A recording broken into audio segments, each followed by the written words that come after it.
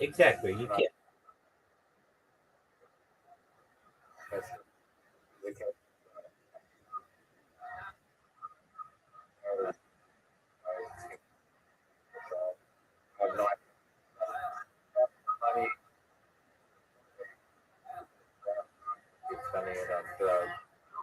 He said he wants to buy like a 2012 Mercedes.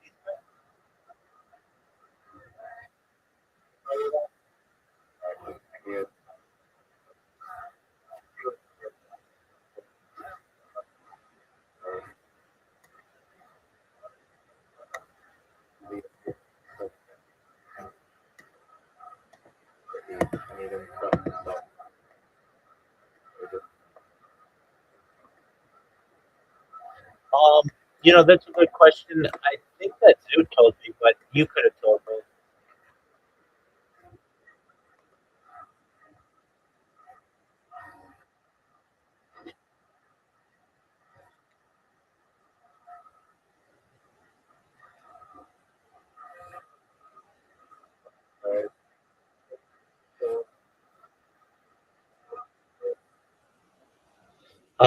I would go with single.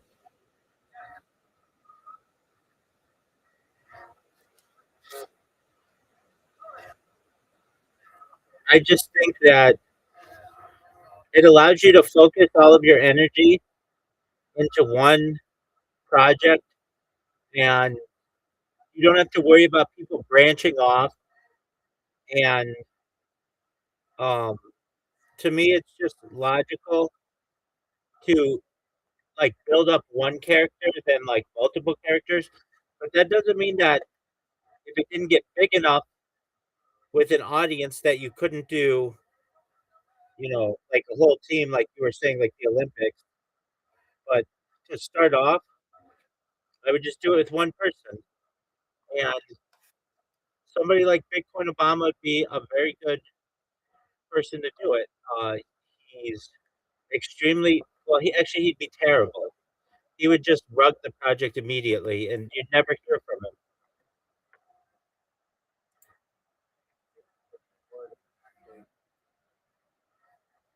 Okay, so that's an interesting.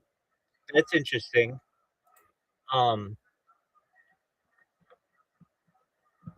okay, so what happened? What what happens to him? Let's let's say the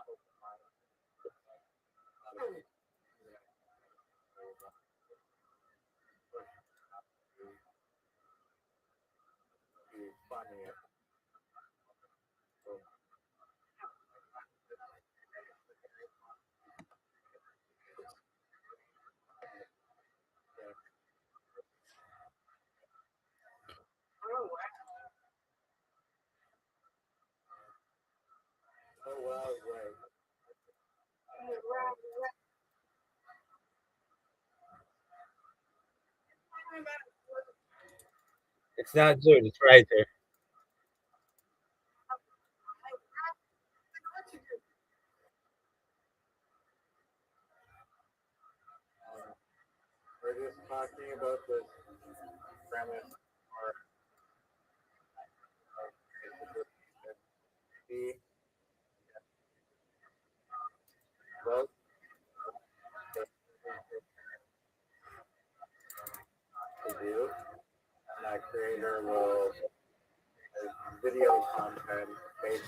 Yeah, that the community something like I don't know, jumping across, leapfrogging onto a giant candle. I don't know. Anything that you can think of. Creating a chair, creating the biggest human chair possible, or whatever.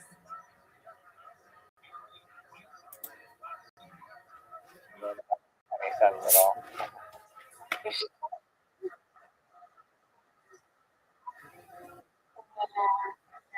Yeah, computers right there. put a proposal that's make living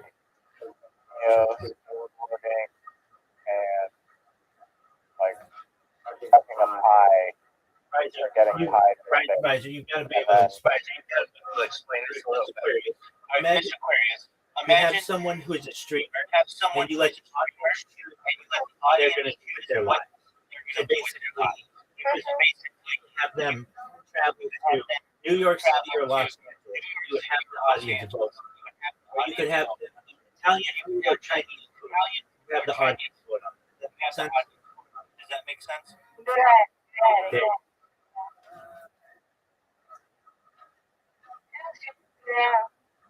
But it's a good idea, Riser. I'm not, and the fact that if you make it with a cryptocurrency where that's how you vote on it, that's really creative. Okay, what burger will hot dog, guys? What burger will hot dog?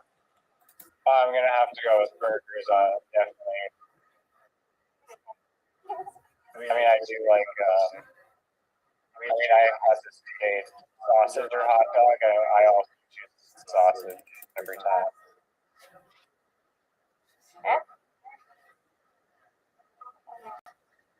Let me ask you a food. Which one is better? Gosh, I have to think. Pizza or pasta? Pizza. I love pasta. Fair enough. It's hard to live without pizza. Could you imagine? How long do you think you can go without pizza?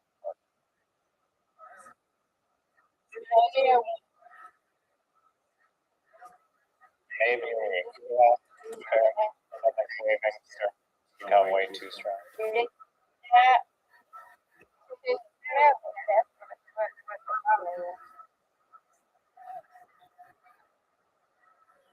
What do you put on your pizza? You're not a pineapple pizza person, are you? Yeah.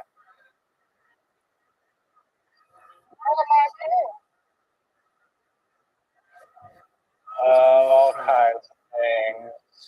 Not really all kinds of things, but my favorite is probably prosciutto and arugula. Prosciutto is this Italian meat. Yummy. I'm gonna have to try it. Yeah. Arugula, like plant. Tastes good. Okay. I don't mind. I don't mind. I love trying stuff. What do you have against pineapple pizza? It just doesn't mesh with my palate. First Is it like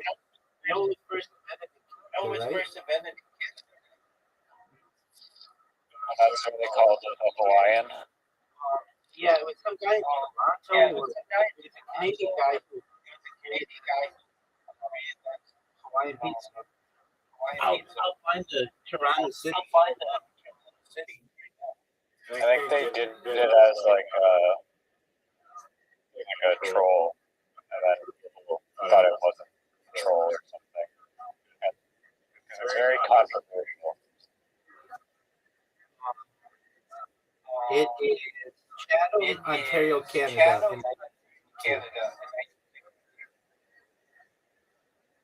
I love pineapple. I love pineapple, but I don't think it belongs to cheese or bread.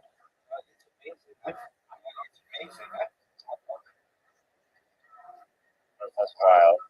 I like chocolate on apples too, or absolutely 100%. what won't you put chocolate on? One time just ask me anything about Rabbi section of this board, and it said what we and it's a hot fudge that I put chocolate. And the reason, like, how did you find out you like that? It's a children's book that was written basically, I believe, in the 80s and the 90s, and it's just a weird combination that I remember we tried as a little kid. We all kind of liked it. I hate pickles, but I can't even. I probably hate it, but maybe. I mean, chocolate's good with like I love pickles. You don't like pickles? I absolutely despise pickles. I'm very picky here. Pickles? Oh my God, I love pickles. Do you like Mr. Curry? Do you like pickles or like or both? I like both. I like eating pickles, but I like the spicy pickles. I like them on the salad or a sandwich. Thank you. And I love going to your deli, but I love going to your deli. Yes.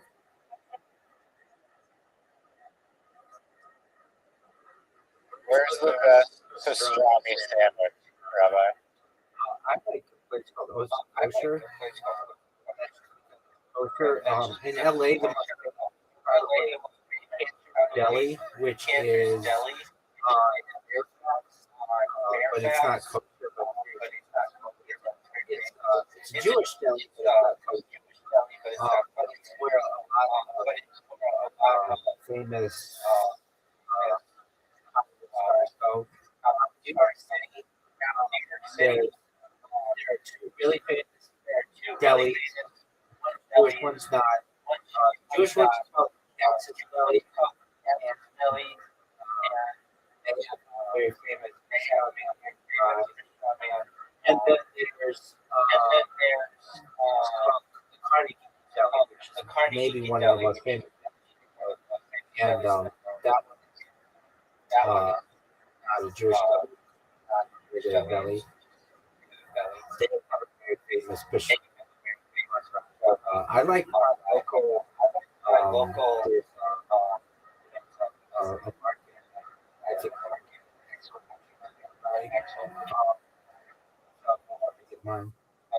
But there are some other famous ones. So you know,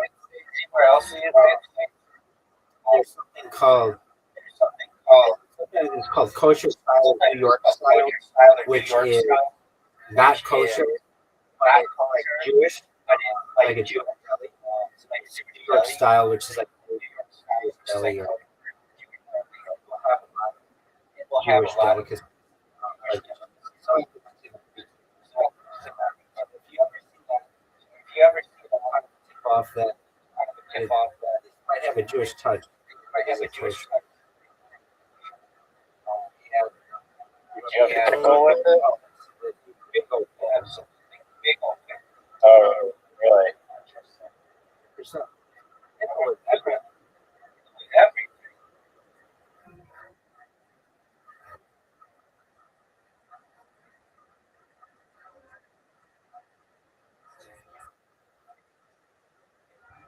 How do we make this thing go viral? I'll give you the answer. What's your ideal candidate?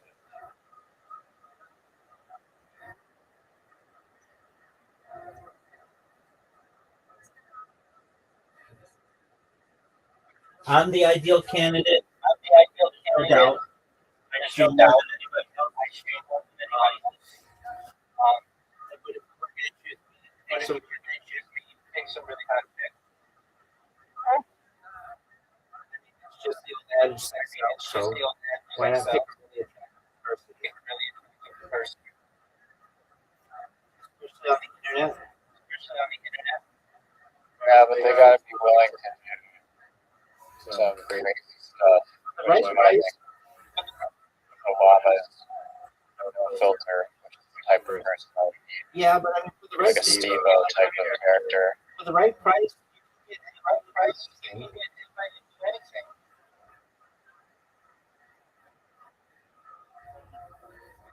Also, suppose, yeah.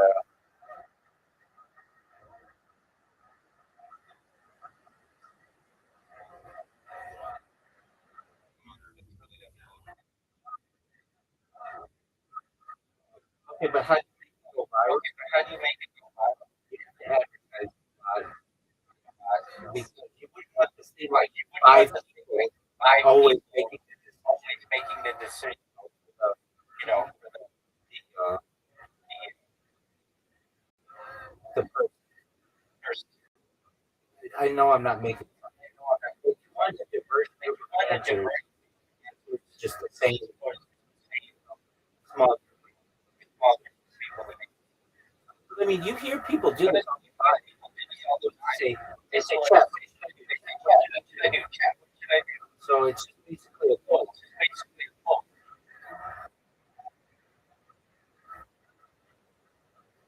Yeah. That's why I don't know if the single one is a single creator. It's like unique enough, I guess. I don't know. There's already streamers asking their talent to they just are like consistent and funded by transaction fees. There's no like competition amongst them. How is it religious? Like I just meant in in a sense that it's like consistent.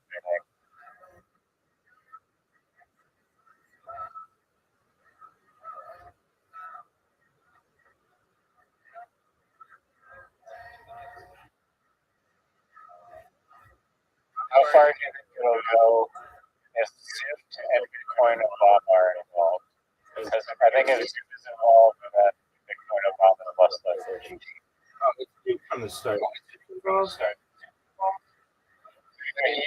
He's not like he's just able to cast votes. It'll be hard to vote for something that isn't off the rails, but that's what moderation does. Some premise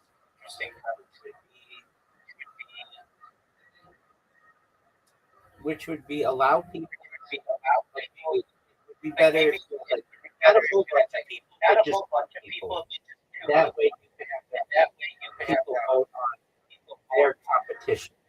So like instead of it, like they can like drink the fastest, the water the fastest, who could run to the next destination the fastest. Does that make sense? Like, just have everyone try. It very much reminds me of the show that my absolute favorite show in the whole world, called Kenny versus Penny, that was filmed in Toronto, Canada, Ontario. The premise of the show is literally two friends that are rivals, and they do this competition, like who can piss off more people, who can sell more Bibles, who can like be the best soldier, who can create the best play. And one of the guys like always cheats ruthlessly, and the other guy usually loses, and then the loser has to do a humiliation, usually something extremely vile, like rolling in a hamster ball with a dog in it, down a giant hill, or something even worse than that.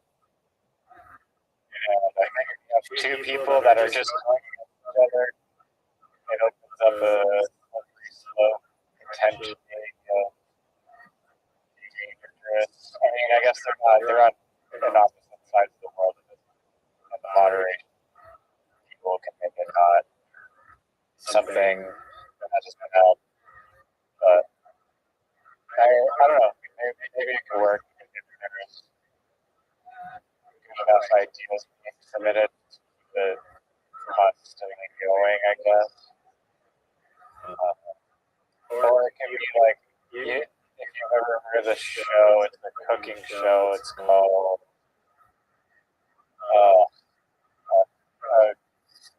what's it called? Bobby Flay, and it's about this.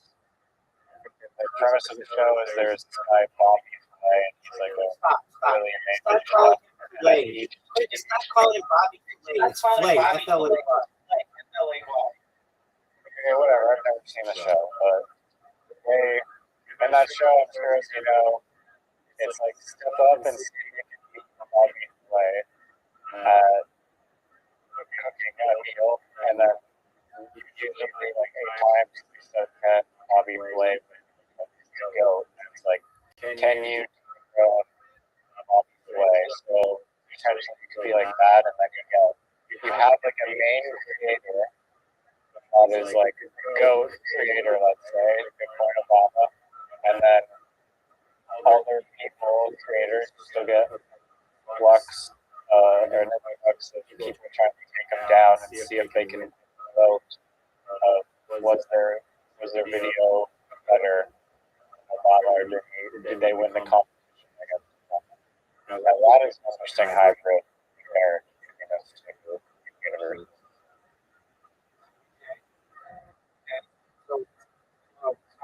Could you do one where you had go against? Absolutely. Any single creator versus Bitcoin Obama, Bitcoin Obama versus 10 creators in some distribution style competition digitally across the world. God knows what.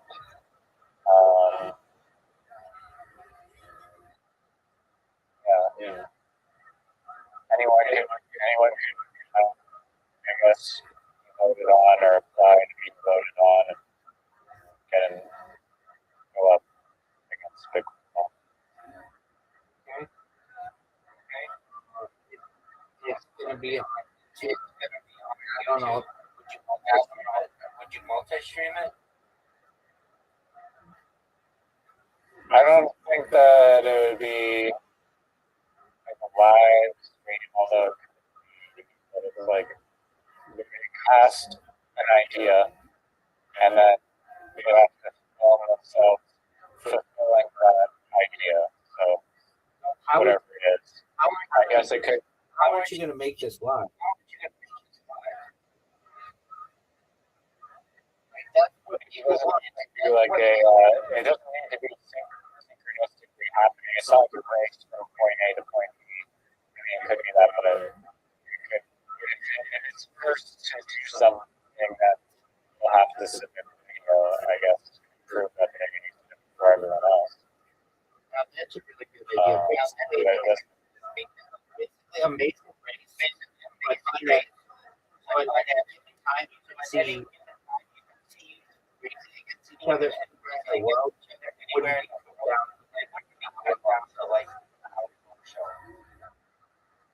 And I agree that like if it was live stream, that would augment it. Because you'd be able to actually like tune into whoever the hell, Jake Paul or someone that's trying to take down Obama and like construct trampoline of non-trampoline materials or whatever it is. Or who can first get permission? Green operator.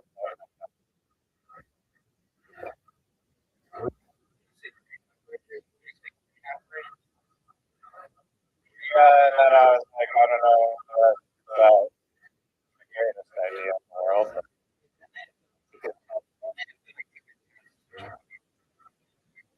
I would love to see Bitcoin Obama taking a crane operator. I would too, but I mean, would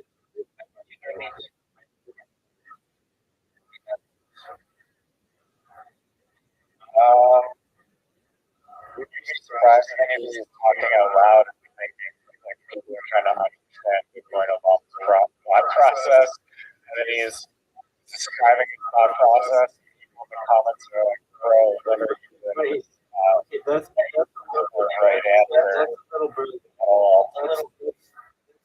That's I agree. That would be pretty funny. into like a story problem. When you make it into a story. Oh Oh yeah. yeah, I get Talking like the to- video. I wonder if AI video. like AI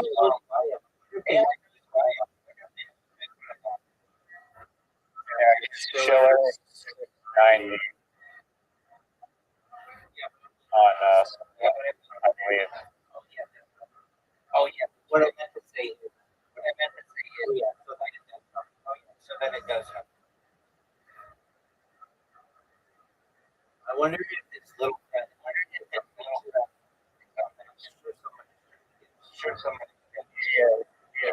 made like multiple. I made an alien on top of the countless other reels. all right. Do you think that it what's happening from saying I will not continue if you don't pay me money. I mean, I'd be like, yeah, I mean, you're a core component of this project, and as we gain popularity and sponsorships, of course, you're gonna get a fair share of the pie, and we'll do our best to make sure that everyone involved is happy and it's a sustaining project for everyone. Do you think that's going to work? I mean, I don't think he'll want to destroy his golden egg, but that's it for me. And I think that if it's getting enough traction and people see this social experiment and it catches on, like in the plants this guy that is new on the internet that is like 10 times a better idea for the analyst podcasting making waves, and I think we'll be on board. I mean, he's a volatile character, but I think based on his initial reaction, there's potential. That's sometimes what you have in this world. Some hope and a dream. How are you going to fund?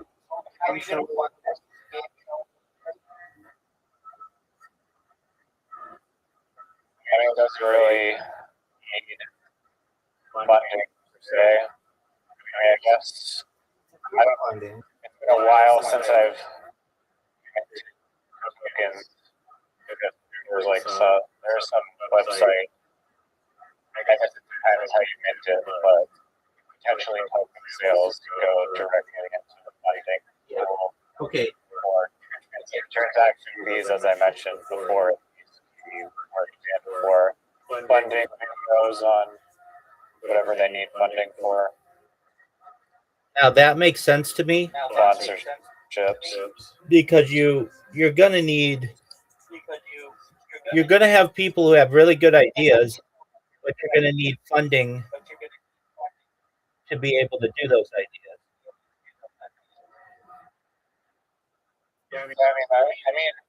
I would argue that sometimes, there are many examples of ideas and trends that have come up that are very low cost. One of them is this Sway Lee song. I don't know the name of the song. I probably could if I stick it in my head. I don't want to stick it in my head right now for a whole minute. Or it's called Black Beatles. That's not Sway Lee. That's not Sway Lee. That's Ray Strummer. Sway Lee. That's Sway Lee. That's Ray Strummer. That's Ray Strummer. That's Sway Lee. And it's Ray Strummer. Sway Lee's only one person of it. What? Ray Strummer is a band, or it's a duo.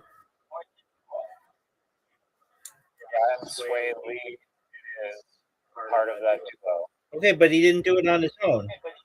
You need to give credit to the other person as well.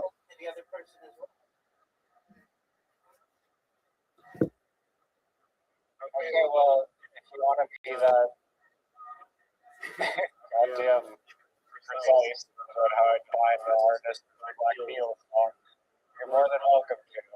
And I'm thank you for pointing out that so that the audience in the future, 5 million years from now, will know the true origin of the great drummer song Black Beatles. I appreciate you highlighting that. It's Swaley Yes, and Swaley. Slim Jim.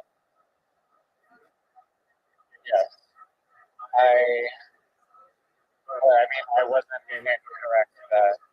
Like I was not technically incorrect saying that it was Swaley's song because he definitely has ownership rights of that song. I was not necessarily speaking to full Ray Trimmer title. Okay, I can make it. Yeah, so anyways, it has a viral trend of just recording people standing like freeze recording, like basically like a statue, and then all these kind of like crazy, like matrixy, outrageous, like action film type of poses, and it's interesting little videos of people walking around with people standing. That costs virtually $0 outside of the cost of a cell phone. Many people in the world own cell phones, and yeah, perhaps maybe some person purchased a cell phone so that they could go out into the Tremor Black Beatles viral TikTok challenge or whatever, but I'm not sure what percentage of the population that is. The other example is the milk crate challenge. Another retail value of milk crates, for example, because Super going to the milk crate store and purchase a bunch of milk crates that could actually be costing a lot of money. Dude, I agree. It's very dangerous, and I do not encourage anyone to do the milk crate challenge. But it's a viral, somewhat low cost trend. Another one is like the bottle flipping. Another one is the ice bucket challenge. Dumping a bucket of cold ice on your head. That can be something that people vote on and want to see, or God knows what they dream of. So, you start. My whole overall point is that you start a very low cost video ideas, and that, like Mr. Beast, he didn't start off with $1 billion budget each video. He gradually worked his way up and progressed like a very common stepping ladder in life. So, does that answer your question? I don't think it's it has potential. Yes, but Something that people who are they already have established.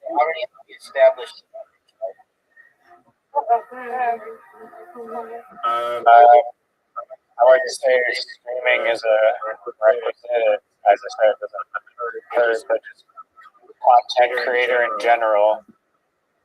That because the challenges, like I said, are not necessarily synchronistic challenges, but they could be synchronized and be live streamed. And be like, who can do this math test or whatever? Like, who gets the multiple choice questions correct most or whatever? Or who can do the best origami out of a giant cardboard box or something? What happened if is supporting him? Right.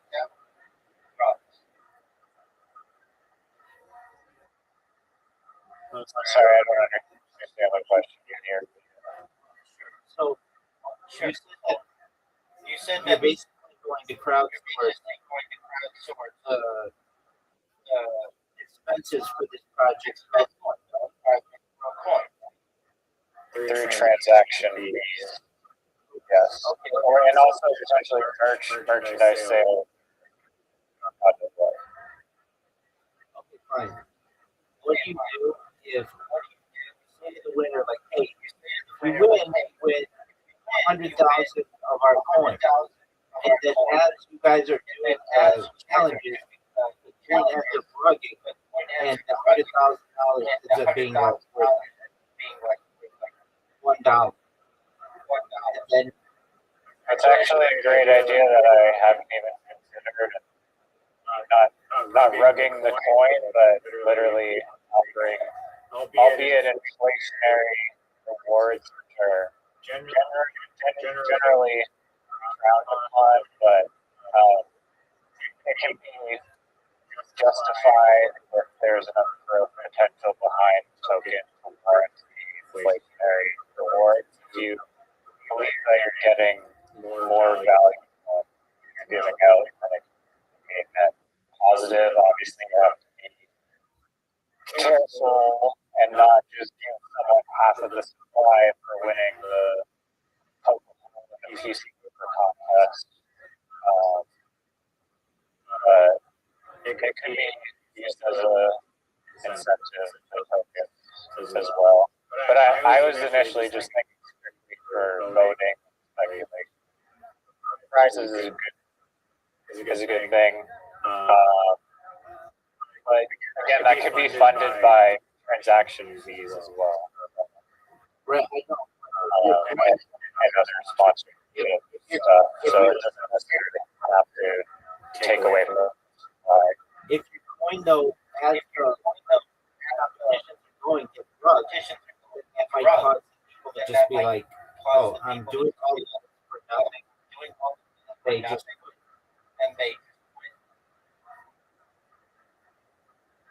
so basically there's a risk with literally everything in existence practically is if it goes to zero, then we're all going to be screwed.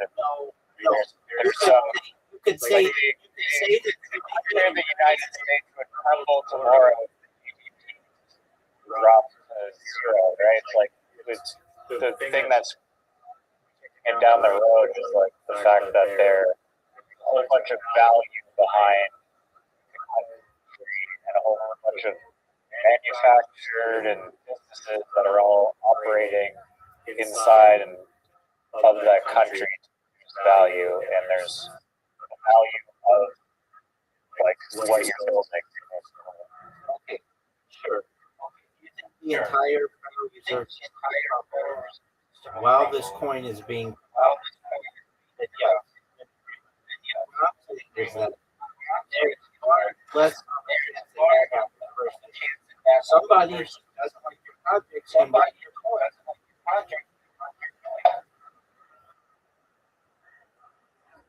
I mean, why do you think like someone can just rub the coin? They could manipulate the market to be project to be able to get fame. Like, you know that competition coin is rugged. Think they're gonna win. Think they're gonna get nothing.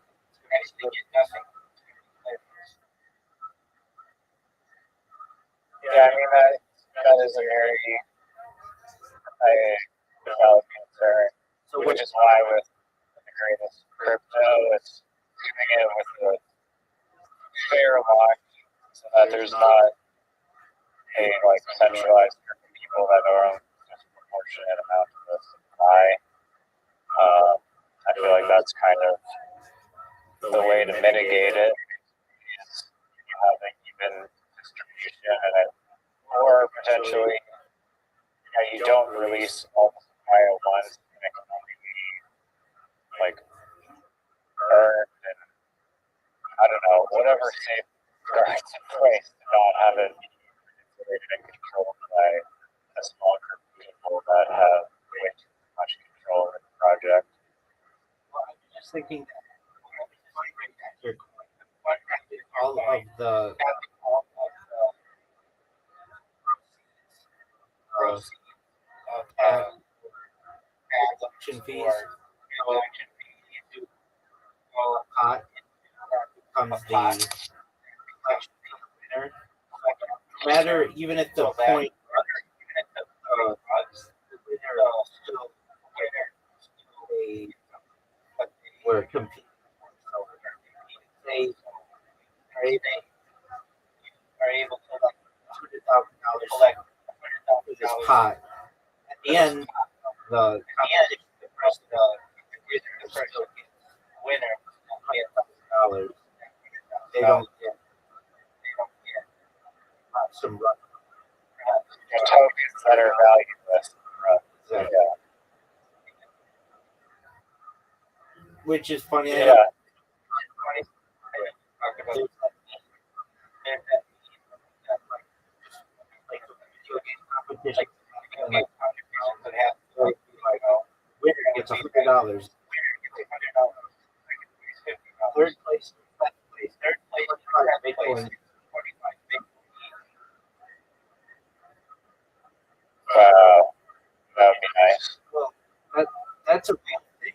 That's like for quite a few different competitions, they would skip Bitcoin to like places third through 10. So in that way, watch your coin as the opposite. Like, I'm over here saying, oh, you don't want to get the winner for the coin because there's the potential it could get rug. But if it becomes very popular, it could be like 25 Bitcoin in the future. Right, they would be potentially just playing themselves. Exactly. Really interesting. Really interesting point. Okay. Well, I mean, you don't want to have inflationary rewards, but it seems like this, the whole idea is like banking on, okay, will the internet actually give a shit about people's competition that they can, or I should narrow it down to competition, but just ideas of content that they create that is voted upon by the community, which could be competition, creating a video about a certain thing, or just making a life decision of some kind, practically anything that you want to see the person do. And yeah, dude, maybe, yeah.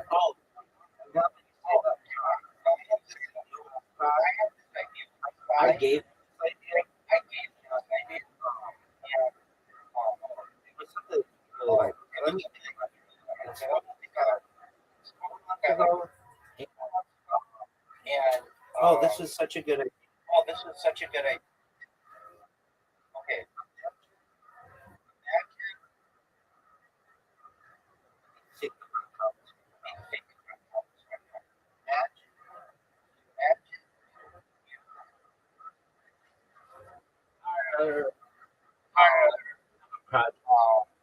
Project. And I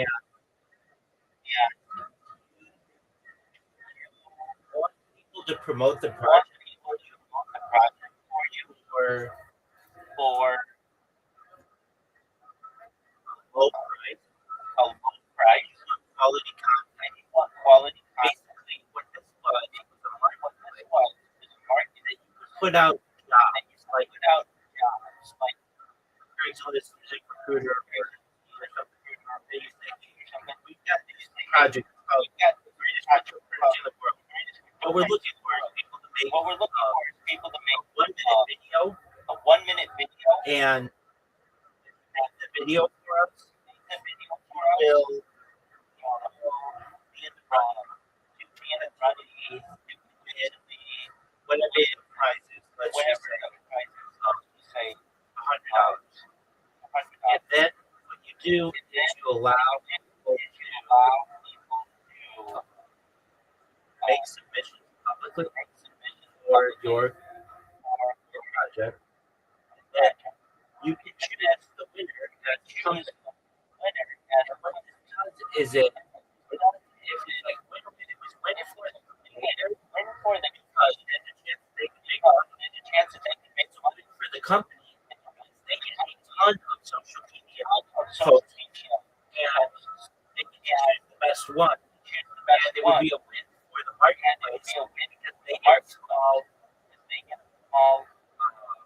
benefit, like a small from combination being hosted. So basically, for $100, you might get 1,000 people who make submission 1-minute videos.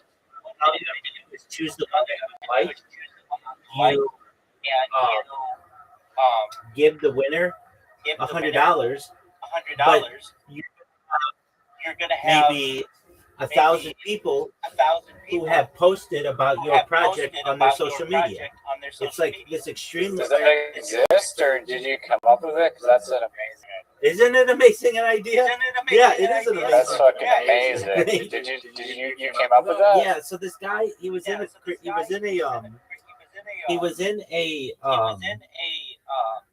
yeah, it even gets better than that. But yeah, it is really good.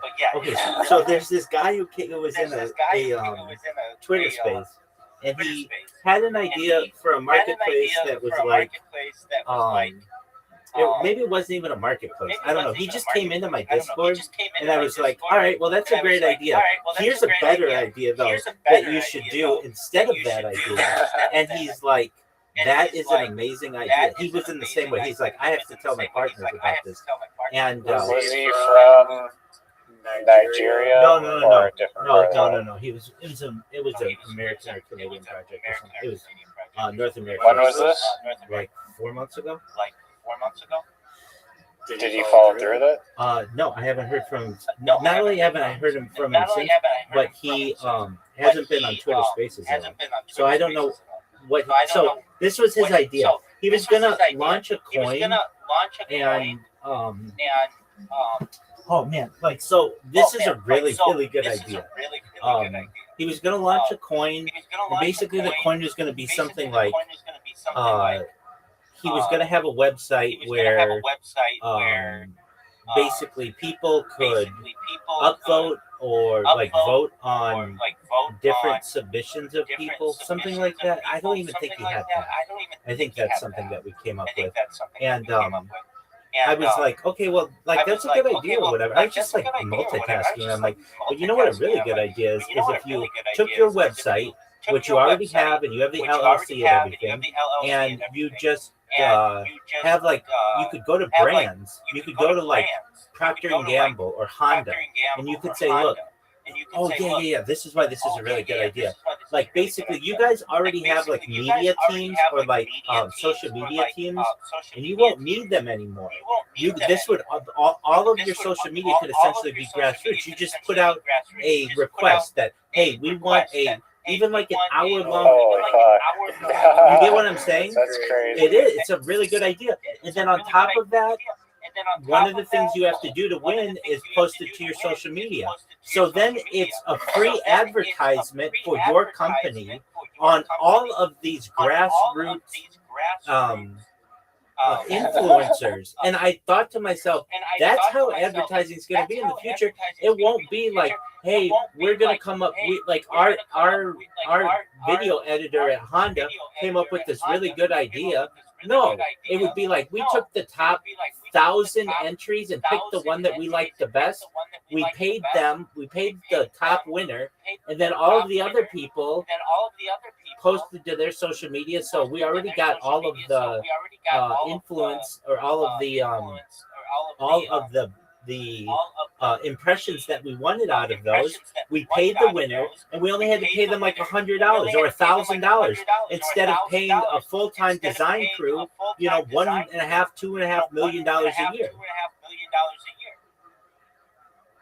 Yeah, I mean, it's definitely a win for the company. It was a win. Advertising, except if everyone submits just dog shit. No. That's the thing. I mean, if they do, if they do, then you raise the price, and you'll get quality people. That was the thing. We were trying to give jobs to small-time artists who were very creative. and this would give them an outlet. Basically, like you could say, like let's say, your local, you like that juice place, right? They make smoothies for you. It closed down, but yeah. Okay, well, it wouldn't have with this idea. So a place like that doesn't have that much money to be able to put out like huge Instagram campaigns and things like that. What they do is they just say, for $100, just make a nice little video for us, and they'll get 20, 30 submissions on it. It's like a contest, and that gets people motivated because it's a competition, and they choose the best one, and they're going to post it on their social media. But that also means that 20 or 30 people who have made submissions do the same. And the other cool thing about it was when they post, sorry, go on. None of the videos have to be hosted on the website. It's just the links. So the overhead is very small in comparison to all of this data that you would need to host video and pictures and things. It's just on Meta's servers and on Amazon servers and on Google servers. All you get is a link. And then you can also have people vote on it as well. You could say this is the fan favorite, but if the fan favorite isn't what the person wants, then they don't have to choose that one. I remember saying right. Or they could split, or they could like, you don't have to do like first prize gets the whole thing. It could be like the top 5, like the one that we pick, and the 5 or the 4 other like fan favorites get prizes of various degrees. That's exactly right. And I when I told this to this guy, he was like, that is the best idea. That, like, it basically took his idea. He already had a website and like a small team, and he had like some programmers. What was his initial concept? Yeah, that's a great idea. Something to do with shilling? Yeah, it had. Was it a shilling marketplace? No, it was a coin. It was a coin, and it wasn't a marketplace to my knowledge. Like, I brought that into it, but basically he wanted to have a thing where, like, basically people could vote on content, something like this. People could vote on content, and then a winner could be given his cryptocurrency. And I was like, okay, well, that's cool and everything, but why not just pay them in cash? And instead of going to small-time creators, why don't you do this for big businesses that have deep pockets and major advertising budgets? And it's going to save them money. I mean, can you imagine how good an advertising campaign would be if you are on 100 different influencers, like artist influencers pages that it's just there organically because they made a submission to you 2 months ago and it's still on your page. Even though you didn't get picked, you're still proud of the work that you did, so you're going to keep it up on your page. You know, say, I mean, if it was, I mean, it could be very, like, obviously the applications are, like, endless, practically, but let's say it was, like, a company that sold art supplies, and they're like, okay, submit your video of using our art supplies, and then they just get, like, 1,000 submissions, and they're like, oh, these ones are awesome. We're going to share those officially. Exactly. Thank you for the free advertisements, the 995 non-winners. Exactly. As well.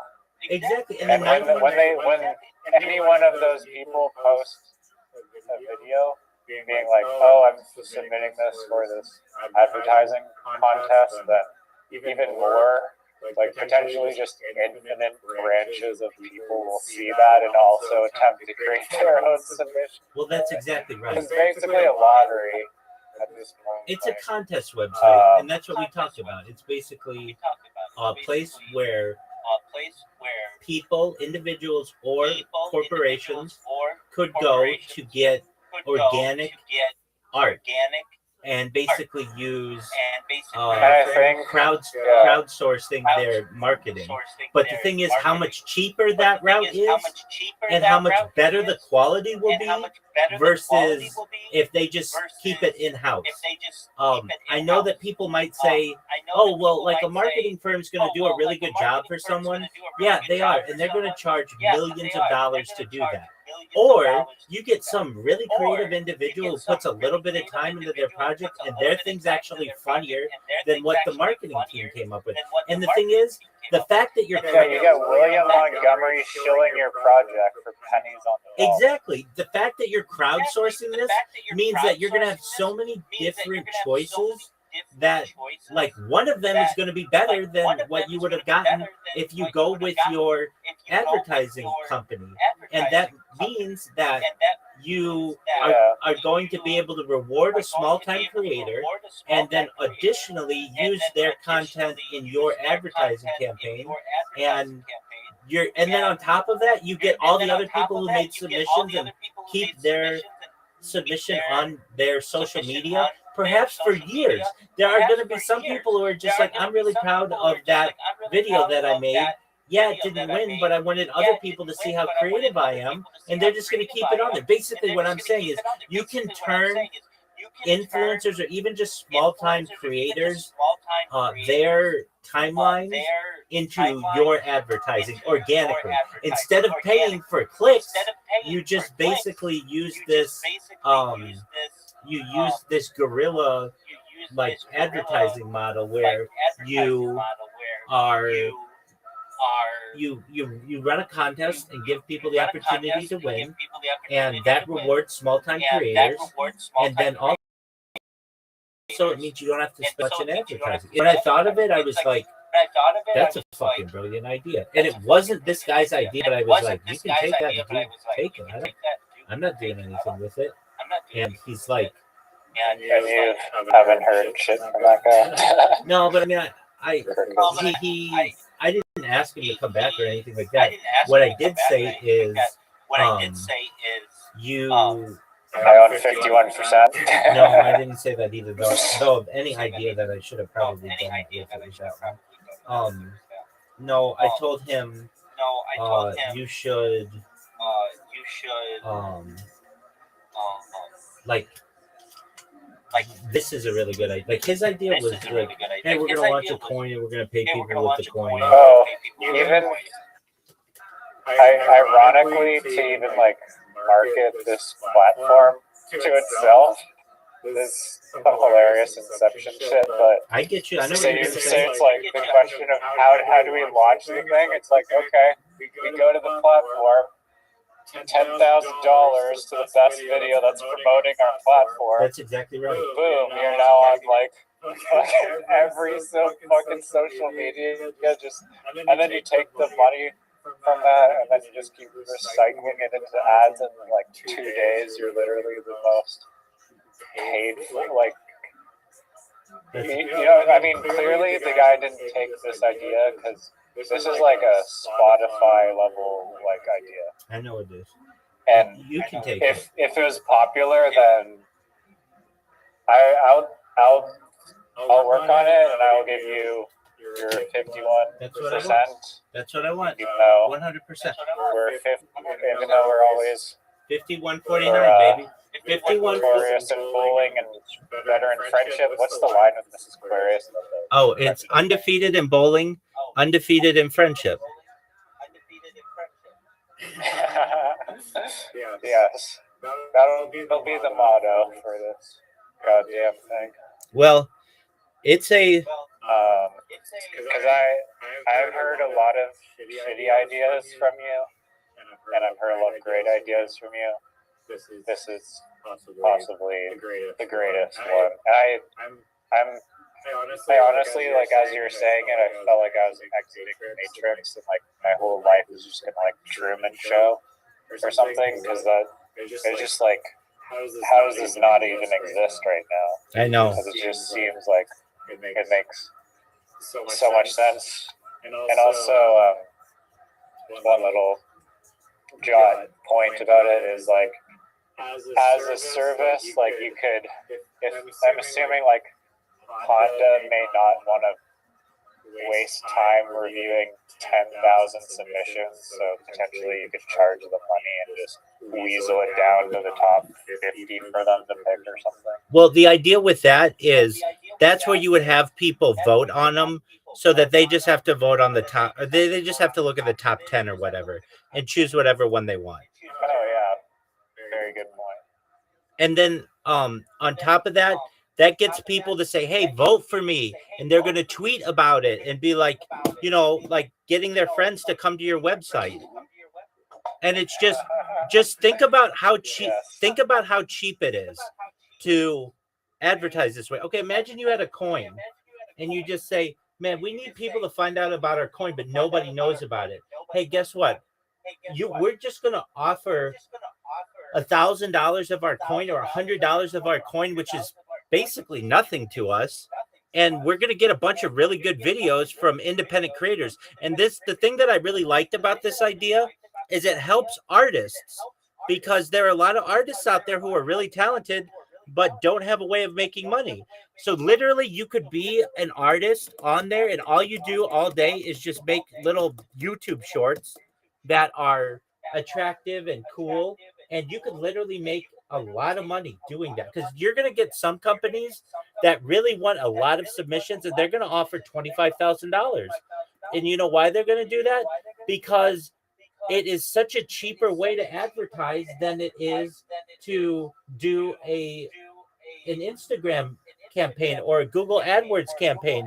A Google AdWords campaign, if you don't have that's assuming that the end user doesn't have a pop-up blocker. Let's say you're able to get just an Instagram campaign and they get eyes on it. They just scroll right past it. They don't look at it. But if somebody's posting something organically, voluntarily, of their own volition, not only are people going to be interested in it, but it's going to stay on their page for long periods of time.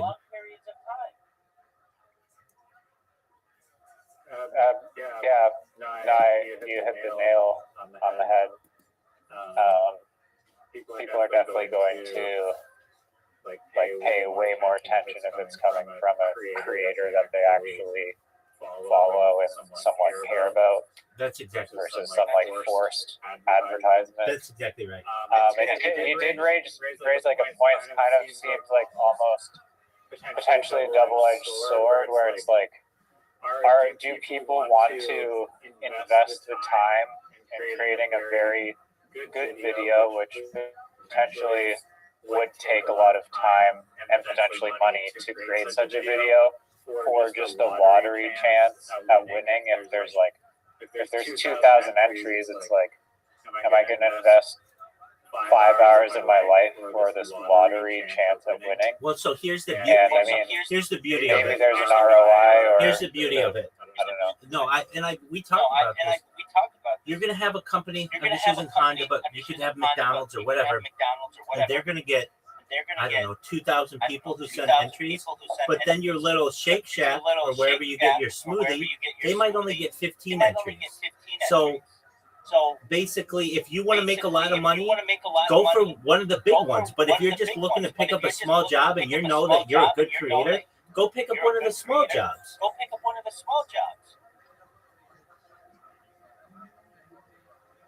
And then you could get you would have like a thing like you came in third in Honda's fan poll while you didn't win. You got you get some kind of reputation points for that, so that people know that you're a good creator. And then the next time that you apply, or the next time you send in a submission, it's going to get a lot of eyes on it. Yeah. Because there'd be some algorithm in the feed, I guess, that will show you other people's submissions to various biddings, I guess you could call them. Well, you would just see. It's almost like what do you think it's most comparable to? Reddit. It's almost like Reddit in a lot of ways. Because Reddit. Yeah, Reddit doesn't host a lot of the content that's on it, it just has links that are embedded that you can see what what's on the other side, and you can click through and go to Instagram or go to Facebook or go to TikTok or whatever. But Reddit doesn't have to host all of that stuff. And then additionally, there are options in Reddit where you can just scroll. And there are going to be people who just scroll and just look at different entries and get different ideas for potentially other brands. And the beautiful thing about the brand issue, I was gonna say it's kind of like a code arena where people will post their smart contract with a bounty that's like whatever $25,000 if you find a bug in this code. And since it's open source, like the platform is open for anyone in the world to audit, you get like all of these eyes on it, and then the result is that you get, because you've opened up the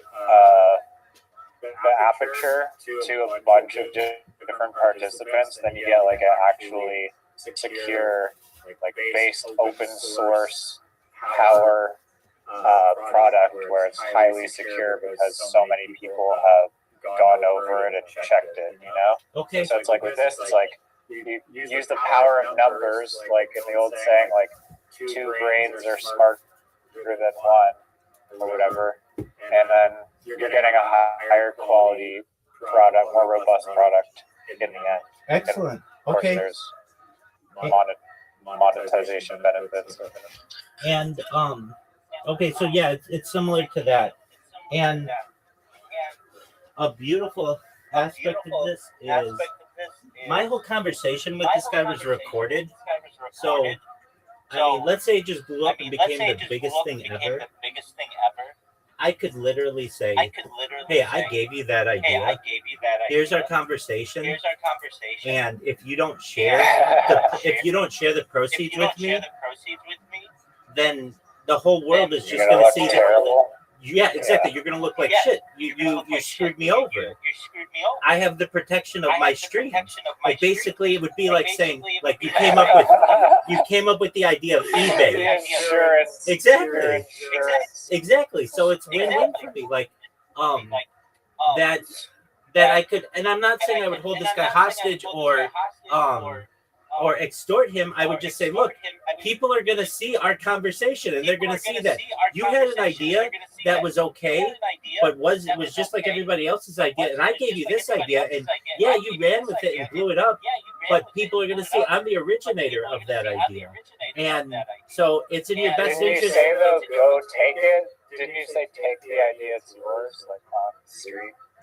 I did, but I'm fine with saying that because when he goes to his origin story, it's going to be, I'm going to be the person who came up with that idea, and people would demand, hey, you got to share with this guy. Like the lady who made the Nike symbol. Right, just out of good human will. Yeah. Exactly. The lady who made the Nike symbol, I think originally did it for like $26. But then because it became so popular, Phil Knight was forced to give her, like, at the time, like $100,000 in stock, which made her a multi-millionaire by now, like easily. So she got taken care of. And basically, I would expect the same thing for me. Like, look, I came up with this idea. I said you can run with it, but I didn't say I fully signed this over to you by any means or anything like that. I mean, I don't own the idea; it's a good idea. But if anything, I can say it would be like saying eBay started or whatever, and it would be like PayPal. PayPal started with, let's say, Elon Musk and Peter Thiel. Well, imagine if there was a conversation of those guys at a table with some unknown third party, and the unknown third party was like, hey, wouldn't it be cool if you could do your banking online with like something? I don't know, let's just call it PayPal. And they would be like, yeah, that sounds like a great idea. And then if you could go back to that conversation and had it on video, it would be like, dude, you guys owe this guy. And he might even have an argument to be made that he should be considered, at least to some extent, a co-founder of the organization. I mean, I'm not sure if the law necessarily back you up on that No, from a strict legal wait. standpoint, but from As a a- social peer pressure Exactly. standpoint, people Exactly. So you could easily say to them, okay, I'm not going to sue you over it. It's your company. But just know that you're going to look like a bunch of assholes. And I have it on video on 20 different streams that I gave you this idea. So give me a cut of it, or you're going to look bad. I'm not saying that I'm going to publicize it. It's already publicized. But if you don't want to lose in the court of public opinion, you will cut me into this. Interesting. Well, it only. I mean, but It only. there you go. You told. I mean, yeah, it's just the right thing to do. Well, do people? And I'm not Depends on extorting how them. they And I'm. want to view it. They can have their own thing or whatever. Well, I would not screw you over. Well, exactly. Well, My friend. no. I understand that, but even these guys, it's in their best interest to take care of me, because if they didn't, my video is out there. They're founding stories out there. When they're writing their books in the future about how did you come up with this idea, they can't lie about it. It's literally on video. I have the video as my evidence. Or they'll have this, or they'll have the Satoshi's vision battle where it's like, okay, you don't want to comply with my chain, then I'm going to just launch my own chain, and we can duke it out and see, let the people decide who's the real OG Bitcoin or not, and then it's going to be like, do we even want to risk that? Is that battle worth fighting? Where the guy who came up with the idea is just going to squash us, probably, once people realize what the truth is. Just one moment.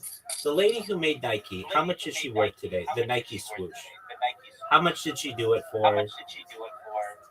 So, this lady, Nike paid $35 to for this, and so they did this in 1971. But in 1983, Nike gave her a gold swoosh ring with a diamond and 500 shares of Nike stock. So that's estimated to be like worth $3 million now. So they made her a millionaire. Basically, they took care of her. Did they have to? No, but they knew it would be a public. There would be public outcry if they didn't take care of her. Now, that's a lot different. They had already started the company, and this lady just did a good logo. With mine, they had some other company that was different than this. And my idea was like, hey, you guys should just make a marketplace that does this. And it was like all these ideas were coming to me at once. And all of that's on video. So there's an argument to be made that if you guys don't want to lose in the court of public opinion, then you better do what Nike did and cut this person into it. And if you're really smart, you'll give him 51% because it was his idea, and just recognize that he'll take care of you because his video is worth more than your marketplace.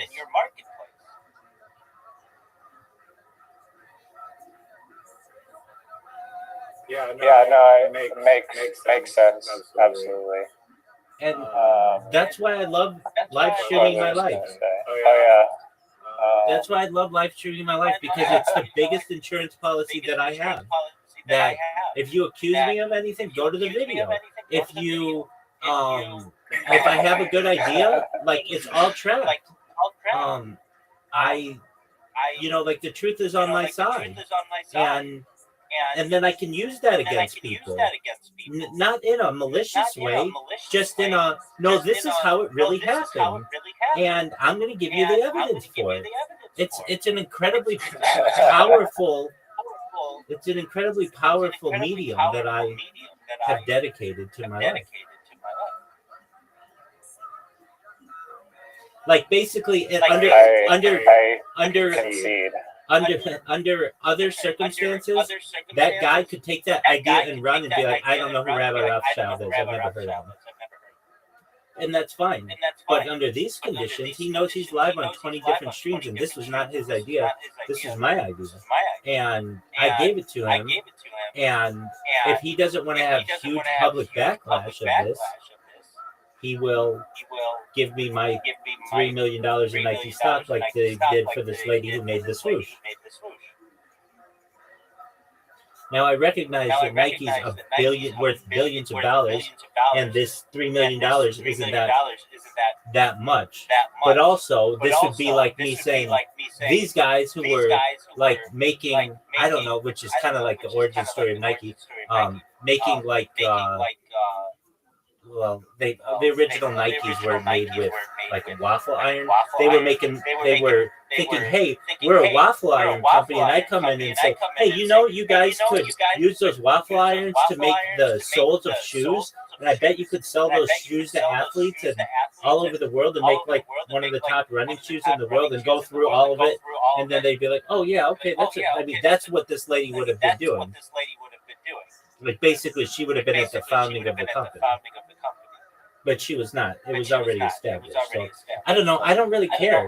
Frankly, if we get to that point where that company gets big, I am far bigger than that company is. I've had a lot of conversations with people who I've helped their businesses in those kind of ways. But over all of it, my data, my video is going to be worth more than all of it. It's like I'm in my own way. I mean, especially once people start being like, who's this guy on the Forbes list? Like, ties to every fucking major startup. That's exactly right. 10 years, especially the crypto world. I mean, I was in SPX 69,000 when it was like a nothing coin. There's Harry Potter Obama Sonic Canino, there's the Doodle Genix, there's the Doginal dogs. Like I'm the epicenter of all the cryptos in the world, and I thought you're only like the main mascot is Harry Potter. I am. But you endorse other. No. I've just been live streaming my life in their Discords. Okay. So they all know who I am. So I'm like the epicenter. I'm the central spoke of like the wheel that is cryptocurrency. So you're absolutely right. Like there's a thing, it's called a coaching tree. I don't know if you're familiar with this, but it's the idea that like all the coaches like eventually work for another coach and they get connected. So like I don't know, in hockey it would be like the manager of the Toronto Maple Leafs. Maybe he was the assistant manager of the Edmonton Oilers, and then before that he was just like I don't know how the hockey works that well, but basically like everybody worked under somebody, and it becomes a coaching tree, and then you have one coach who like spawns all of these different coaches, and I would just be like that central coach who spawns a bunch of different businesses. Like kind of like the paradox of like who teaches the teacher that teaches the teacher how to teach teachers type of deal. Well, at the heart of any teacher, you have to be a learner. So we're all learners, and the best teachers are the people who have learned the best and can communicate that to other learners. But the idea is that you can just like keep like kind of going down this like family tree to trace the origin of who's coaching who on how to coach, or who's teaching who how to teach. Yeah, I guess one way. And then it goes back to like the original founders of the sport. Like basically, that's how it works. Right, or the founders of teaching. Well, that would be for teachers, but just in the coaching terms. So, but yeah. Do you think if you're going to describe this business concisely, would you say it is a great would you say crowdfunding advertisement? Yeah. Or how do you I was going to say it is crowdsourced advertisement. It is a grassroots crowdsourced advertising marketplace.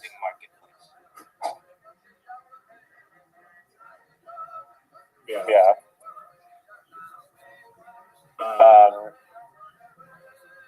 Cool. So, do you mind if I take roll with this and take it, try and make us all billionaires? Take it, and I'll say to that. Genius idea. I'll say to that other company that may they be successful as well, and let's say Riser's company becomes extremely successful, Riser's going to give them a cut of whatever he feels is, the $3 million in Nike stock, because frankly, they came in here and sparked that conversation with me. I wouldn't have had that conversation prior to them. Like, basically, you're gonna take care of them. You might not make them.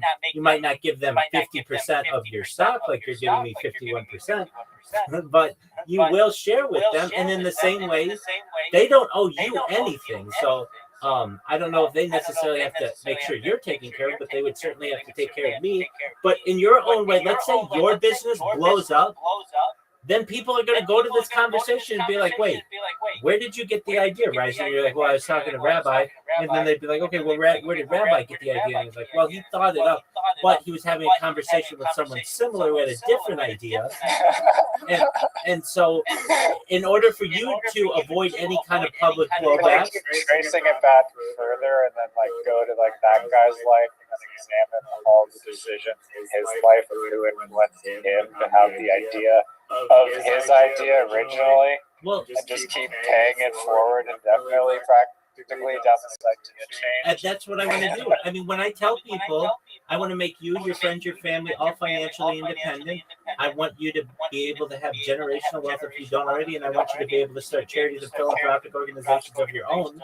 That's what I'm talking about. I want to help every single person who's helped me along the way and give back to them, and I want them to do the same to the people who did that to them. That's exactly right. Hallelujah. Poor dog. But yeah, okay, so if you want to know how to do this, it is very Inception-esque, where you could crowdsource somebody to come up with a really good advertisement for you. And this is the beauty of it. You're going to get people who use AI. You're going to get people who make little skits. You're going to get people who make cartoons. And you know what I mean? You're going to have a ton of different things. And on top of that... Yeah, I was just going to say, with AI nowadays especially, it's the perfect tool for this to enable practically anyone to come up with. I mean, it might also kind of in a way take away from it. I mean, not really. It's going to enhance it, because it could just be AI schlop versus AI schlop. No, not necessarily, because then you wouldn't choose that. You're going to choose what you think your audience wants and what best expresses your brand. So if somebody comes in and makes some AI slap, you're not going to choose that. You'll choose something organic. That's the beauty of this idea, is that the person who chooses is what fits the company the best. Okay, well, let's go down a hypothetical here. Does this company curate what they deem as potentially harmful to its consumers? Yeah, we talked about some supplement company is saying, this supplement is super great, but it's in reality it's not what it claims to be. Are you still it's still a real company and it's paying the platform money? So are we accepting that, or do we have our own filtration process to shield us from potentially even you mentioned crypto. Well, as you know, crypto is full of rug pulls. So are we now getting innocent people to shill these coins that are going to potentially gain a lot of traction so that some people can rug them? That seems like a SEC nightmare to go down. No, but and what regulations not for hurdles you. are Not there? for you. All you are is an advertising marketplace. You're not even hosting the data. You're literally just connecting all the links together. And just like eBay, you can't sell. The guy from Silk Road was just connecting a few wires for drug dealers to sell massive quantities of heroin over the internet. That's true. Or the Pirate Bay. Yeah, it's fine, but I mean, there's still consequences and legal actions that unfolded from those events that are taking place. That's absolutely true. Same with the Pirate Bay. So that's why, just like eBay says you can't sell, I don't know, firearms or explosives, or they have a lot of things that there you go. They have a lot of things that say you can't sell. So in the same way you would say you can't sell it, this can't be for anything illegal. It can't be for anything that is whatever you want to deem to be immoral or aiding a dangerous cause, or you can make it whatever you want, and then you have moderation, but the moderation wouldn't have to be that big. Literally, it's just going to be like a mom and pop restaurant who doesn't have the money to be able to do a huge campaign that says, look, we'll give the winner $50 gift cards to our restaurant. Eastside Mario's for life. There you go. I mean, literally, in and out for life. And there was another aspect to this. You could pay in anything that you wanted. So we talked about cash, but then I said as well, why wouldn't you take Bitcoin, or why wouldn't you take any type of cryptocurrency? And with my discussion with the guys, like, yeah, we would only make it so that you could only take our coin, but that makes sense. Like, nobody wants our coin; it's not worth anything. Why wouldn't you say, hey, it's basically a contest site, and but it's more than that, because it's like crowd funded, and the idea is that, like, imagine, let's just scale it out. If you are, let's say, Nike, and you go to some advertising, firstly, your in-house marketing team is huge, and it's very expensive, and you then have to outsource commercials and things to marketing agencies. That's tens of millions of dollars. And let's say the advertisement that you get out of that costs, or on a scale of 0 to 100, let's say it's really good, it's a 92. Like, that's a good ad. 92 out of 100, that's great. If you offer not tens of million dollars, but if you offer $10,000, not even a lot of money, you're going to get somebody out there, because the crowdsourced audience is so large, who comes up with something that's just box. It's going to knock your shoes, and it's going to be a 97 out of 100. So it's going to allow. Here's another point. Sorry, let me just ruin your train of thought. You're okay. Super Bowl ads. The budget's like $30 billion for like 1 second. Yeah. So you crowdsource it, you get a lot of submissions, but as you said, like, that filter of the fans being able to vote is already telling you from a substantial sample size what the best ad is, how people are reacting to it. So you're already eliminating the whole event, like, having to get out in real time to people. Like you already have feedback. You have focus group. You've shown it to 100,000 people already. Exactly. Voted it. That's the greatest one for the Super Bowl. Exactly. Coke ad has been decided. Exactly. You have to grow a huge kids getting out of the lamp. There you go. You're doing it. You have built-in focus groups. You have built-in focus groups on your website, and on top of that, you're going to get people really get into advertising and marketing, and they are going to be on this website all day just looking at new commercials that they like.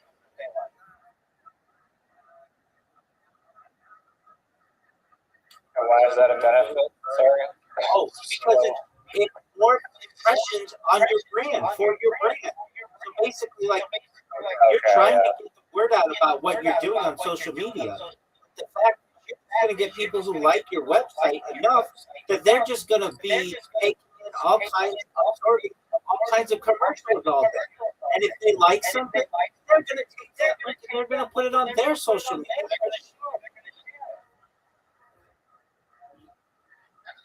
Yeah, the viral potential. It also, like, the network effects of this is also just, like, unbelievable. Like, it's probably 10 times greater than trying to ambush podcast people, you know? Absolutely. It's basically an ambush podcast multiplied at, like, a crazy level. The amount of social media outreach is just insane. That's why it's the greatest idea possibly ever. Ambush podcasting is still I still founder of that. I wasn't chopping that down at all. I'm saying like that on Amplify. I agree. So I remember talking about it, and I said, this isn't $1 million idea. This isn't $1 billion idea. This is literally a $1 million idea. It essentially will kill all, it won't necessarily kill, but it will significantly reduce the marketing departments of the Fortune 500, but it gives them more opportunity to be able to spend more, and the advertising will be more on point. And so that's what they want. They're going to say, like, it's going to be really easy to go to McDonald's and say, look, you spend $500 million a year on marketing, and your marketing can cost you $50 million a year. We're going to say that you're going to have a marketing team of $5 million a year, and you're going to be able to reduce marketing budget. If you want, you can even just use the money that you save at marketing budget. But what you do is you're going to have more focused advertising, which is what you want. And you're going to say that's exactly what we want. We want better advertising. And really, at a certain point, like if you know how these marketing agencies work, and I've worked alongside them, it's basically creative people. They're all creative in a group, and they come up with really good ideas. But frankly, that's only like 5 or 10 people. Why not use 500 to 1,000 people to do the same work?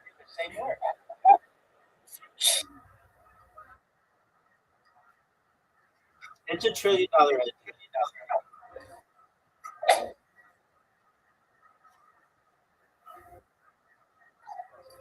I agree. It's funny that you live up to your slogan.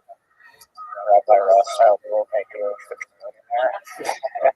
Most people, you can't really say that about, but proof is in the pudding. Absolutely. Now, what would I say to this guy here? And be like, hey, you took my idea and gave it to Riser. He's not going to be able to say that. He knows this was my idea.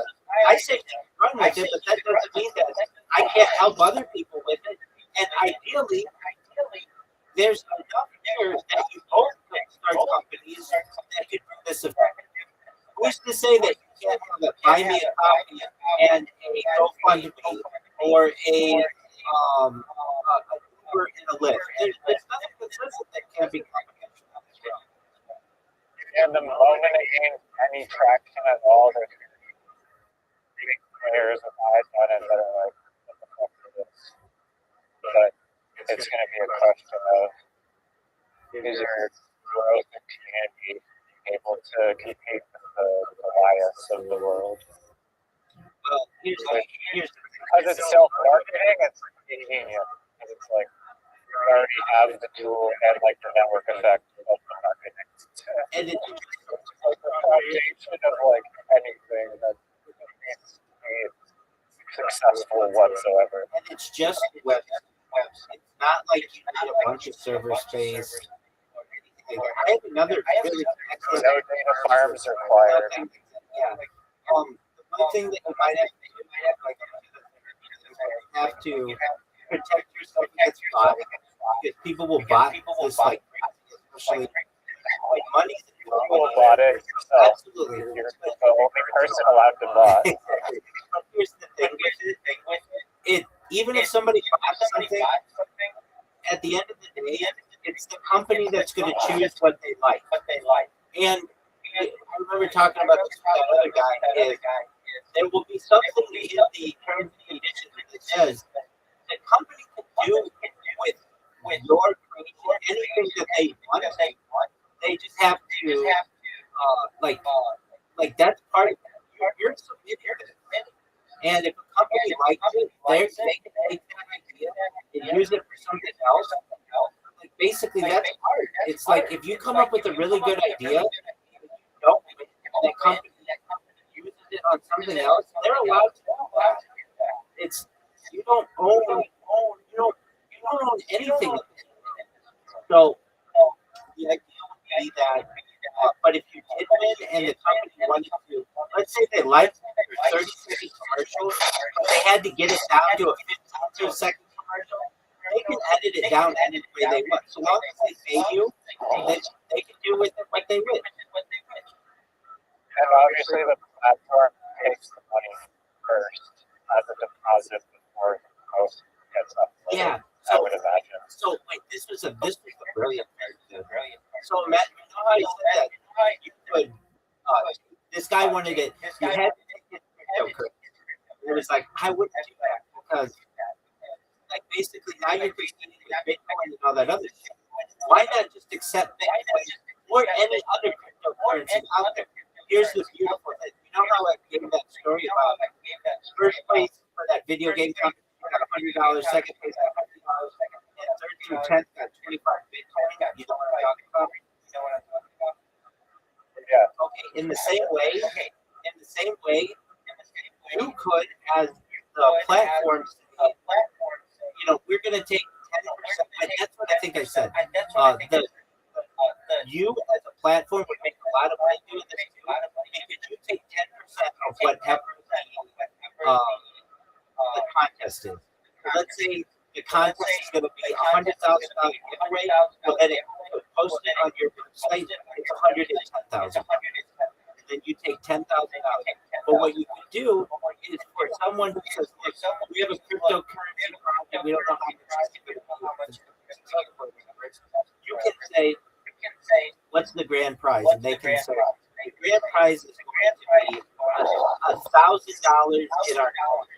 Okay, if you want, as a platform, you can say, all right, we'll take $100 to 10% of your coin, and then you can run the content any way you want. But what that does for you is it diversifies your revenue stream. And you might have one of these coins become the next Ethereum or the next SPX 69,000 or whatever. And that makes you more money than everything else combined. I mean, I don't disagree with that necessarily. I think that there should be at least a brightly colored banner. And obviously, like here's the thing, like the website itself has to curate and have an algorithm that's feeding people like different advertising opportunities. So they can be filtered by category. Beautiful. So you just want to crypto coins. Of course. Do that. Filters would be so key to this. You can do it. You can buy newest.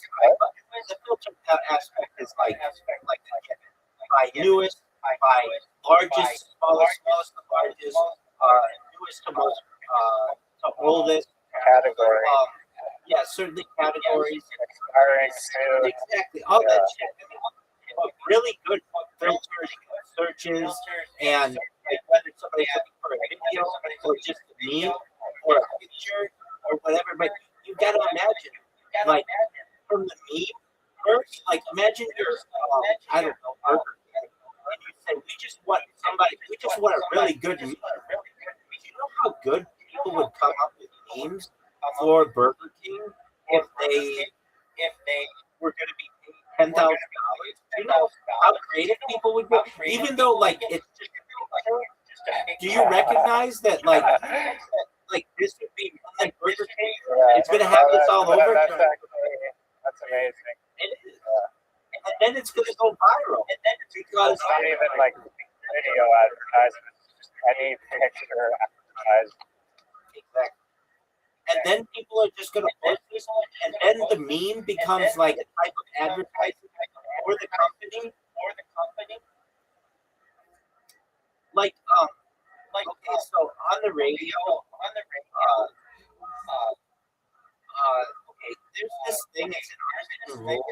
Basically, like when you become a big enough company, or in the news in the United States as well, the company does not want to have to pay for advertising.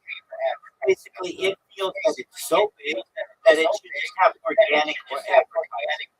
So they'll come up with, like, I don't know, just something in the news, like Tesla. How many Tesla ads have you ever seen in your entire life? Zero. But Tesla's a big enough name that they just make things that are newsworthy and become organic advertising on both television. What you're doing is the same thing. Basically, you're saying that your need is so good that people don't even consider it advertising anymore. It's just become part of the nomenclature or part of the collective consciousness, so that it's subconsciously telling people go to Burger King or buy Burger King or whatever, but people are using it in text threads as jokes. That's what you want to do. Like basically not have to pay for advertising clicks, Have people do that for you.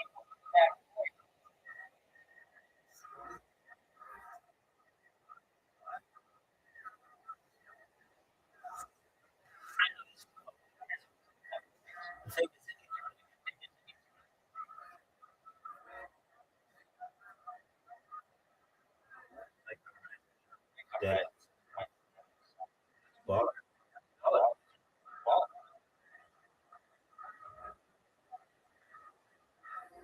All right. 2 seconds. Say something. Oh, he's gone. There he is. Can you hear me? Okay, I think it's working now. Oh, you got? Did you change your microphone? No, I mean, I was talking on this mic for a while now. Oh, okay. Is it changing or something? No. Okay, so I was saying that. I heard your organic conversations where people are naturally using it because it's funny or relevant. Is a selling point. It's an AI swap summary what you. Exactly. Do you remember? This was like a year or two ago. McDonald's. I don't know. I don't get there, but I did know that they had some kind of campaign that Was like for some kind of they took the golden arches, which are usually like an M, they flipped them upside down and they were a W. Remember seeing this?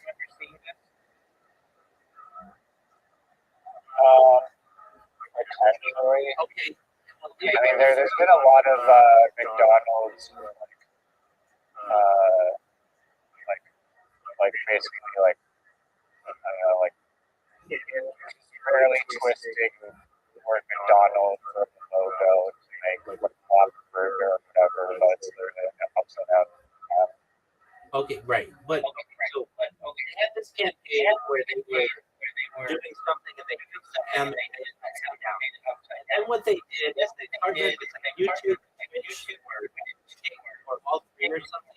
And whenever you type the W in, like W for win, you know how people do that in the chat? It did the upside down McDonald's, or it could. And so people would do that. And so subconsciously, they're getting all these advertisements from McDonald's. They're not even recognizing it.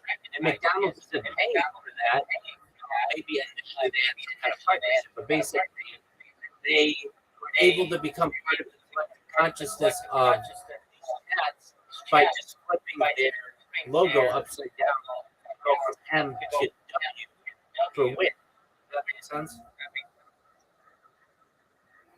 Yeah, no, it does. I was just gonna say that like one of the greatest advertisements for McDonald's ever that was like natural was possibly Supersize Me.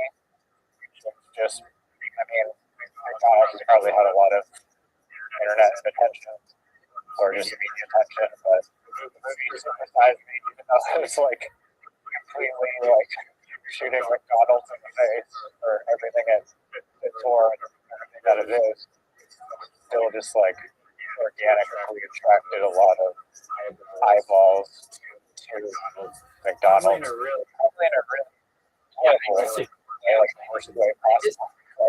It's just to illustrate the point that like the power of the individual to influence the brand from their own I content. disagree with it. It's not a good thing for That's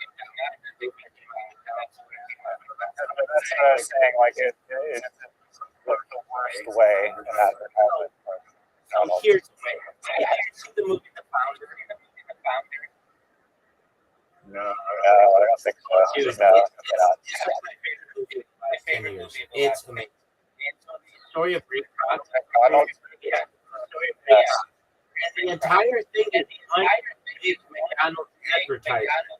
Yet people literally pay money to go watch an hour and a half long McDonald's advertisement. And they make McDonald's look better than the food. There's this fucking woman in this video, in this movie, and when she eats this fucking hamburger, she looks so beautiful. Like, I've gone onto her IMDb to see, like, who is this woman? She's the way that they remember, like, they made her, like this hamburger, like, 50 times, and she kept, having to spit it out to get the right take. But, man, when they got it, they got it. And, that's just like perfect organic advertising. Okay, so have you ever seen? If you're eating cakes, how is that organic? Well, they to make it look organic, I guess. They Is it a documentary added to the list? no, it's not a documentary. No, it's not a documentary. But it's amazing. I love it, and I think you would really like it. It's based on a true story. So Well, it is, but it's manipulated. It's how Ray Kroc stole McDonald's from the McDonald's brothers, and it shows Ray Kroc in a really good light, but it does not show the true story. The McDonald's brothers were supposed to have 1% of McDonald's equity in perpetuity. It was a handshake deal, but there was no proof. So that's a perfect example. If that conversation had been on camera, those McDonald's brothers could be like, "Hey, you fucked us on 1% of ownership of all of McDonald's." They didn't have it on camera. With that being said, this is a wonderful example of this, but it is a pretty good example. Have you seen the Office before? I know you're not in love with it, but there's one scene where I love The Office. Oh, you do? What are you talking Oh, about? apologies. I did not know that. Maybe it was somebody else. Why would you? Because we don't talk about it a lot. And I love that show. I like a podcast, all kinds of. Okay, so there's an episode where everybody in the office. You're cutting out. You're cutting out. Are you cutting out or am I cutting out? You're cutting out. My device. Can you repeat that? I can't hear you.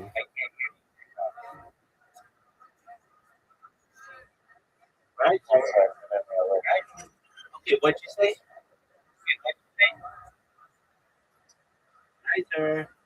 Nicer. Yeah, sorry, I said American version of The Office. Okay, but the American one. Okay, so all of the people in the office are trying to set up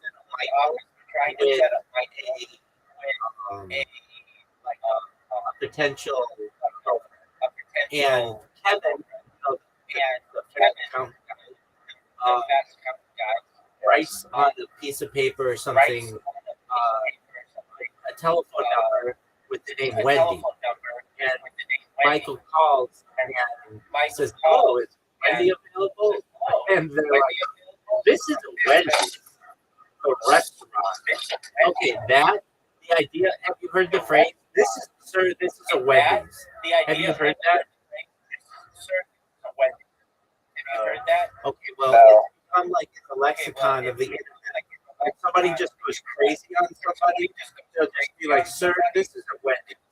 Basically, like, calm your jets. Like, there's no reason to overreact.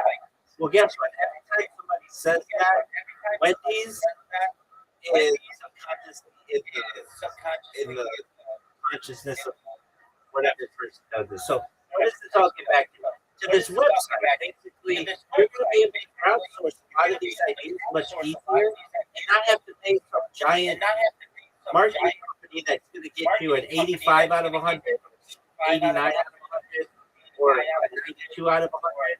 It's going to get you a 99 out of 100, a 98 out of 100, a 100 out of 100. You're going to hit home runs.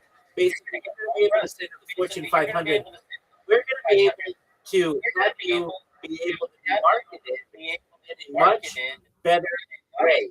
And you're going to be able to test market this. You're going to be able to have a really great story as well. Hey, we changed somebody's life. We had our Super Bowl commercial. We had it was created by a 19-year-old college student. And they won $100,000 for their education. They're a millionaire now, and so we spent 10 million, and I don't know how much. Exactly. Maybe So there's a lot of money. So you get what I'm saying, right? Yep. All right. No, Yeah, it's it's still an excellent idea. mine. I don't know why you waited this many years to tell me about this idea, but I appreciate it that it's come to the surface now. It's like the easiest thing. I mean, maybe not the easiest thing, but it's not like technologically like complex to build. It's not an AI model that needs all this exclusive data. It's a simple like 9-year-old HTML could probably It's basically edit links that allow you to see, like what that link consists of, and you can vote on it, you can filter it, you can click on somebody's profile and see their previous, like you have Reddit, their previous posts. You can see what else they've posted on. I could potentially.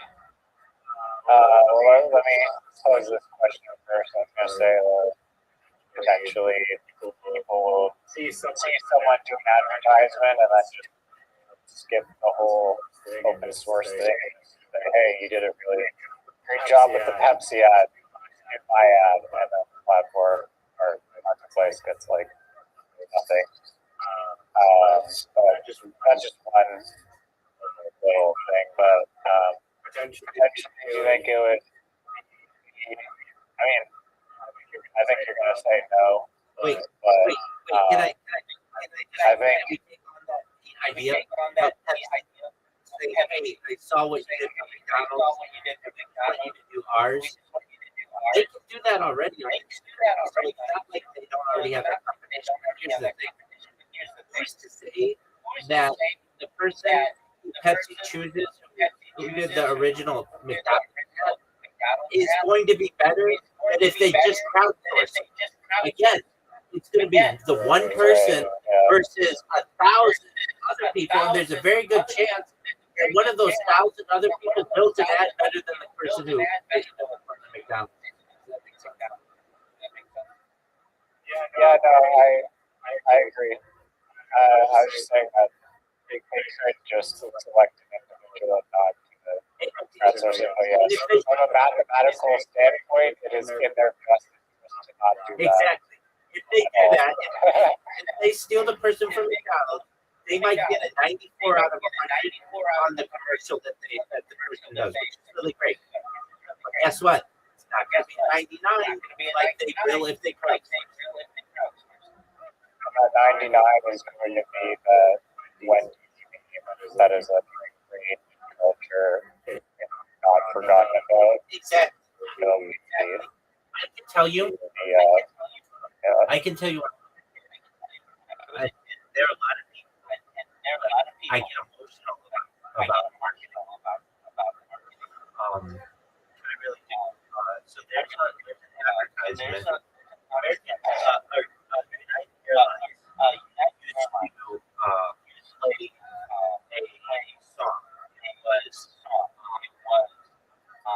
It was George Gershwin. George Gershwin. I asked you about advertising before. I was like, are you advertising? And you're like, yeah, I've been there, but not really. No, I didn't say that.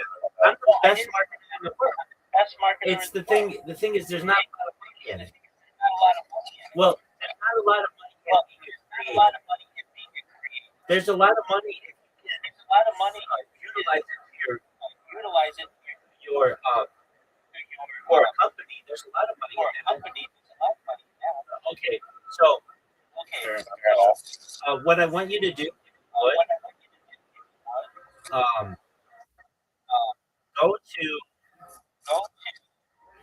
I'm not even going to look at the 1980 airline.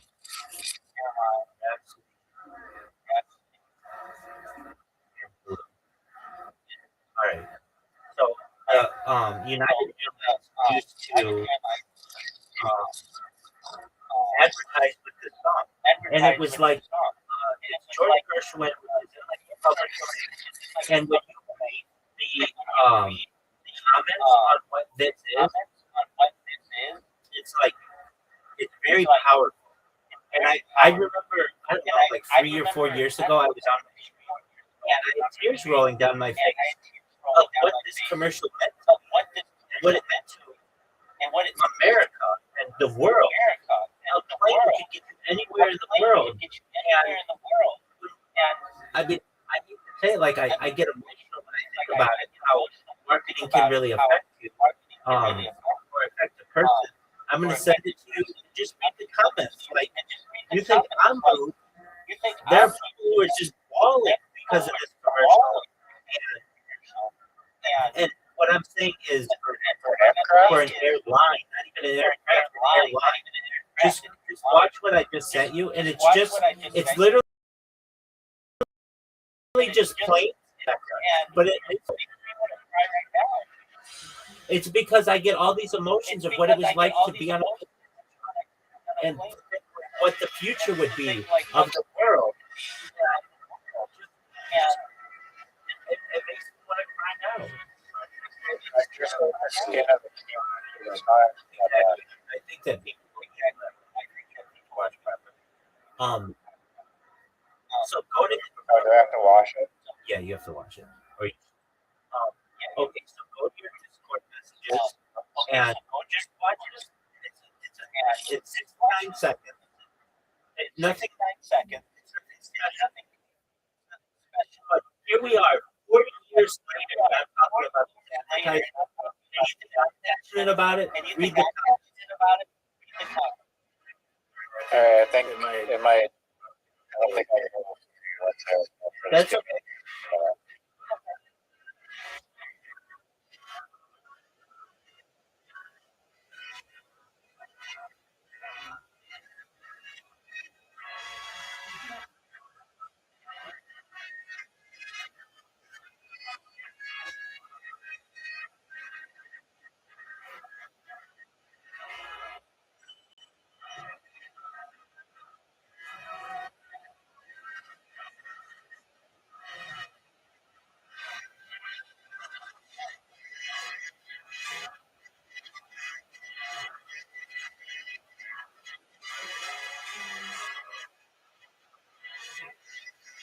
Just start with the wall. What is on that wall?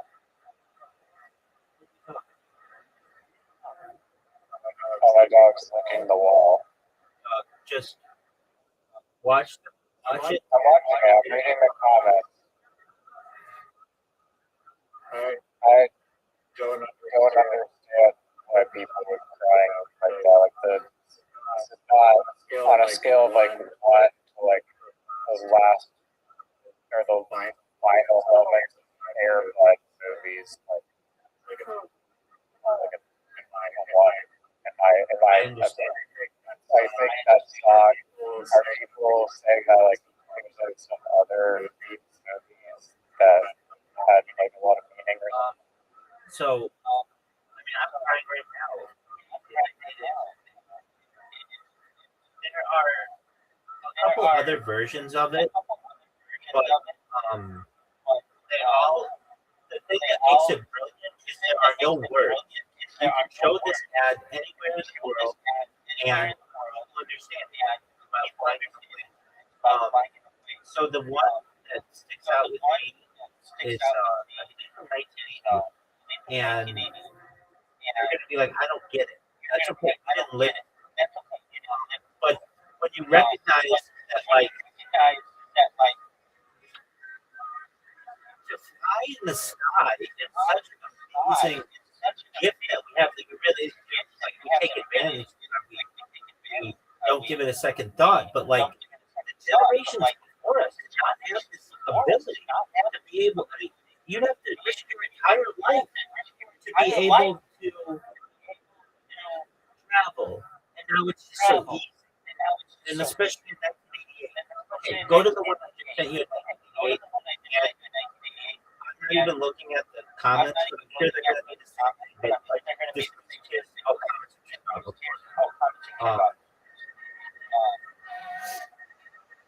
But the thing, Other United Era. yeah, just go to it.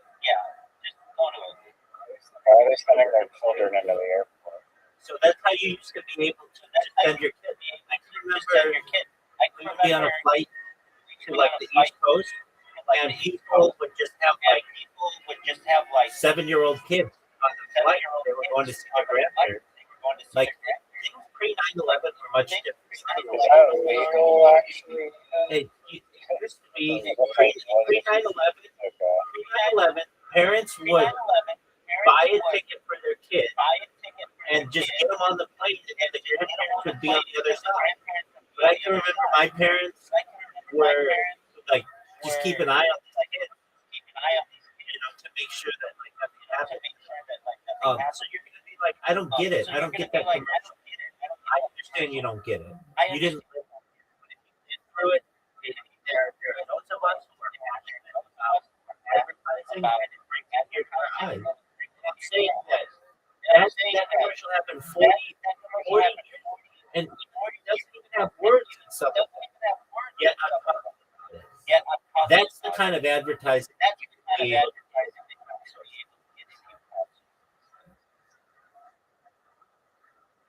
Yeah, I do agree.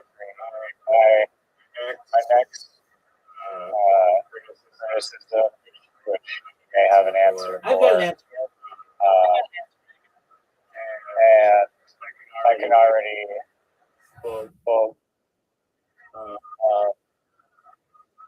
I think perhaps this could be because I'm very biased about social media, like on my Instagram account. I don't want to post pictures that are not related to art, and on my cryptocurrency Twitter account, I do not want to post non-crypto related currency, non-crypto posts. And I'm wondering if this contest method would perhaps deter big creators from doing it. And I understand that they may have totally different viewpoints on the content that they put out, especially for contests or that they can be guaranteed. Some of them could be like, yeah, I don't want to put anything out there that I'm not getting paid for. Or other people can be open-minded and be like, hey, I'm doing this contest, here's my advertisement for the new pastrami pickle jelly sandwich, It's the greatest thing ever. You should go check it out. And I did a really good job. So I'm curious how you think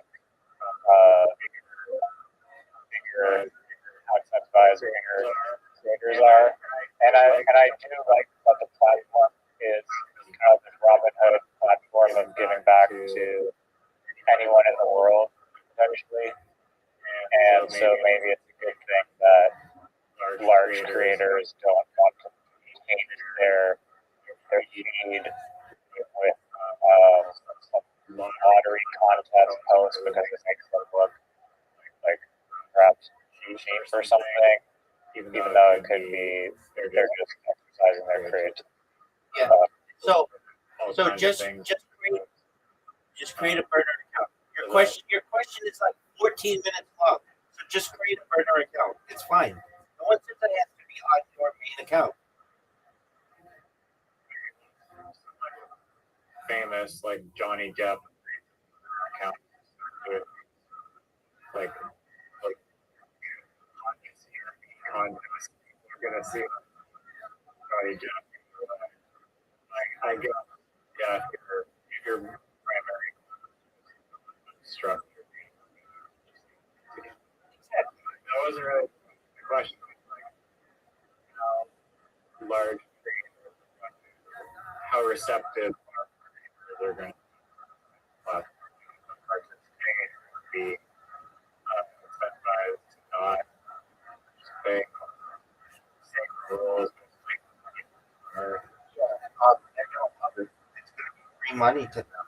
So basically, they're going to be able to say, all right, I mean, this could be bad because some of them really get followers because they say, oh, okay, let's go upvote it.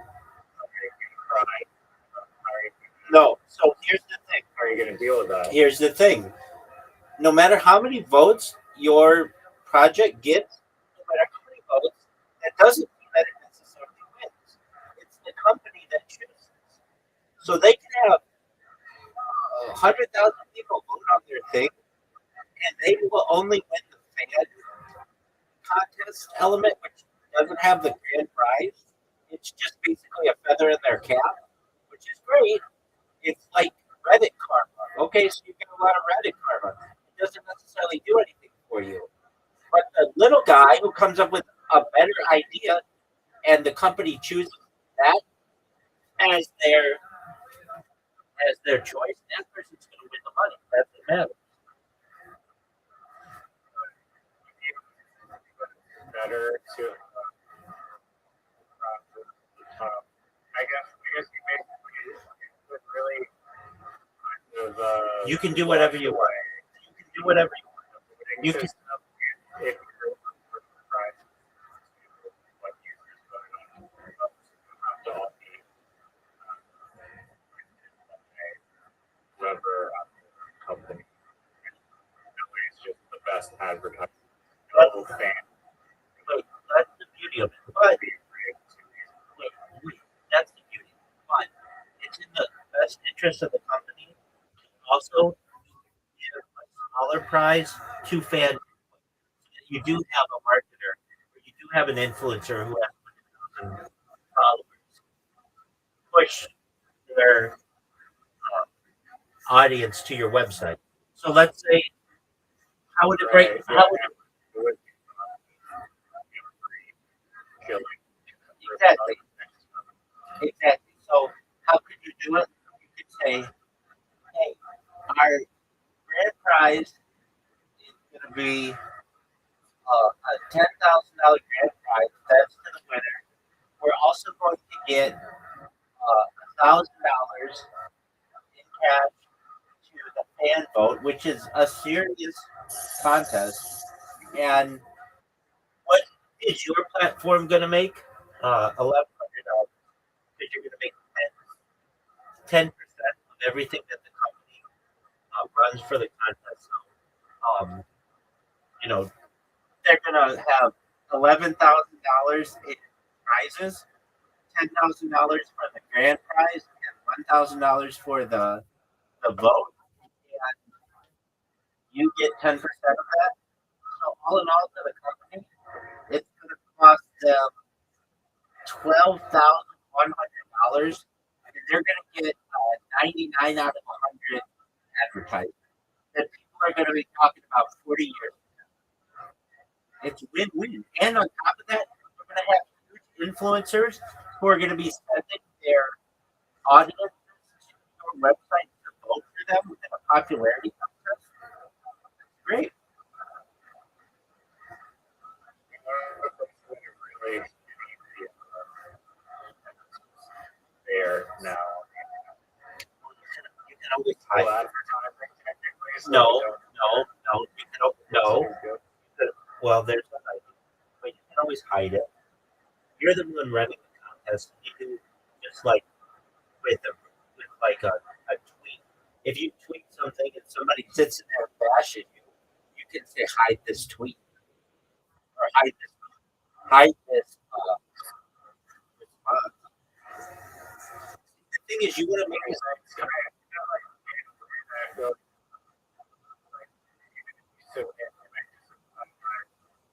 People from submitting for the first prize, other prize to some big prize. wait. You're thinking of going only for the big contests.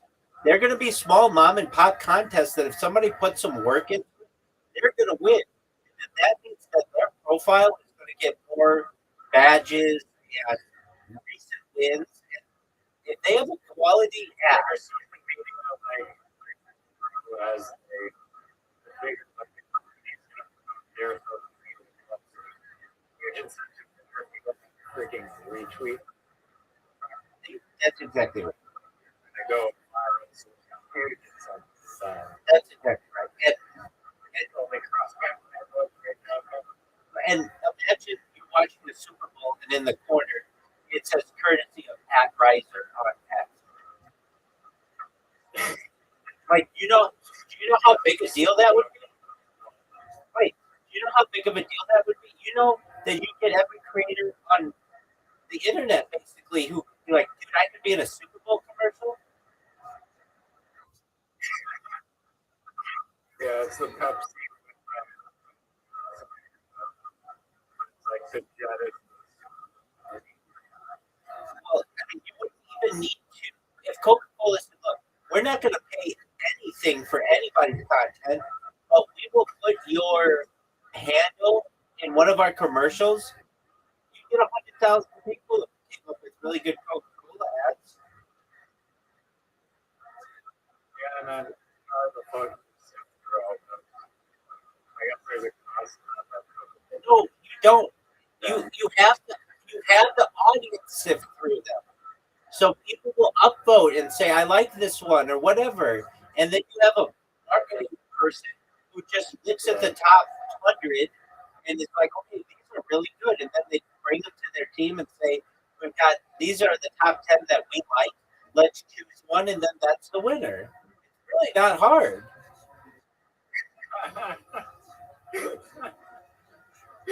Yes, you're right. I mean, truthfully, you don't have to look at 3,000 submissions.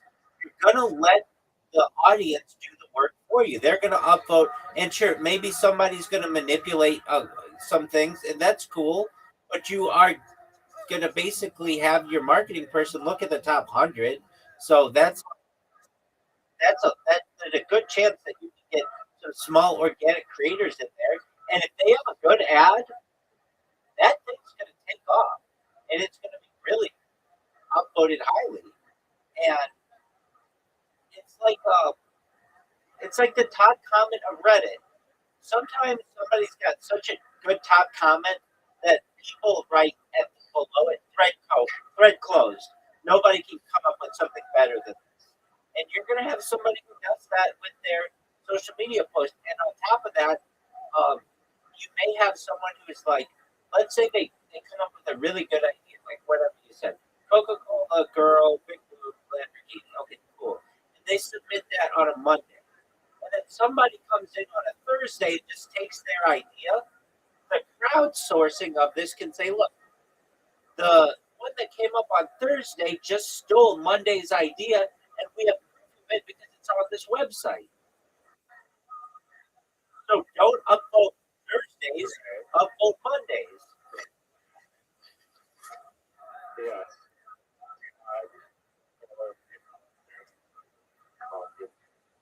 Exactly. And currently on social media, there isn't like a system that allows you to do that. Basically, if somebody gets traction with a reel or an Instagram reel or a post or something on TikTok or a YouTube short, people just take that and make their own thing out of it. With your system or whatever this is, you can literally say, yo, dog, you stole this idea from this person. They put the submission in on this time, but if it's different enough, then other people are going to say, no, it's different and it's a better ad anyway. Vote for Thursday. And that's part of the dynamic of this. At the end of the day, their vote doesn't fucking matter at all. It's what the corporation likes.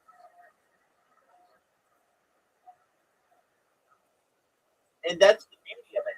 This guy who I talked to like 4 months ago, he was like, and whatever it is, the winner, we would have it so that the company has to use whatever they choose, whatever the people choose. And I said, that's not a good idea. Because you get people in there who upvote really stupid stuff. I even told him this story.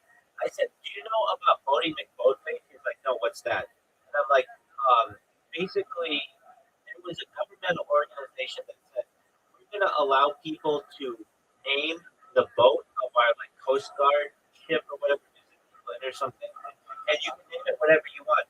So they put the vote out to the people, and the people voting McVoteface, and that was not something that they wanted on the government vote.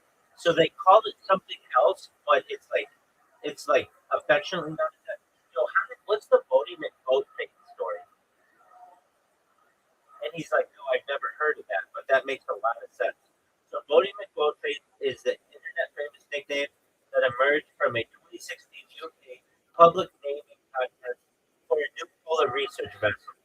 The National Environmental Research Council launched a poll to engage the public, expecting serious suggestions of Shackleton or Discovery. However, James Hand, a former BBC presenter, jokingly submitted voting McVoteface as a gag. And that's the thing, like Roy says, like the most ironic answer is the one that potentially becomes. The name quickly went viral, fueled by social media, and surged to the top of the poll with 124,000 votes, far ahead of any other entry. So you're going to get that. Well, what if Coca-Cola doesn't? Most noted,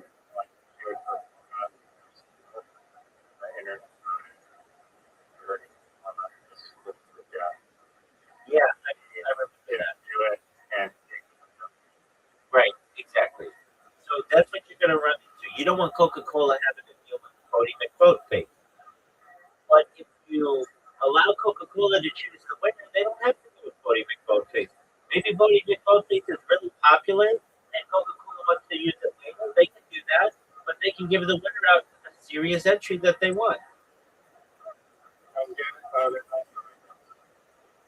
it was like related. Say what you want, babe. Like, I was just kind of like this like it's gonna look like forms first last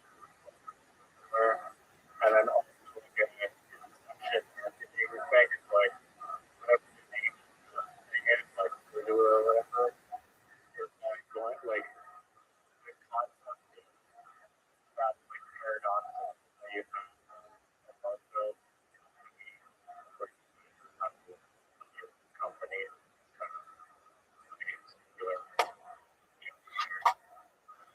Okay. So you have multiple questions. What's the place going to look like? Probably. sorry. It'll probably look like. Just give me just No. Well, I mean, if you want to consider that, it'll probably look like Imager. You know what Imager looks like?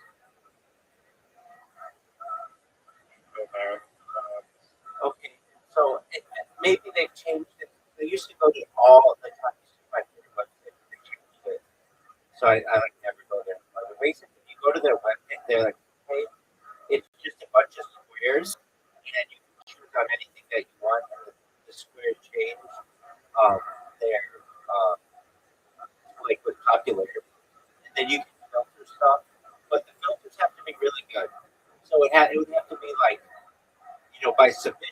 by submitter, people who have a certain amount of karma, people like big contests, small contests, different categories, how many times a company is posted, all that shit. Like more filters than anything. So you'd be able to just find whatever you want. And if you're a small time creator, I might even send this to this guy. Even send this to this guy.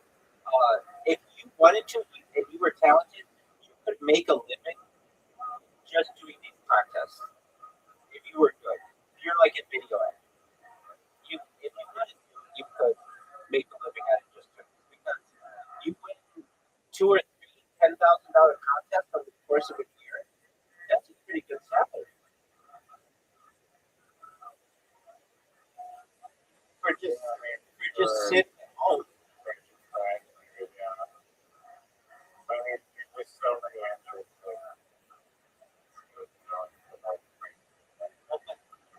There's the idea: get good, and see what's been winning, and then start moving in that direction.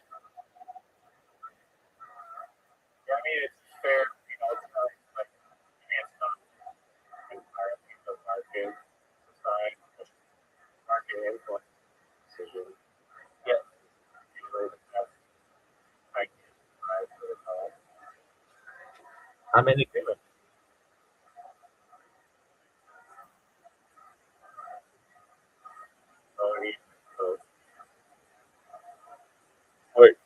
We're done.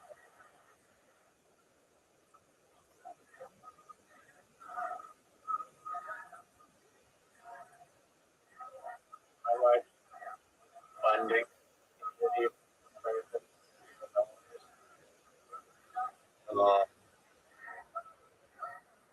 Yeah,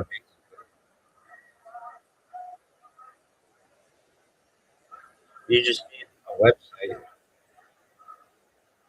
the beautiful thing is, you're not putting up any money for the contest. The other people will. And also the from us for say 30 days, a week, 5 years or whatever. Yeah, that's a great point. Free interest holding.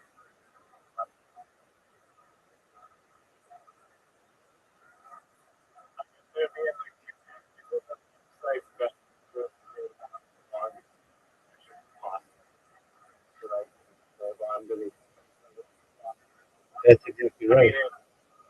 I mean, people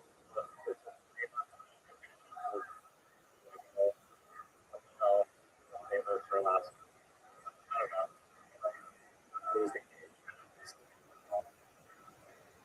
No, I mean, you get people who say, who will want to have the longest account on there or the longest contest on there.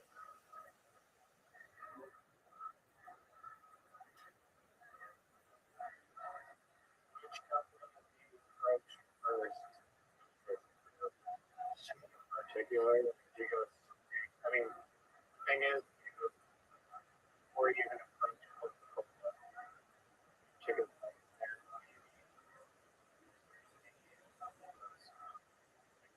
these are ways for people to be aware. You actually get the world. Yeah, I mean, you could just start with a small mom and pop startup and say, hey, we want you, we want you to just host a contest, and you don't even have to pay any money for this. Just give away $100 gift, and we're gonna have local artists who come up with social media posts for you, and you choose the best one. And it's you don't even have to give out money.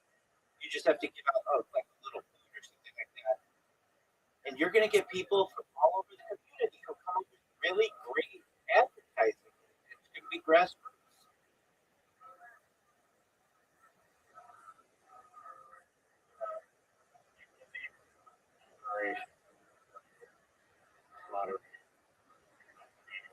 Moderate. really, I mean, a little bit, but here's the thing. If it's going to be okay for Instagram, because that's where the links going to come from, or Reddit, or TikTok, it likely just your major social media platform.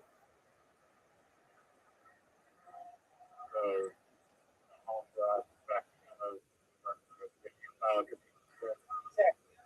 And that gives people, that's going to allow you to dominate the internet because you're going to have like a bunch of different places from which to choose. And it's going to help Instagram and YouTube and all those places because it's going to get them a lot of clicks. People, you may just be able to embed the video on your website, but people would be able to click through and go to YouTube and see what the comments say, go to the person's profile on YouTube. It's win-win.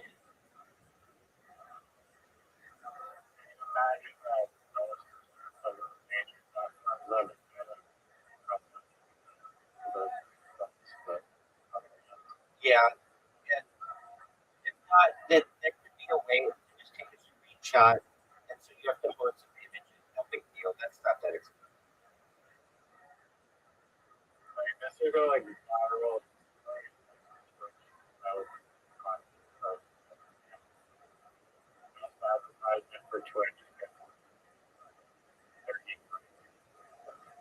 That's right.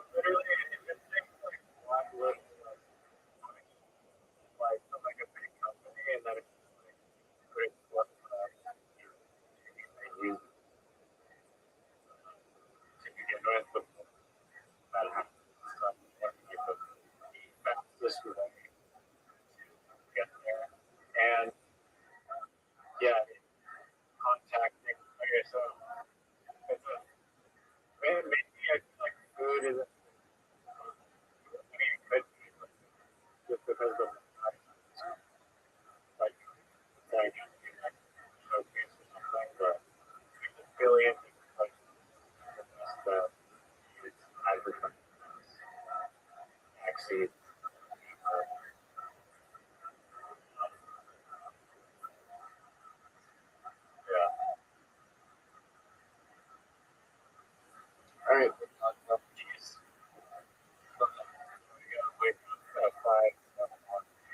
Yeah. But what were you gonna ask?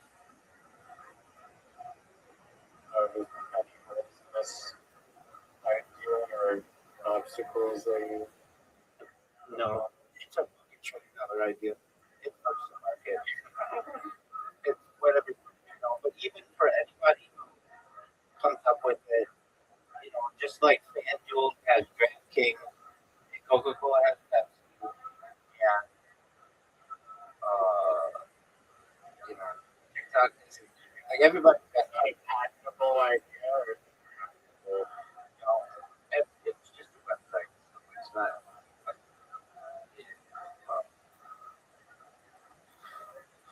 Like Facebook app, all you have to do is just add a feature, and then it's a different platform. So that's what makes it really software.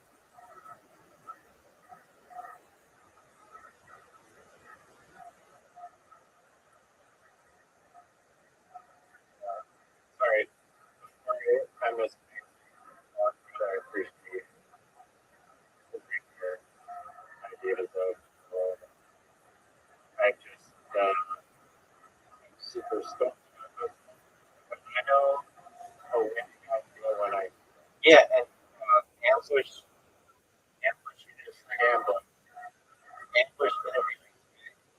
All right, so next time we speak, let's come up with a really good idea.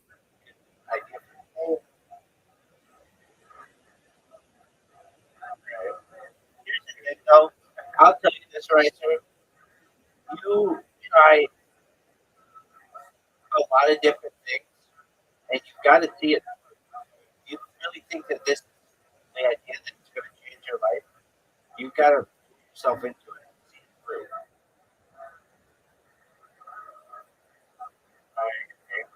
That's, that's very big of you to say. That's very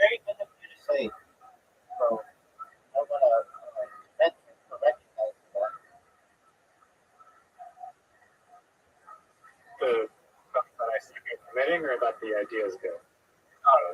No, both. That you recognize that you started committing. But the thing is, you've got a good head on your shoulders, so you can't commit to something and become successful in it. You just putter out.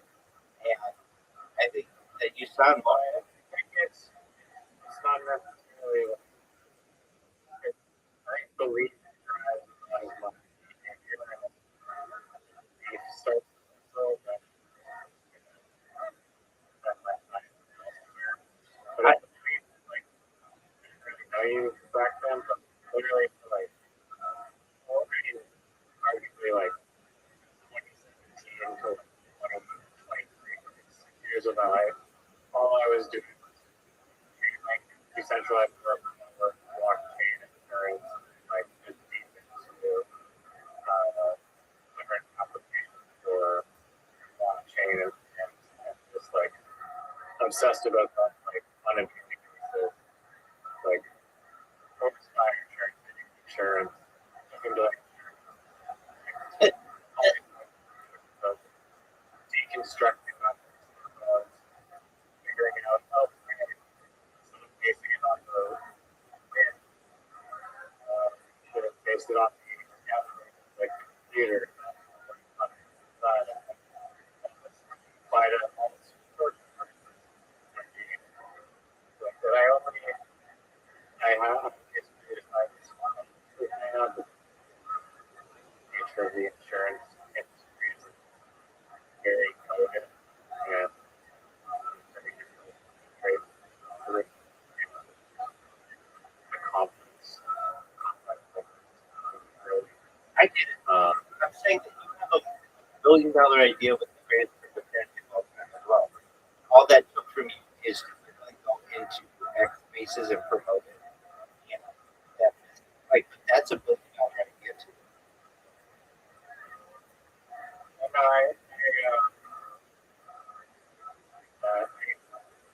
it hasn't because of literally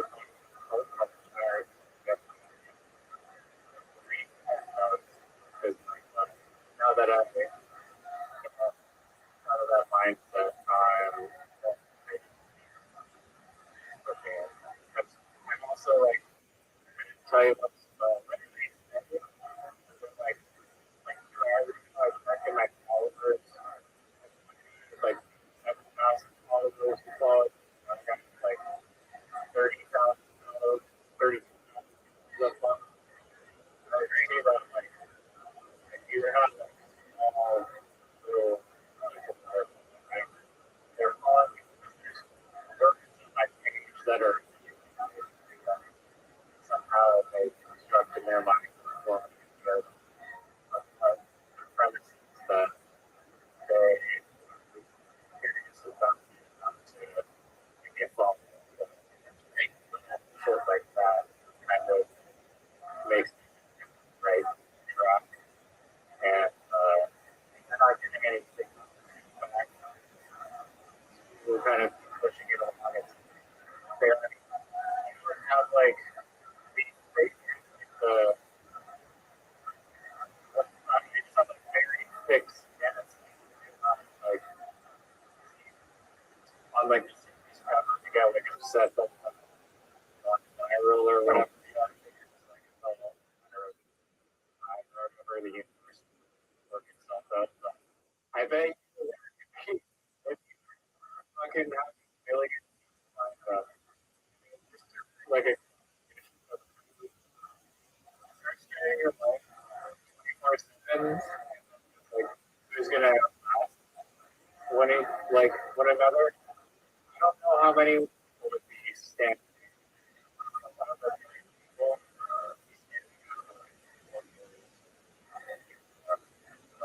Well, thank you. I know a lot of people would just give up after like day 3 in one week fucking just accident fucking into the fire pit with all these people. A year, like 98% of the people are gone after like a year. It's just like they're really, like insane. Like, people You're exactly right. Well, thank you for your can tell you, it would be one thing to say, "Oh, I've had 4+ years. Oh, like I can't wait for it to be over." Fuck no, I'm the opposite. I get stronger every day. I love it more and more with each day. I appreciate it even more than when I first started doing it, and have committed to this for life. The other guy here, the script man, he wants to do it for the rest of his life. But he's kind of like, we only have 6 months to be able to go viral. Like, we have to do it. Like, he's got a lot of other things that might think he should go viral and such. And I recognize that there are those kind of people who feel like they need to push it, but I don't. I feel as if the world, like the universe, has a divine plan. And I'm part of it, and I know it'll come. I know that. I mean, I'm 4 years old right now. If I continue to do this, as a little old man, somebody out there is going to be like, "Oh yeah, I saw this over 30 years ago," and they're still going. I still get that from people who are like in my YouTube chat, like, "I can't believe you're still going." You're absolutely correct. I am still going. And when I say that this is what I've dedicated my life to, I mean it. But I also know that the benefit of this is so huge. In addition to like, oh, I have like an art of my life. It can make me. It has the possibility to make me the richest person ever, the most desirable bachelor of all time, and the most famous person ever, and the most memorable person in history. Why wouldn't I try? So happy here. But it's here. Like an absurd amount of fame, fortune, like really, and like these people going down very mental instability rabbit hole, like Britney Spears, Macaulay Culkin, recently seen reels of just acting like a maniac jackass and not really being insane. It's almost like a curse in a way of people. And Justin Bieber, and even though I don't think Justin Bieber, he probably has breakout of fame, but at the very least, his fame is like really effective and based on Rothschild, like the paparazzi and alone. We're just like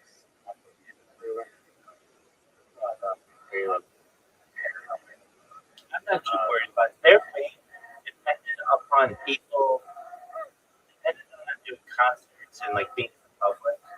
Like mine, generally, I mean, I do a bit of footage of me live streaming. I don't know, but generally, I can do this for the rest of my life from just hotel rooms. I, I could, basically remain as anonymous as I want. Like just, basically go outside of the math, and people might not necessarily know who I am. It's like I don't have to perform my content. I don't have to make myself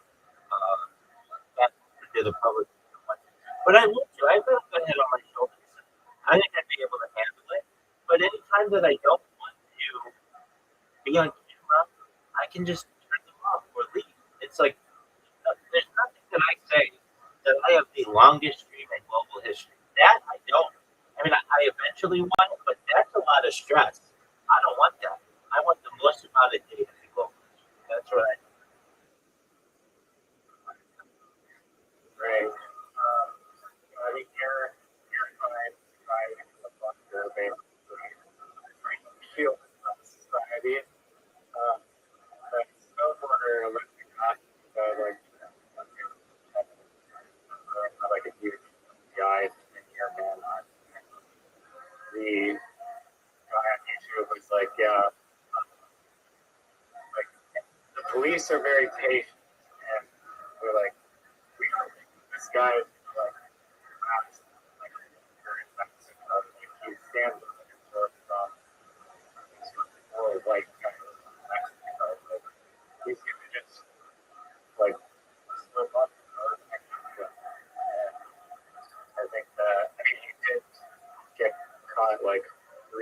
ago or like a month ago.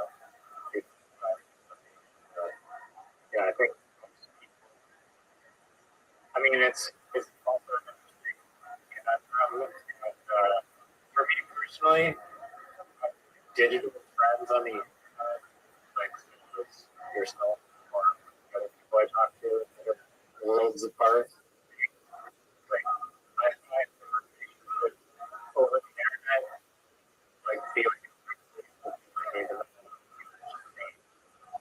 room. It's social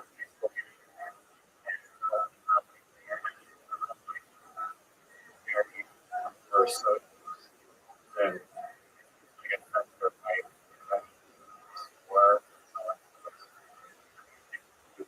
in life.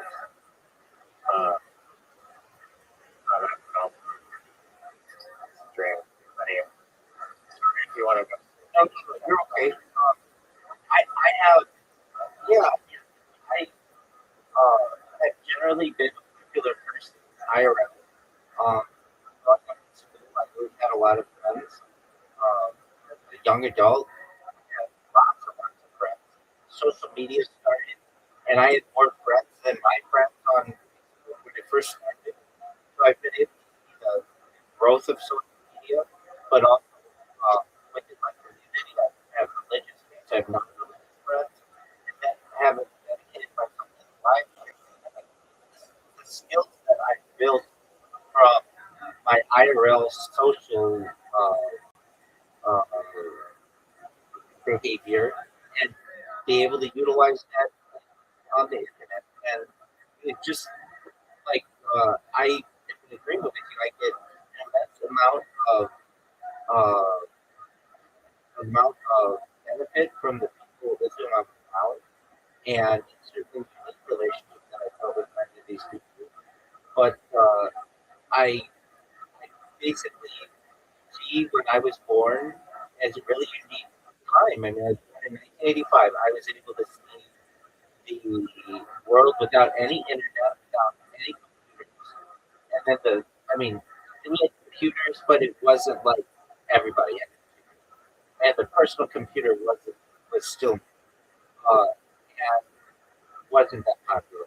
But then the growth of the beginning of the internet, and so I mean, like I remember a time when there was pre-computer, um, personal computer, and then to move through to where we are today, where we're really connected 24/7. I think it's a beautiful time to have had the best of both worlds, or at least had um, the ability to witness the changeover. I know that, like, in terms of data, something like in the year 2003 or something like that, digital data, the amount of digital data in the world overtook analog data. And I was there for that. Basically, all of the films of the past, all of the videos of the past, and everything were overtaken in about 2002, 2003 or so, in terms of digital formation, digital data. And and have been able to see the birth of the internet, the birth of social media, the birth of the smartphone, um, and I've, I've seen how people react. I mean, it's one of the reasons why I don't want to talk to children in these discourse. Firstly, I don't think it's appropriate for adults to be talking to children. Secondly, they're not on the same maturity level. And while there are some, young people who are mature, they just don't have the social skills to be able to hang with them. And I frankly would find it to be somewhat of an annoyance. Um, there are some people, though, I don't want to put down all adolescents, but generally, uh, there's like no respect for elders. There's like certainly um, the I the online anonymity allows them to feel like they can say anything to anyone that they want. Um, in my day, that just was not something that existed. You respected your elders, you respected your mother and your father. There were many parent families, I mean, most of the parent families, and you had good role models in your media generally. It wasn't the breakdown of the nuclear family. Now I see what society is. I can't blame these people that they use today. It's just the only secret they've ever known. But like in 1991, you wouldn't go up to a random stranger and just yell 6'7", 6'7", 6'7". But people will do that in 2026, um, whether they feel like they're being rude or not. It's crazy. You went from your parents to your generation. It's like you went from your parents parenting you, but on this generation, it's like the internet is parenting you.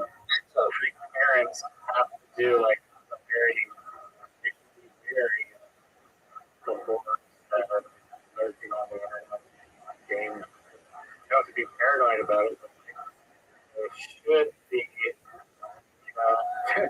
there should be some like basic safety that seems like a way to like be safe and like a lot of crap on the internet. Like one great thing is like whole giant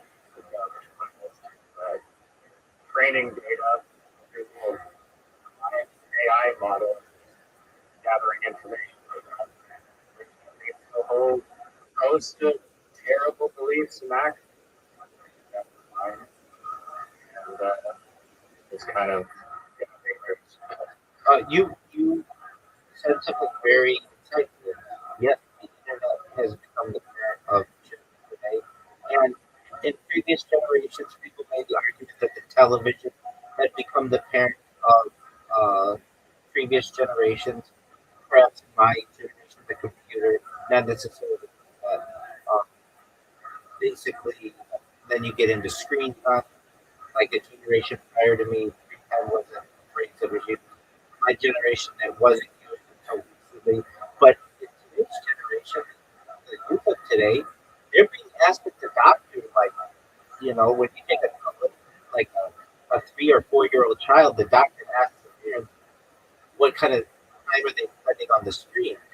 That seems bizarre to me, but that's a serious question that's asked by pediatricians today. Um, and like how can we limit that? And I personally think that the youth of today is very um, disrespectful. But the people prior to me felt my generation was that way, and the generation prior to them felt that it's societal. Um, but there, there's certainly a breakdown. And when I was reading, I was listening to something on Roblox today. Like, I've never played Roblox. I don't really know anything about it. I really don't know anything about it. I want to say it's like Lego, which I really don't know too much about. But Roblox has its own currency. I know that. I know that as microtransaction. I know that. I know that the average player of it, I think like 40% of all Roblox players are under 13. And to me, there's a major issue to allow a child under 13 to be able to be on the internet in like chat rooms and in like groups. Like, do you know how manipulative people can be in these things, especially if there aren't safeguards that say you have to be like this is only a chat for 13, like people under age 13. Um, it would almost be like imagine kids on the playground who are talking in circles, and then all of a sudden a 40-year-old person can come up and just talk in that circle and use any language that they want, and then an 18-year-old kid can come in there and just or 18-year-old adult comes in there and just starts yelling, the N word or using the term bitch or something like that. Like it's absolutely the Wild West. Um, and that's why, like, if I had to advocate for it, I would not change the internet at all. I would allow the internet to continue to be free, but I would offer parenting software that limits the internet for their children. So, for instance, like be able to use optical character recognition software so that you would just never see the term fuck anywhere if you were a child, or the term, any cuss word. Um, you, it would. Honestly, that seems like pretty the software that's the build and they're the website that they're left. Perhaps filter like YouTube Kids, like the site basically. Yeah, but even with YouTube Kids, I could go in and use be like the username. There are ways around things. Like I could make the username like like fuck me 69. You know what I mean? Like, and YouTube still allows that. Should be allowed to do that. Right. No, I understand that, but what I'm saying is people will come up with things instead of being fuck me 69. They might make it FUKME 69. So with optical character recognition, you could just limit all of these things, and they do offer. There are companies that offer this software. It's just not highly purchased or utilized because it's an extra, it's an extra cost for parents. Exactly, and it doesn't always work that well. And I understand that, but I personally would say, if I were president, I would say that every household in America should be able to get this software either at a reduced rate or for free if you don't meet the minimum requirement. If you have a child in the household under age 18, certainly under age 13. I want children to be able to use tablets and all that kind of stuff, and that's cool. But we would force software to be able to block them from all of the things that they shouldn't be on. But what does that mean? That It's the thing of just like how it's like anyone robot. Most people are fine on the like the handful of strangers that are predators that have access to children that can things like I don't know if they're currently maybe by the law, like or just saying like, hey, parents that need to give access to games of voice chats. That's wild. The perfect. well, it's a software. Now, how does that stop some kid from getting on his parents' cell phone or computer or whatever? That's why they have like there are passwords that you can put on things. But if you want to give a child a tablet, YouTube Kids is not good enough. It really needs software that takes over the whole system so that nothing that they see is going to be. That's not YouTube because it's curated, just like Netflix. Oh, it is.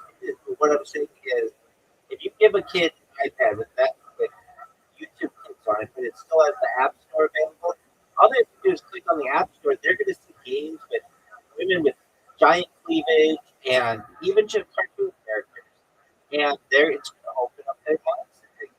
Basically, I'm saying you should have the entire device locked down for people who are under.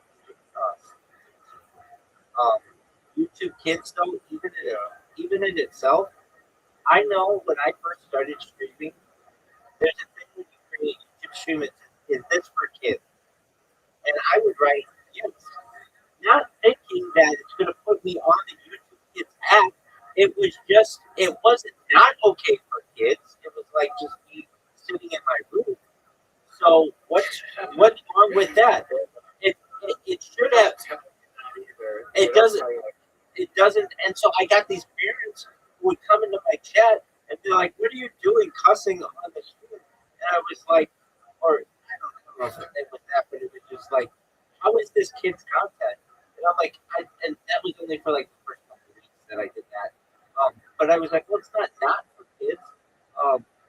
And so then I had to change it. So I remember thinking to myself, "Is this?" That's not the right question to ask. Is this for kids? It should be,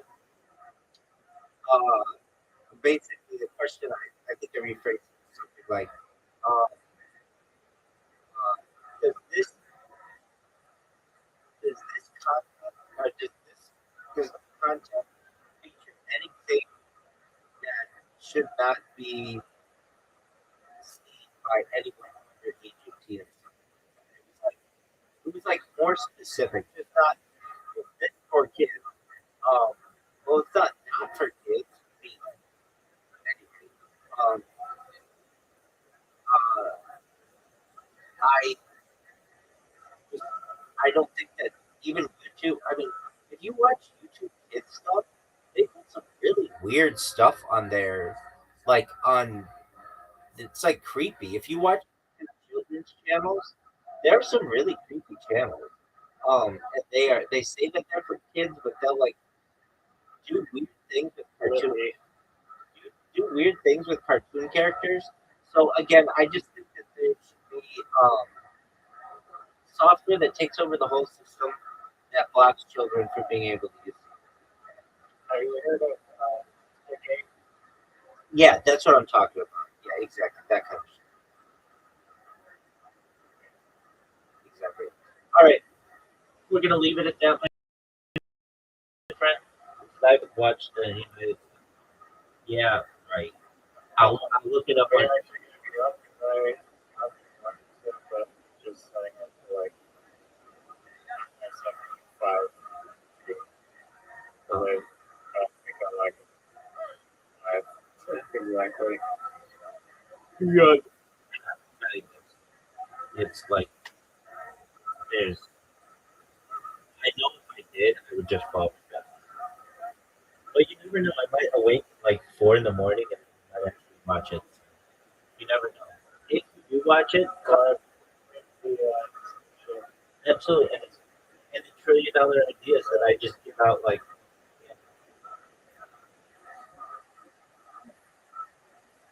Exchange from appreciate reflect. isn't that a funny? Exactly. Isn't that a funny backup? I mean, it would be like somebody going on Shark Tank and all of the sharks like, no, we're not going to buy your thing, and then they came out 6 months later with the same idea. The person could just be like, dude, I was just on Shark Tank 6 months ago. You stole my idea. That's essentially what I'm doing here. Roughly, uh, I this one. And Yeah, I agree. like just like astounding the idea. I don't know. All right, Vicky. Take care, sweet dreams. Right. Shout out to Red, everybody.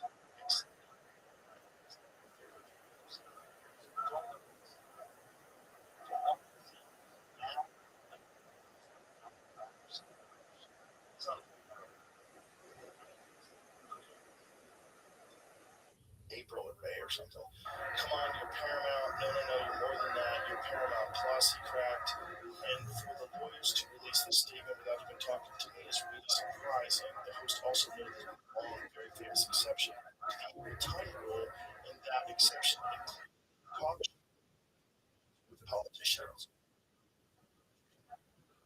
Interesting. We looked to find force for any talk show interview, not only for my entire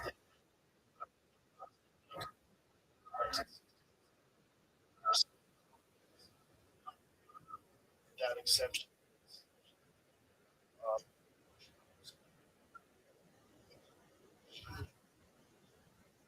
BS was this government crackdown.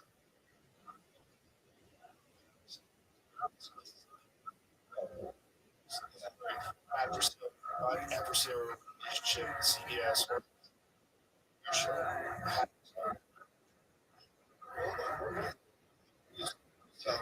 It's Democrat. Just Democrats. They're running against each other. That's the Democrats. Guy.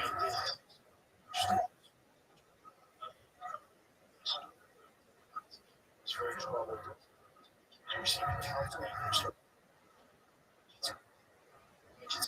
Cut off counseling. This kid started wound up getting. It was like this.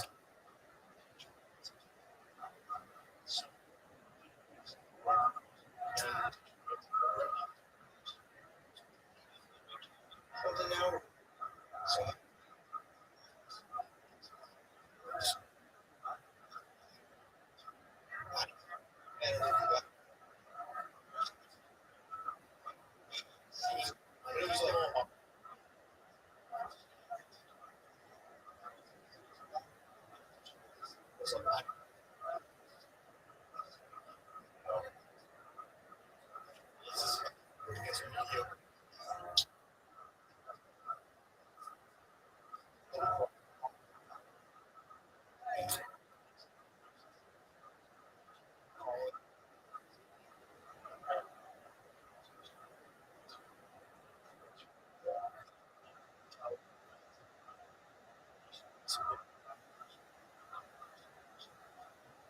Job. That's a win.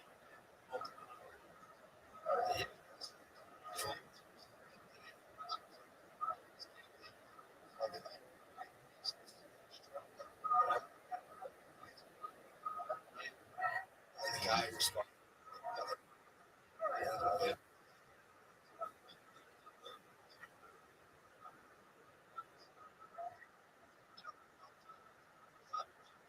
Sweet.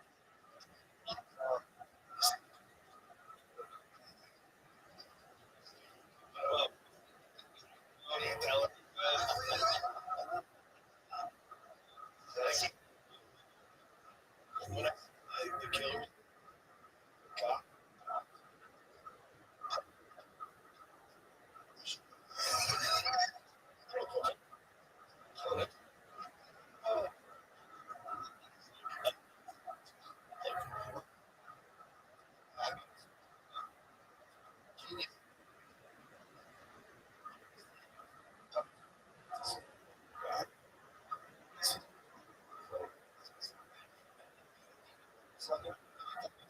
Black.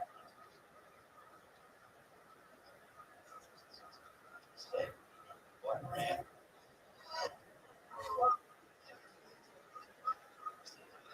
just not. Just talk.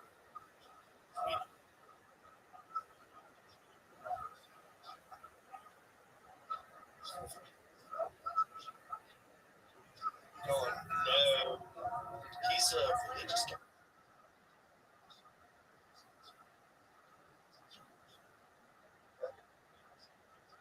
With very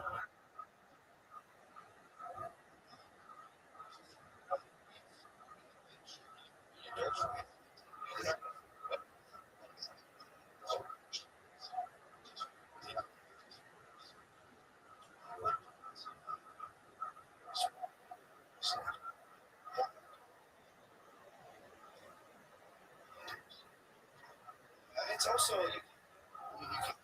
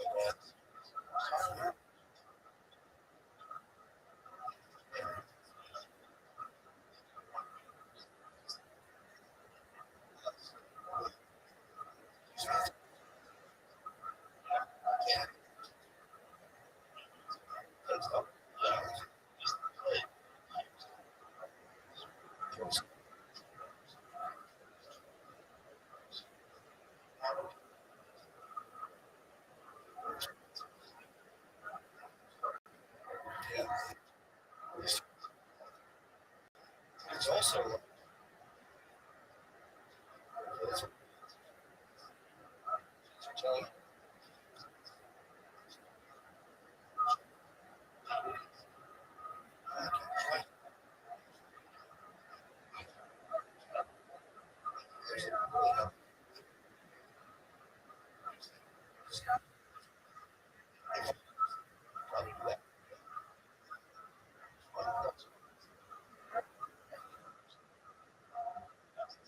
cancers.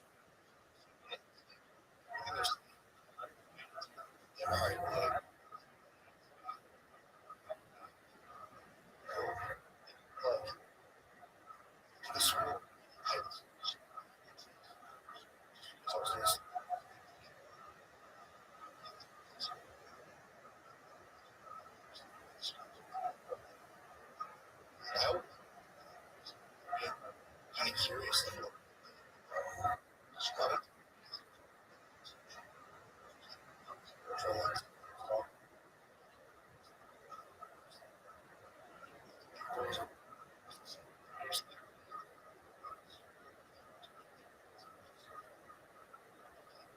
It's fast.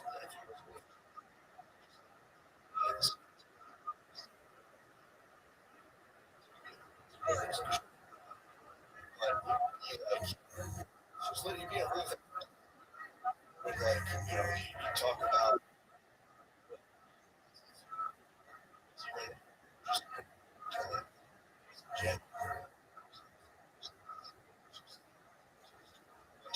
I said this to me.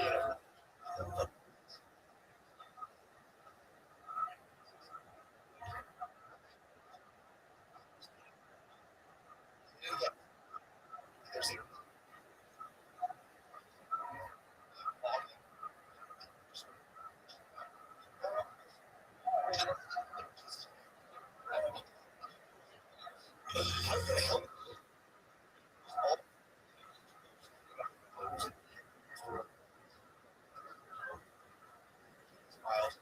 something I'm dealing with.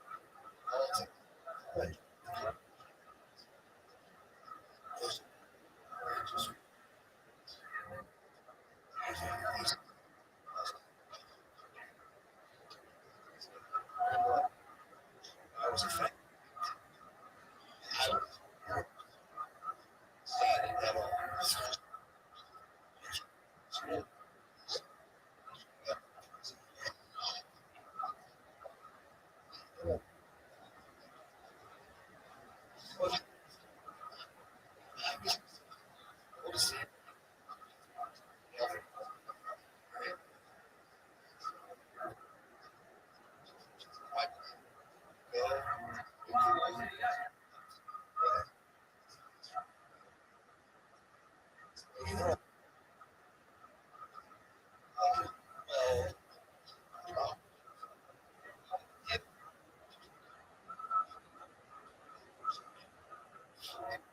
the back of the room, and I'm like, hey, this is a woman.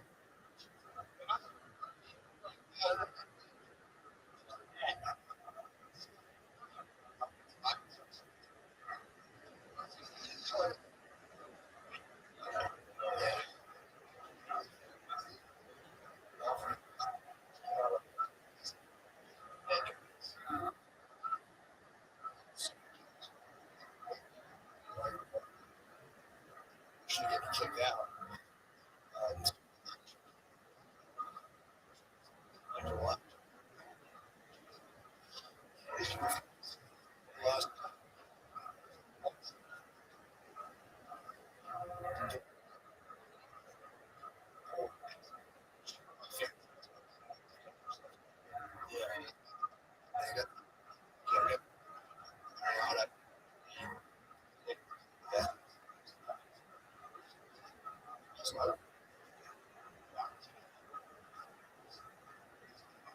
Just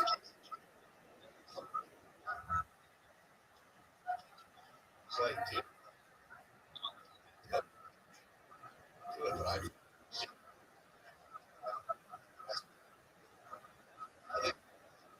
just watched it all. I just got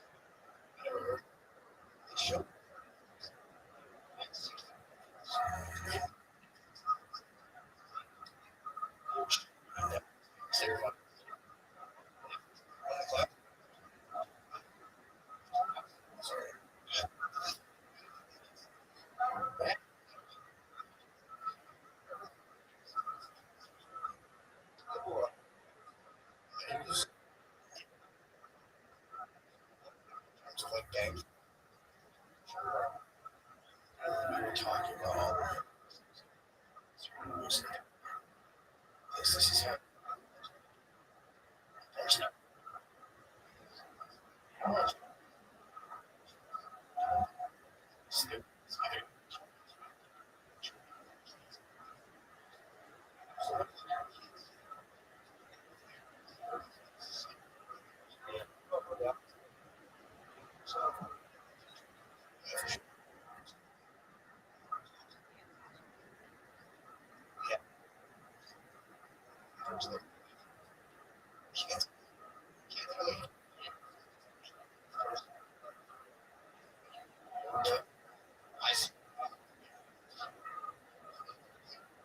stuff. So I'll just like, yeah,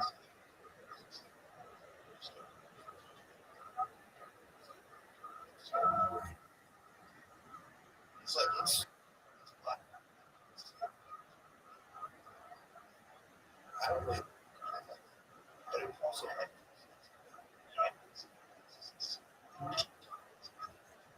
I really talked about. Oh my god, it's like.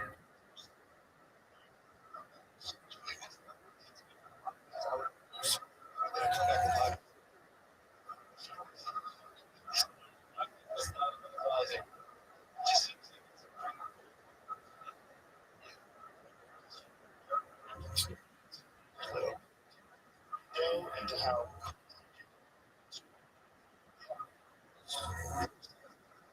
there's parties.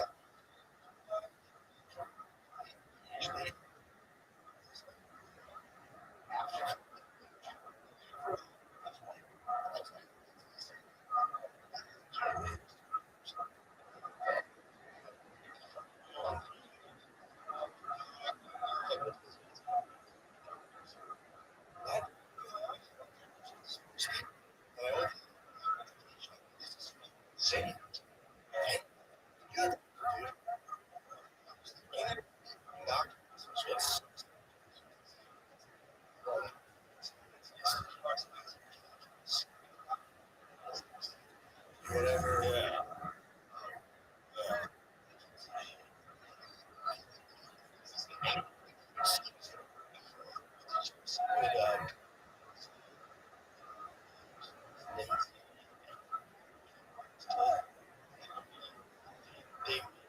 fake academic, like works.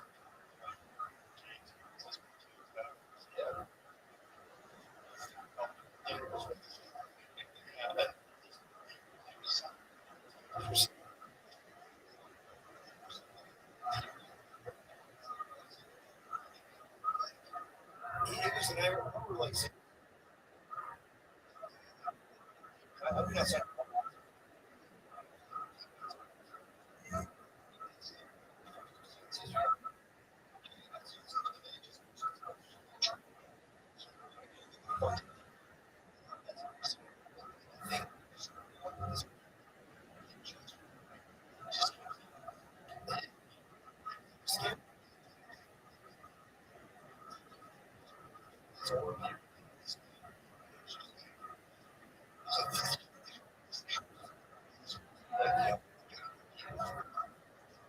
lost himself.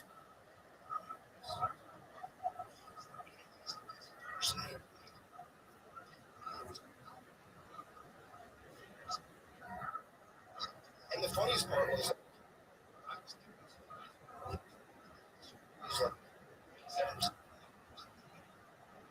oh,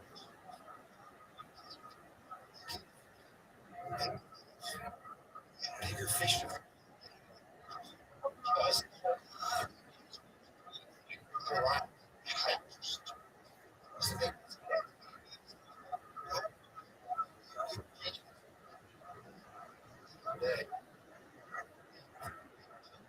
Like, I should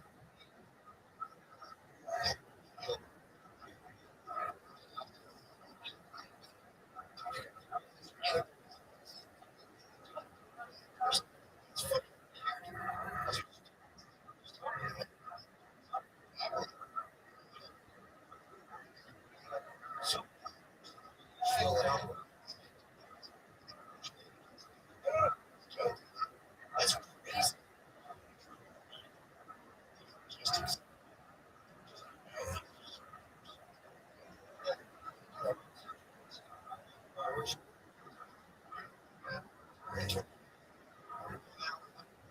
Just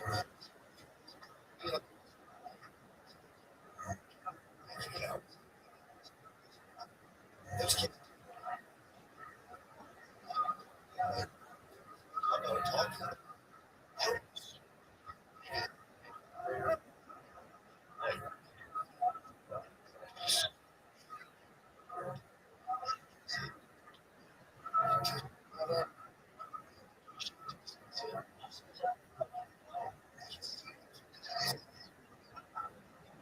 It's like it's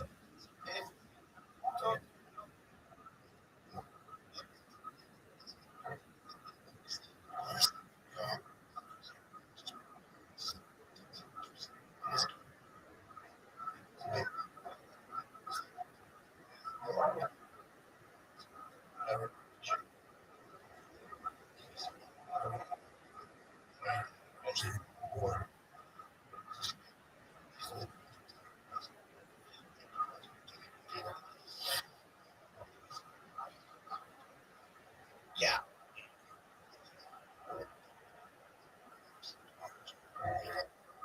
It's just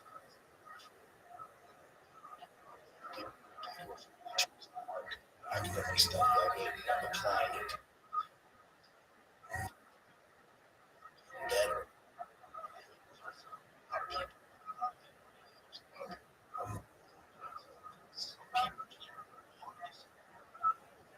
Too.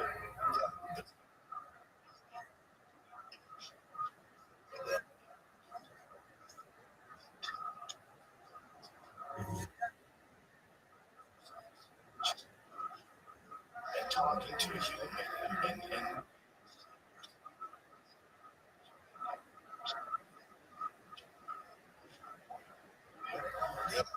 so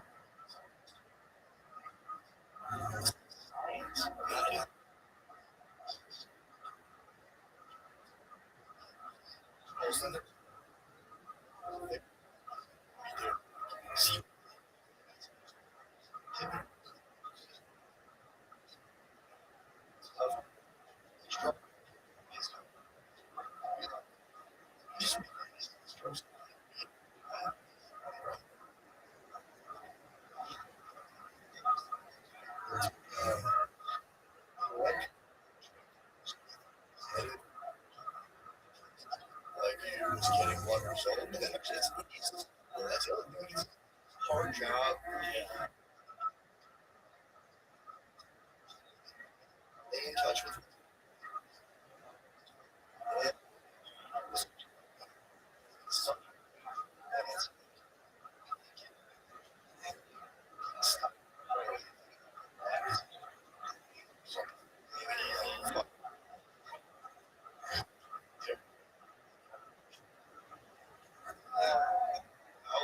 Remember, I didn't. Yeah.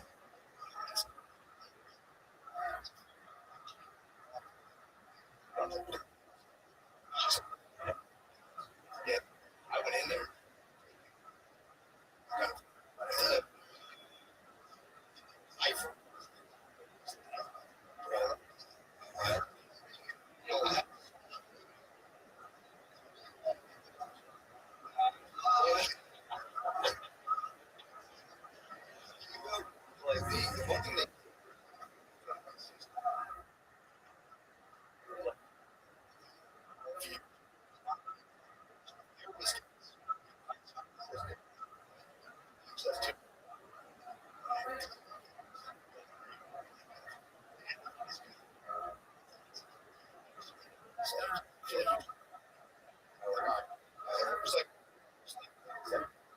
That's good.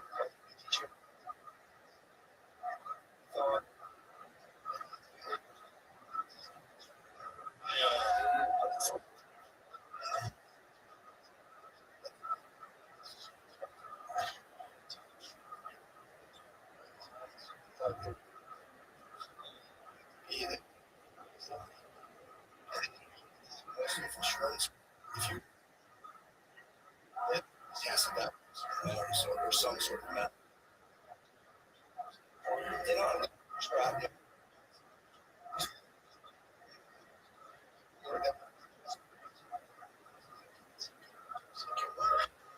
Just like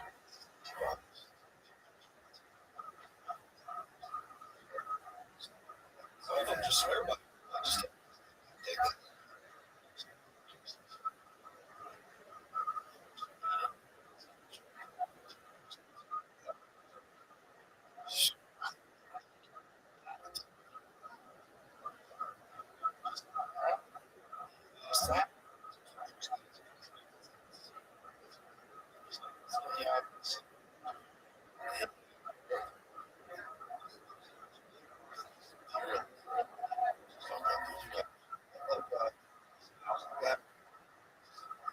I love his lectures, his lab. It's all that different.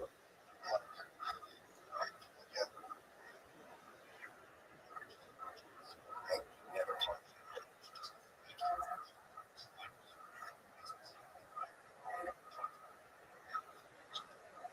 Yeah. Yeah. Oh, obviously, past behavior.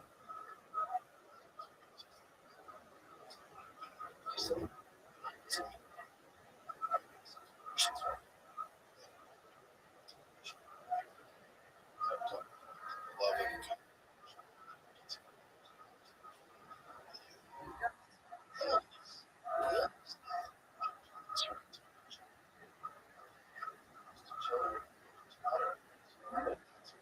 Does.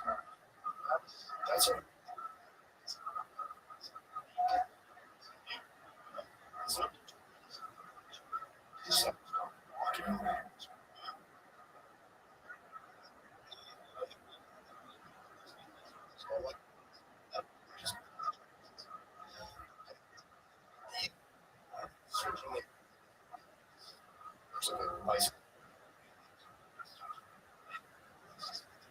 Like that.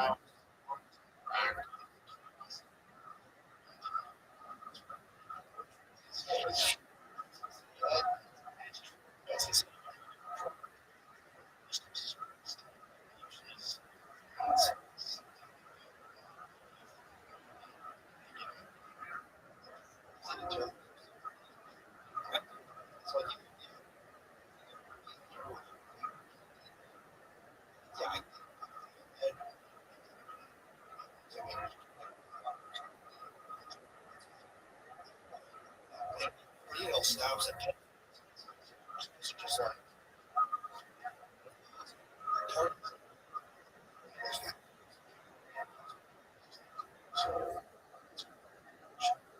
so start calling.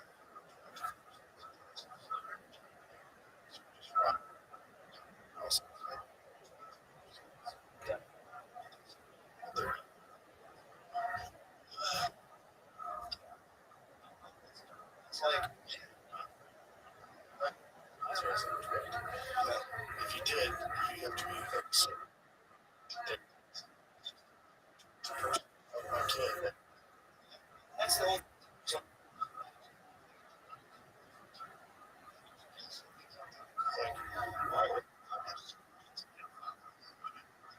like yeah, but it's like right, it's okay to make sure.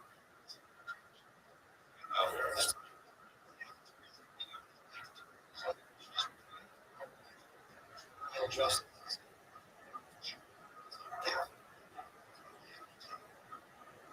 knows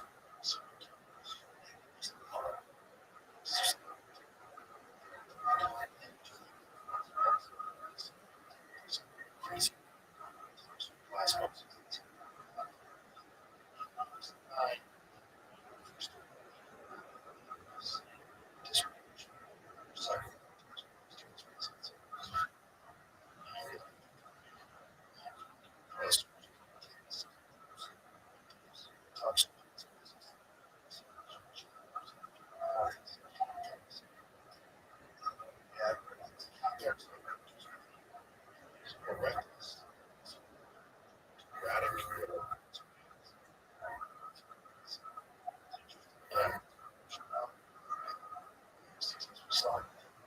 High level. But also toxic.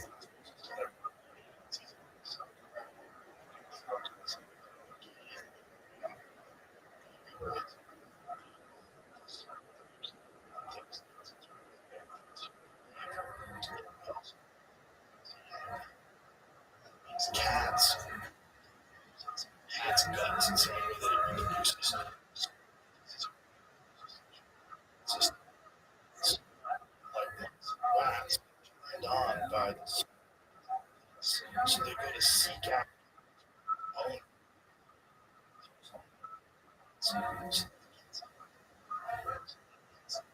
and then that's what yeah.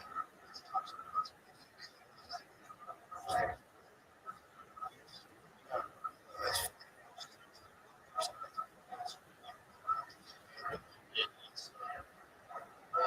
so the places where people like that.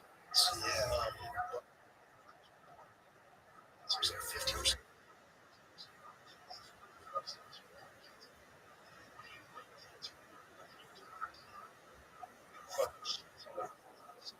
Well, it's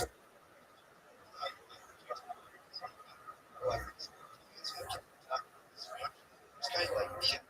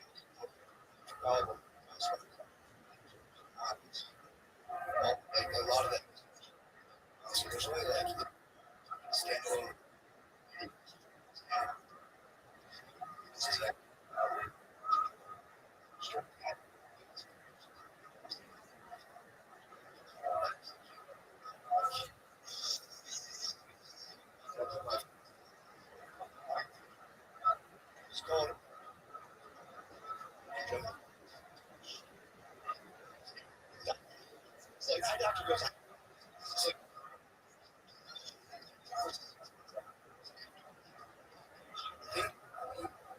practice. I sorry.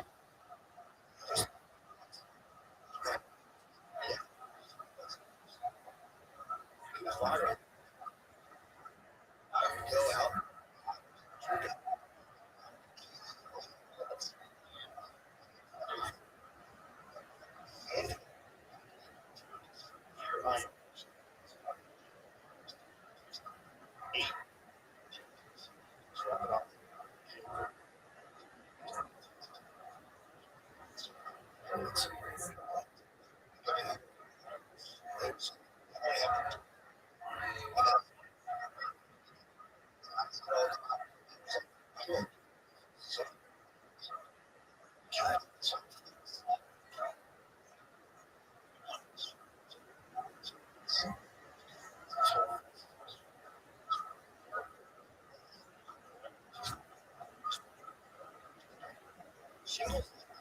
Get you.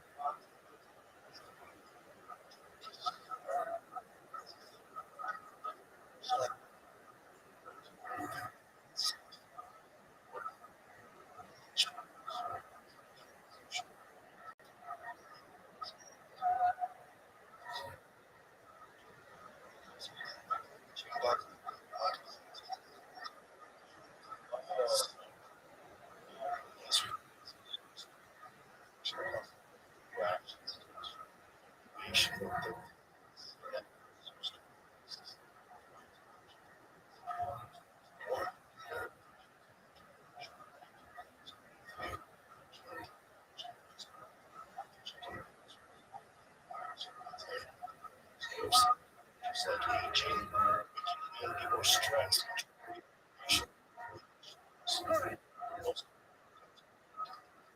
And my friend,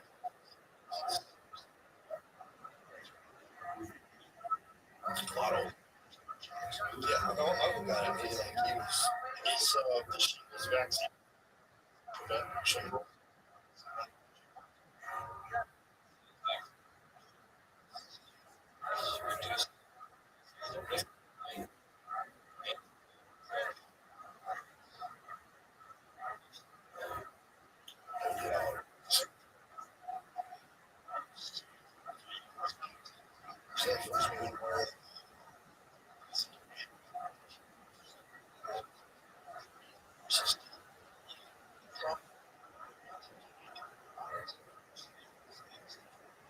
Staff is the more dangerous.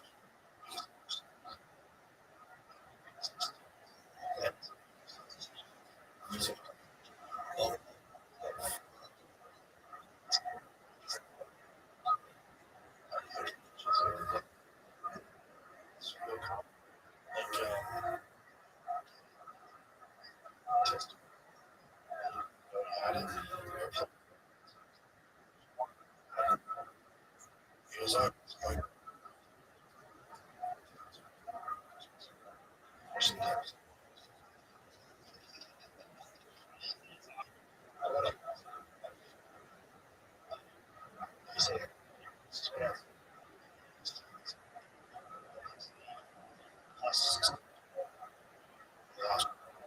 is he serious?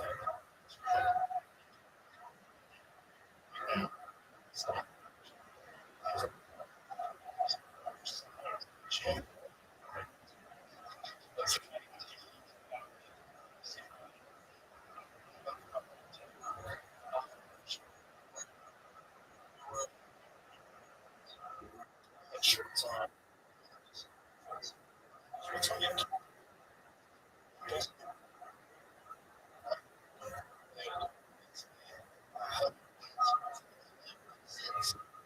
Staff checked out.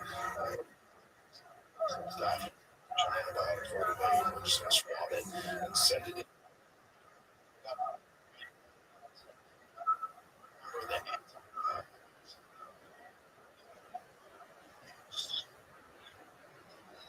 So,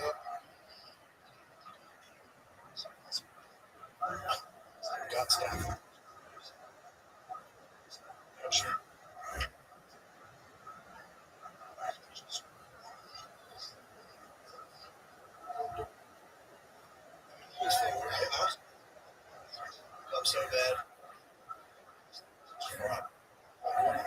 gets his belt up there. He got so many times.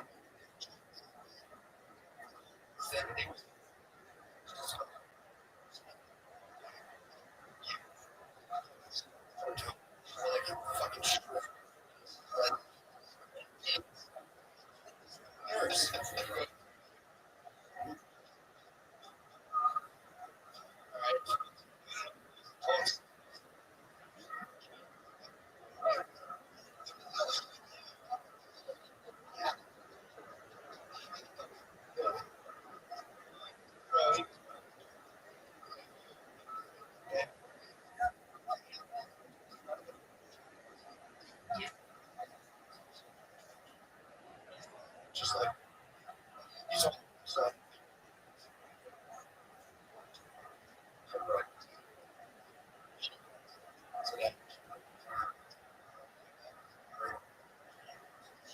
yeah.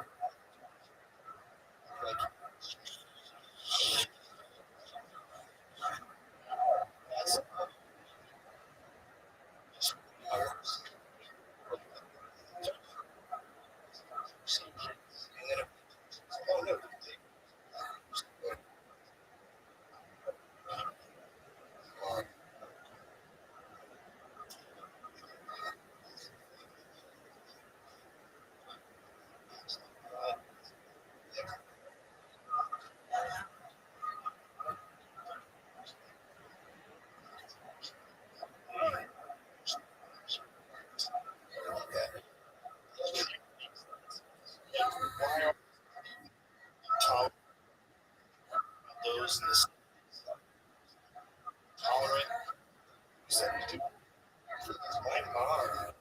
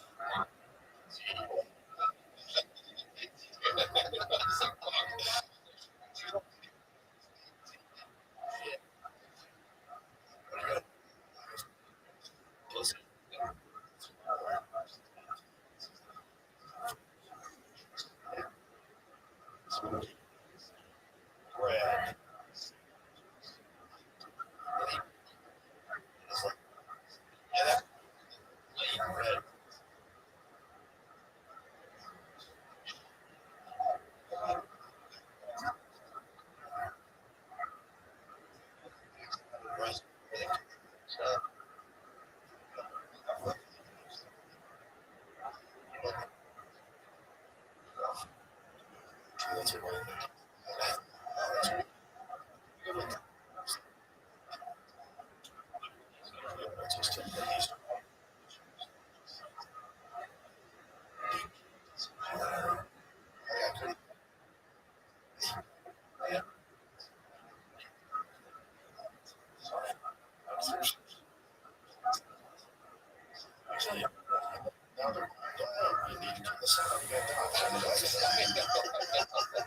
What's the new good for a lot of people are so angry. They're so angry now for getting for flipping, but there's so much this is the accurate way to eat. This is what people are supposed to be eating. So whole foods, like actual vegetables, meat, fish, like that's what you're supposed to eat. Actual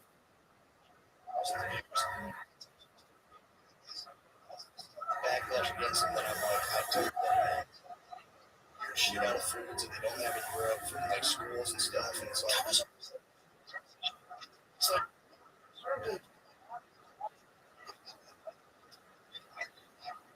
these $3.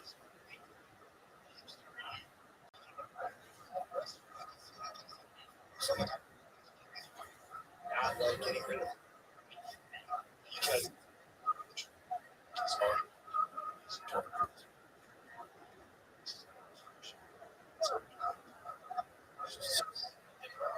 So we're really praising themselves. They admit that he's right. It's one, they're right. That's a good one. Not recognizing maybe this person that I don't agree with because it's connected to this other person that I have good points. So some is ideological. And terrible. Yeah. Well, yes, this is bad for you. These products, why do we have them? Yes. Like your kids have. So,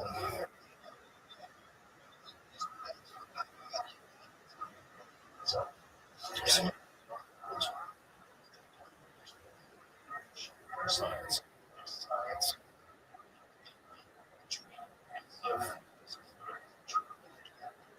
Yes, heretic.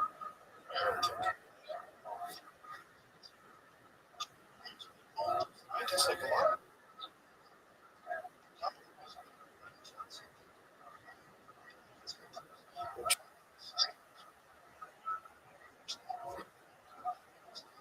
Sure. Put it at the top.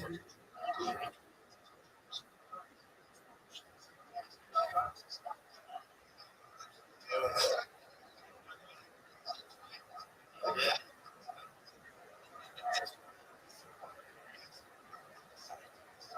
It's like,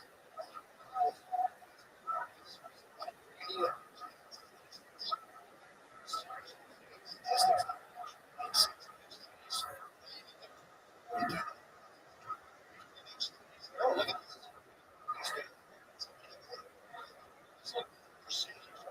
this.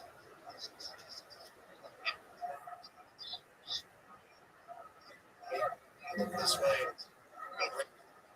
Way.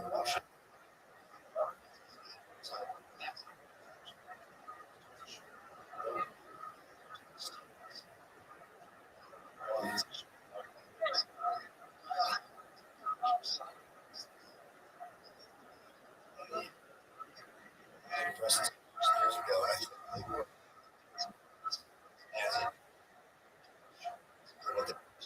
which was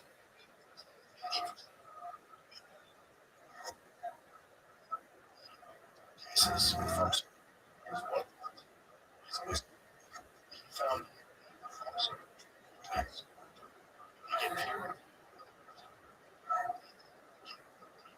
science.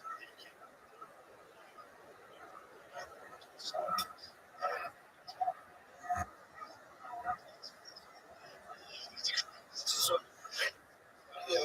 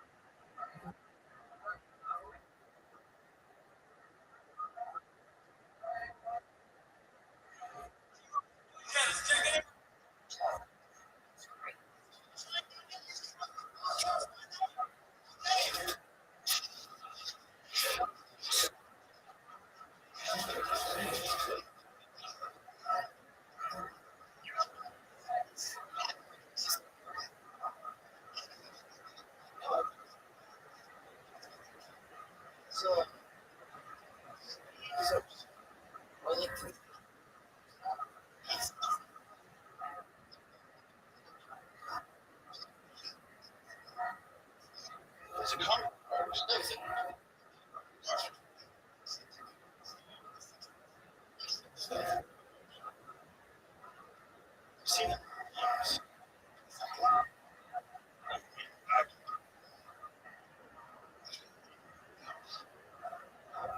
Our hand right there. That's it. Okay.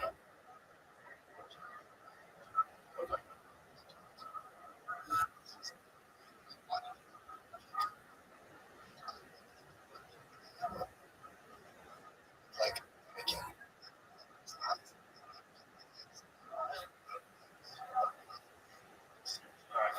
Sure.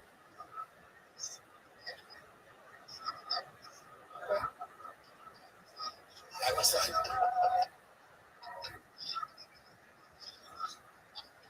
George. And then,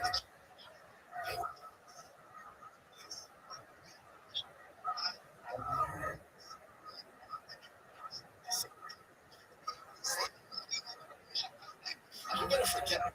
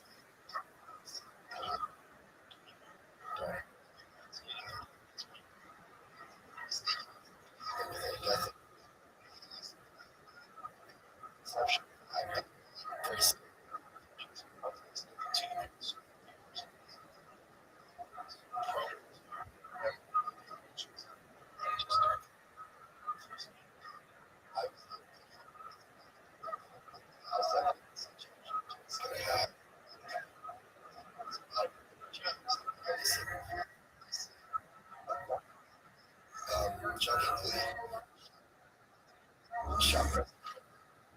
Jody Foster.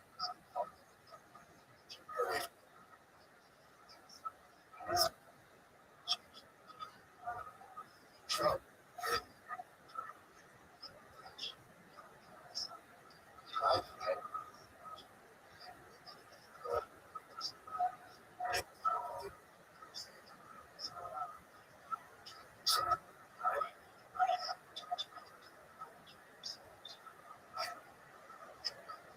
Judge.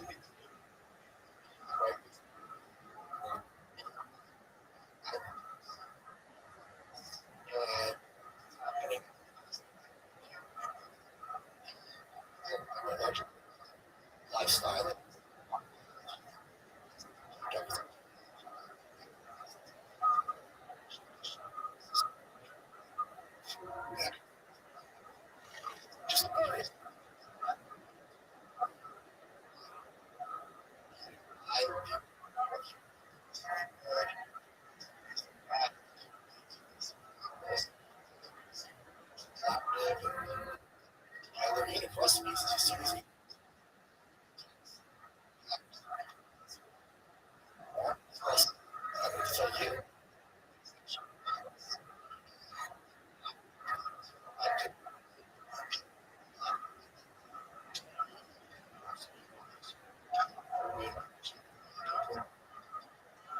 Right there.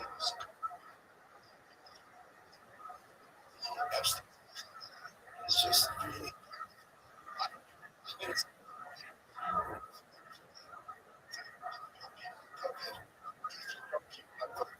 as much as I, as much as I.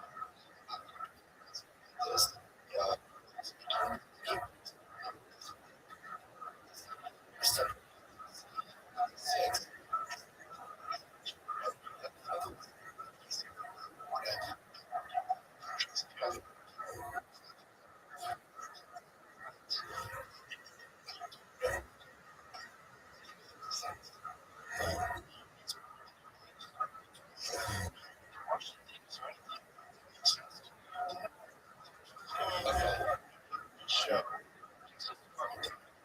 What?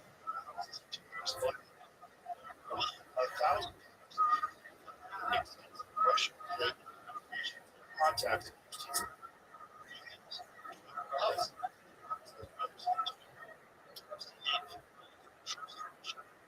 Business visas.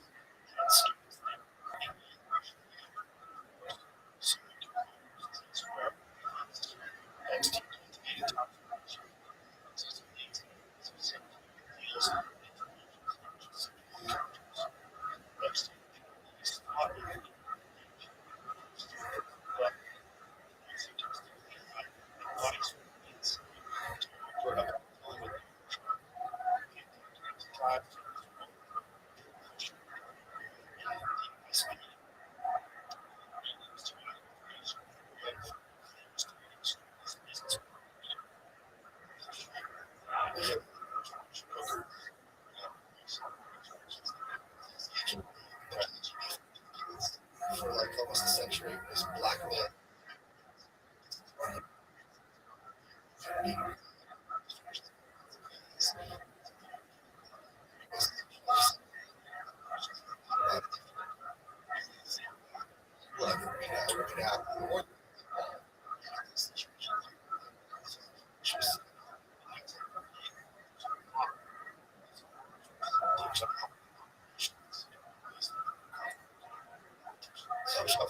How many positions have you heard?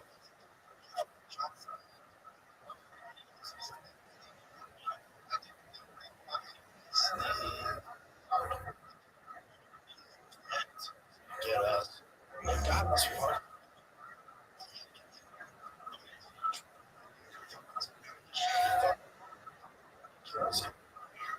Like woman has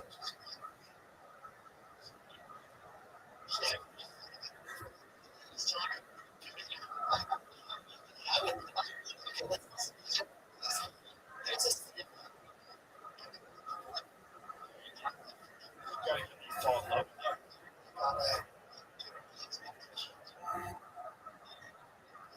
kids. You gotta go to kids. Grandkids. Yeah. That's a different thing. Getting her to do something that yeah, you know, Trump. It's like politicians you get she was cool.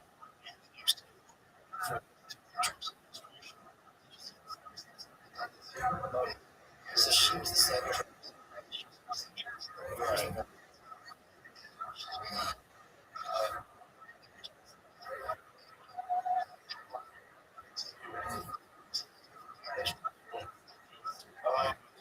And that's a and I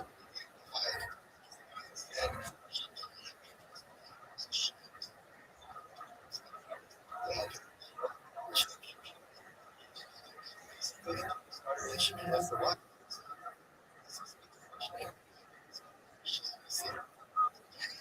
Oh,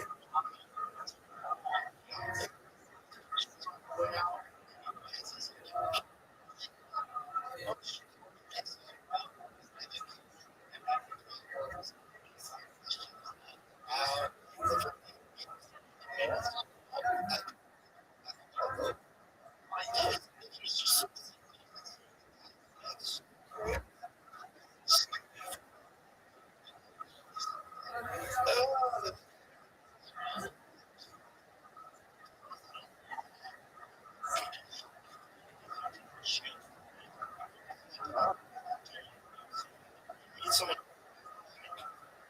I spend the rest of my life with this person or marriage. I'm out. And then that person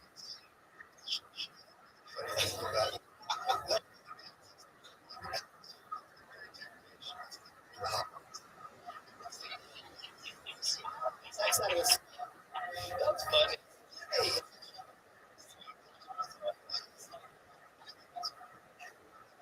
let's talk about kind of,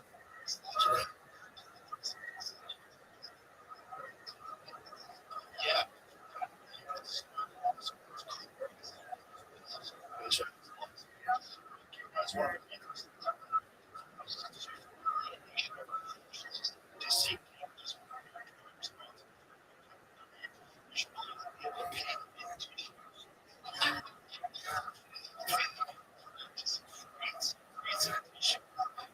$500 filming tissues.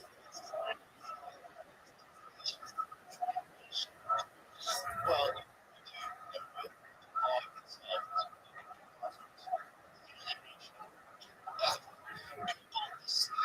like one more, get out of this marriage. Person, you don't always have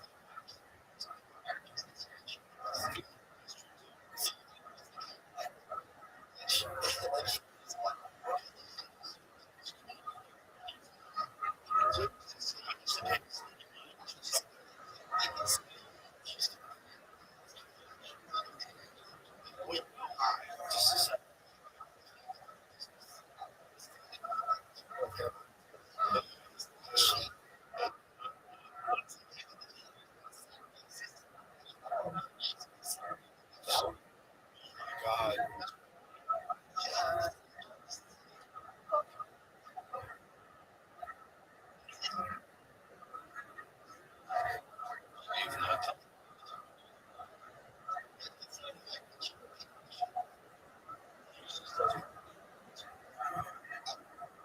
This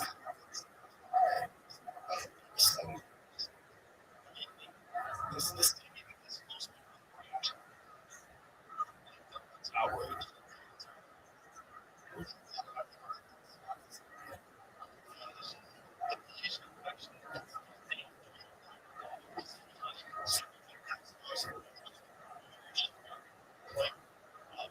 It's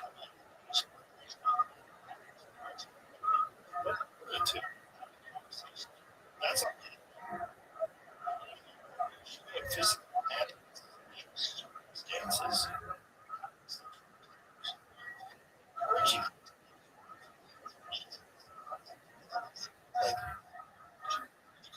I think it's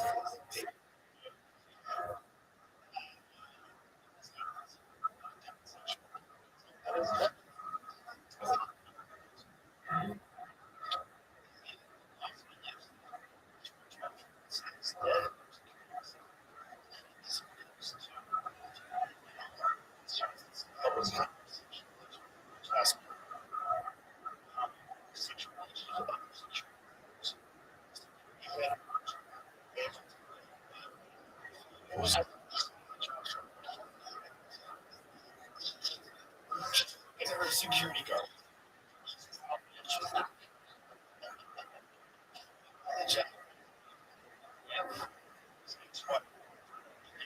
That trip to Napa Valley.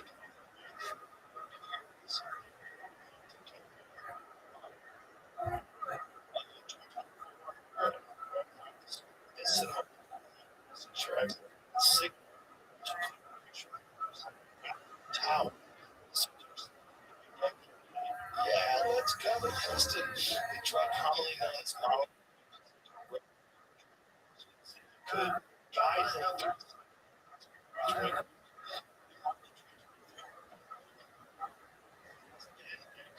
Why? The one who's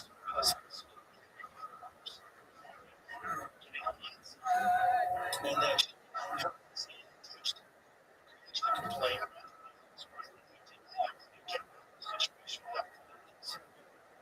She was also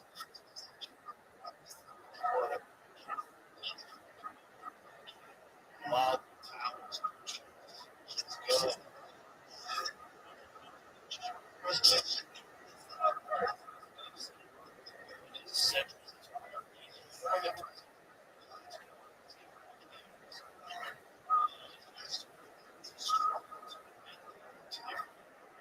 Says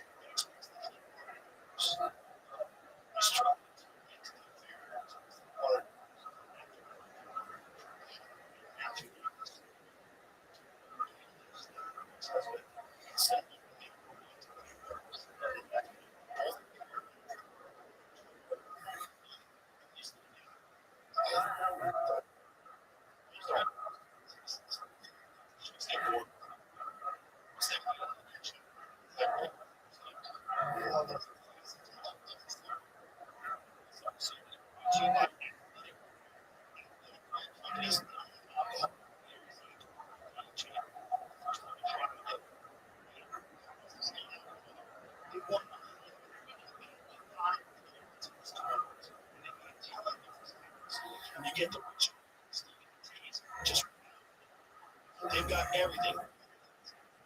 EAs, light crews, even this new line. You can athlete at over 70 wholesale grocery stores, bars, and grab some direct. Go to athletic slash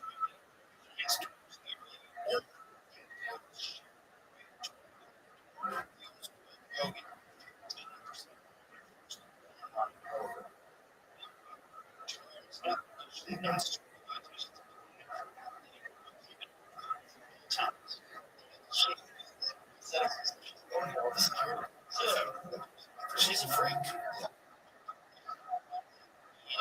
We don't have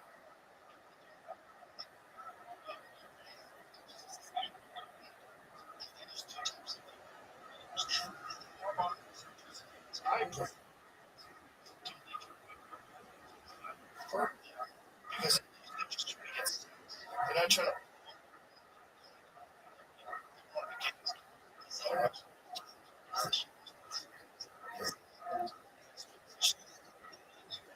Is how the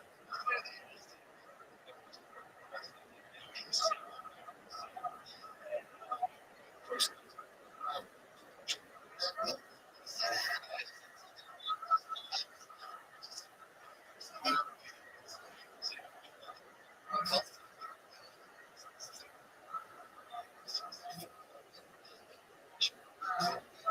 or the disrespect of her. It's the best.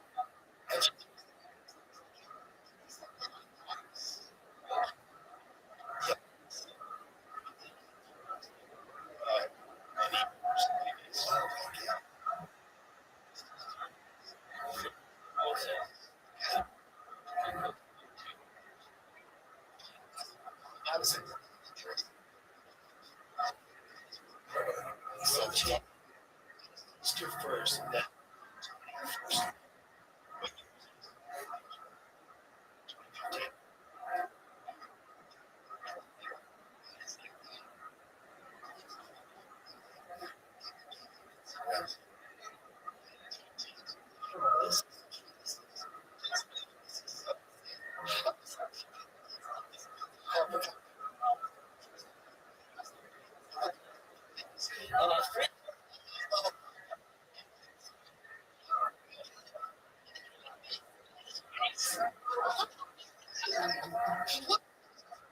Again, just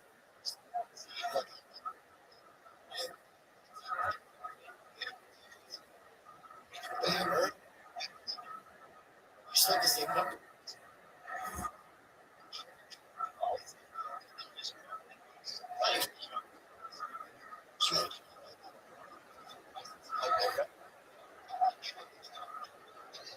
I like get upset.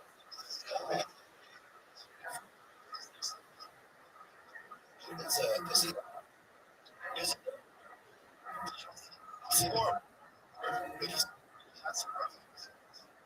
Oh, really? Yes. Yeah. Camera.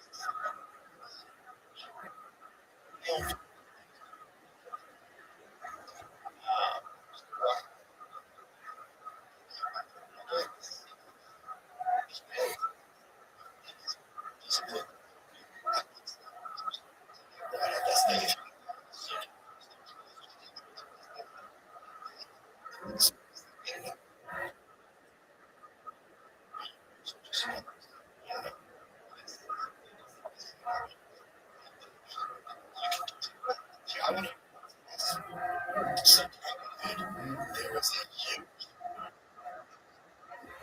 COVID. That's it. My work is to keep doing Facebook as much as possible.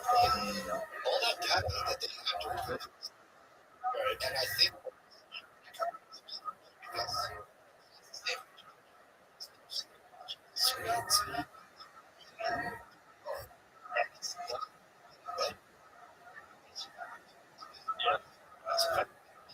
Testify.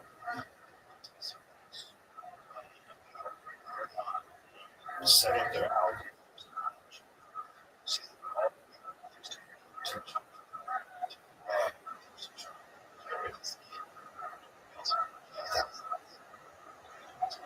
what else the cake was the answer.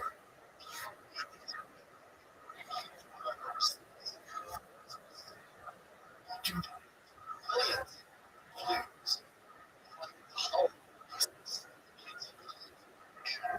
Just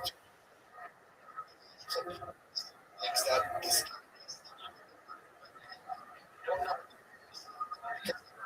game of the algorithm. I did it 1 second.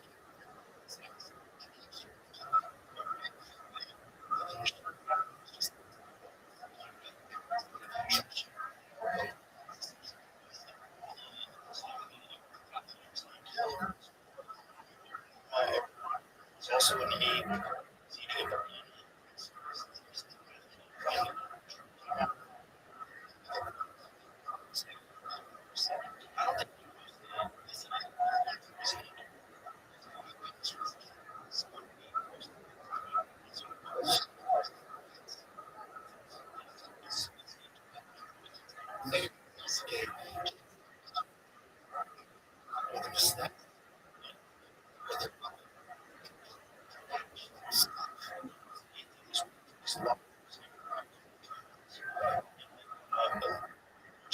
If your child, and it goes from one YouTube video to the next, that should. So,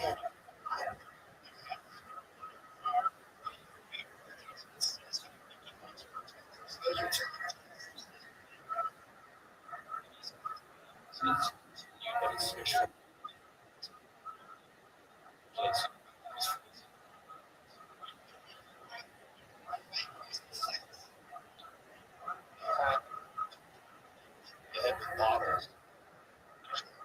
Like a lot on the fucking countertop or something. Just like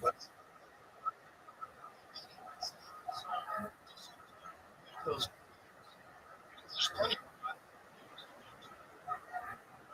Is it because yeah.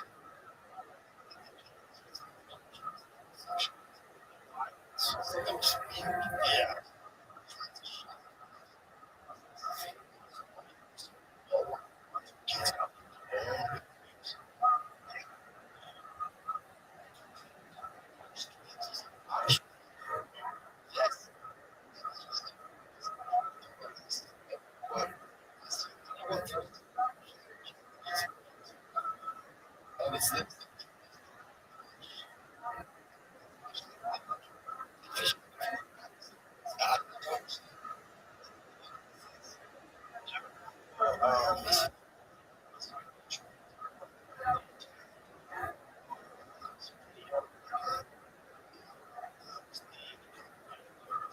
some video.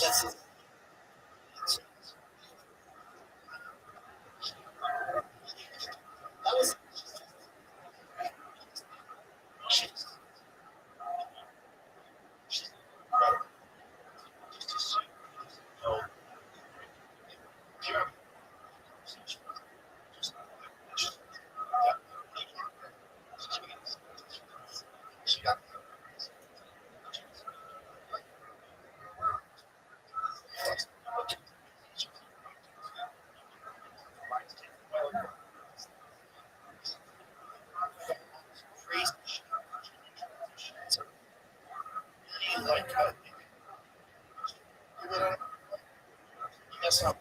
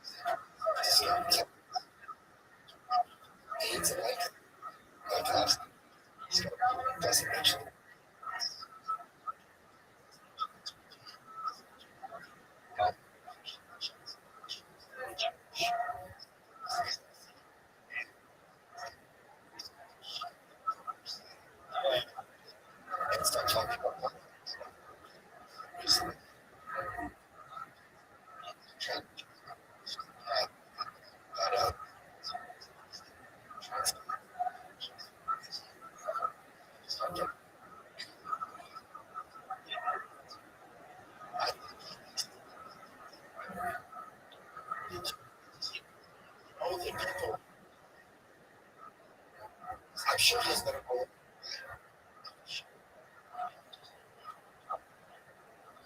What is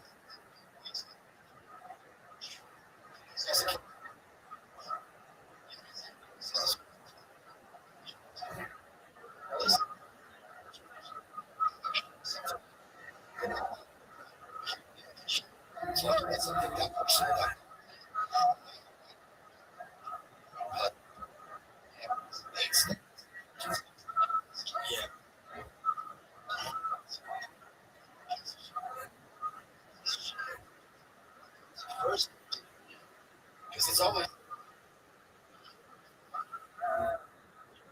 rest complex.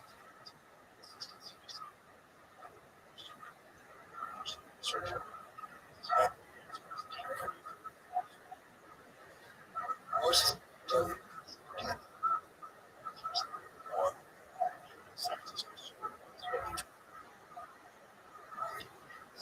decision. You're done. I feel like just so it's an option.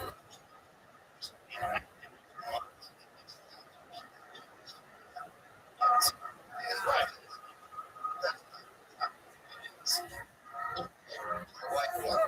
They have genders for you. They program up shit. It's otherwise very disturbing. 5 minutes later, it's against political issue. It's everybody just gets on trust. You see the point? That's Chelsea's been going on with Canada is now they're going after the working class. Right. They're going after disabled, they're going after kids. And the darkest thing that's happening over there, which they're reporting here, is that old people are extremely expensive for the system. Right? If you have socialized health care, I don't know what the number is. Remember, towards the end of your life, you're lacking up those bills. So there's a huge incentive for that government to get you off of their ledger. So now it's getting together and have 5 minutes ago, if you don't check out the members, now if you don't check out the members, you know, I would and to have teenagers it's you know it's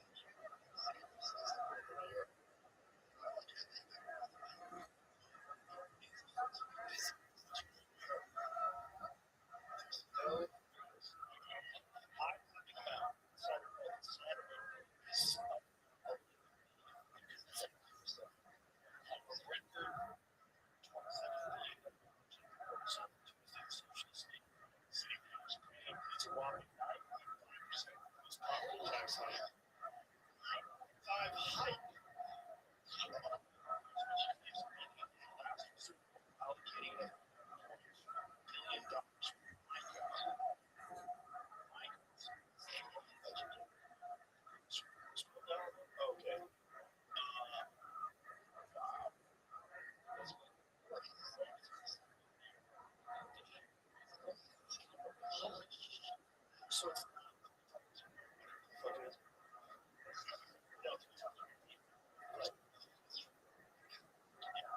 capitals.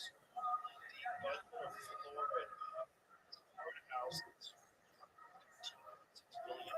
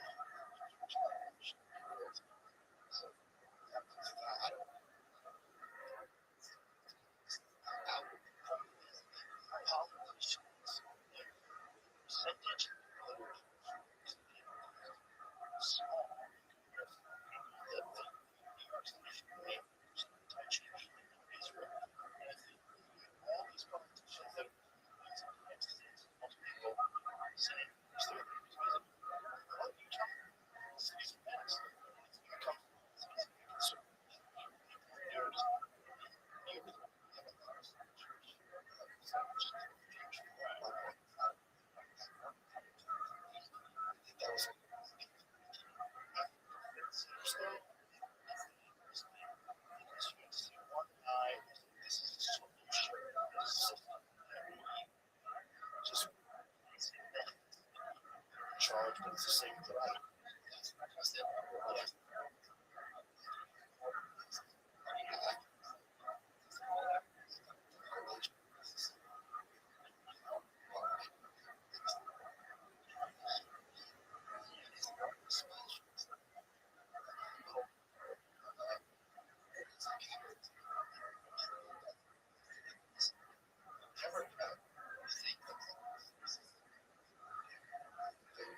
So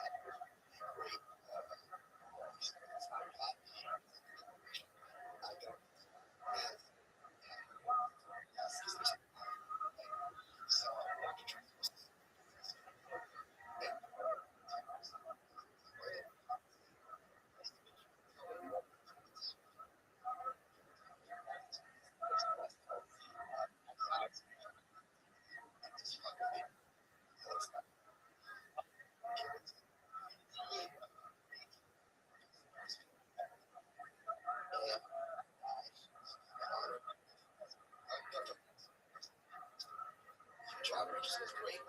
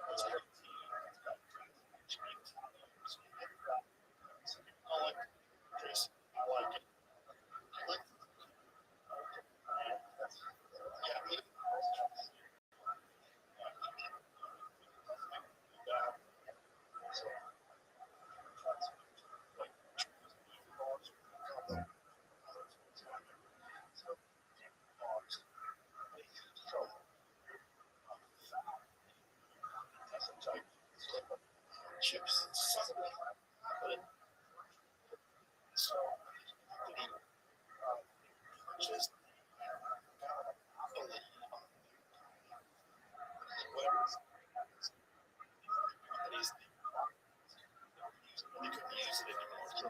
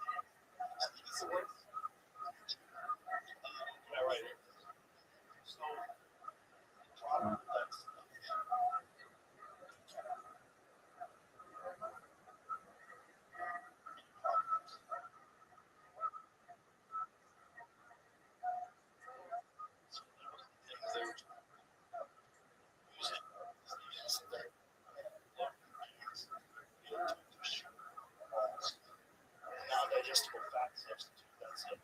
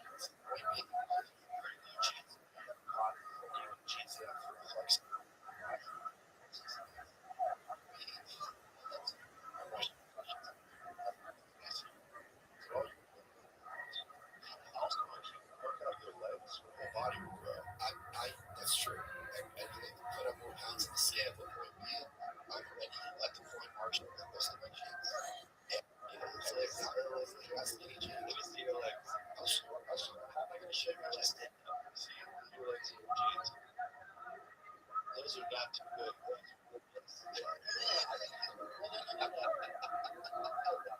I will send you a photo of that. I've been getting a bunch of things from you should be concerned for getting big. Just want to get your legs much bigger. So really push past discomfort.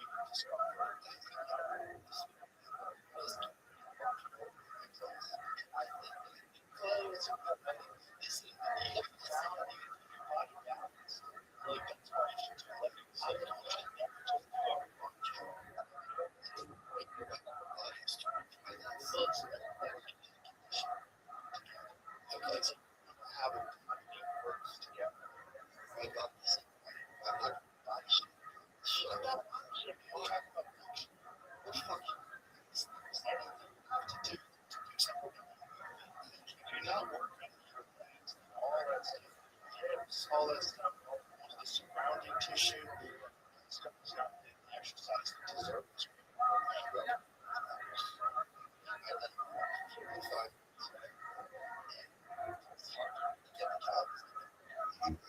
So, you can always really try to do it.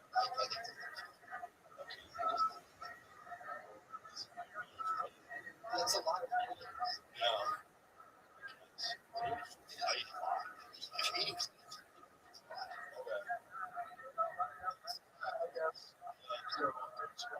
so then you try to stay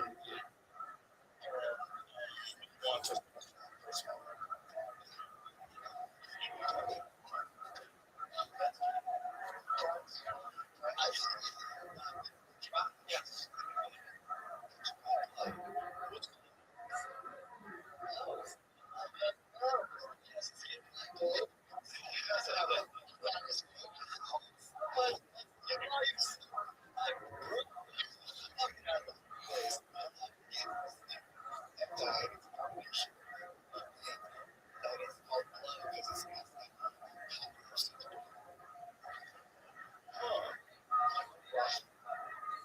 interesting.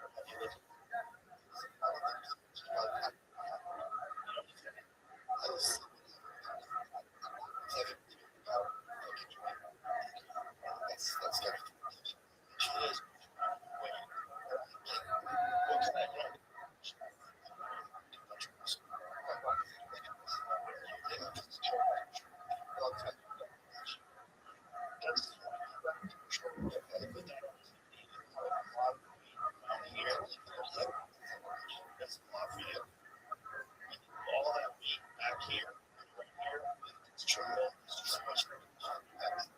You can do tips. Fantastic for go outside. You can once you condition your shoulders. Stuff that you can just kettlebells. I don't just exercise. I do most of my exercise body stuff. Snatches. Alternate cleans. I do is stuff. That's my concerns is functional. My body is running. I think of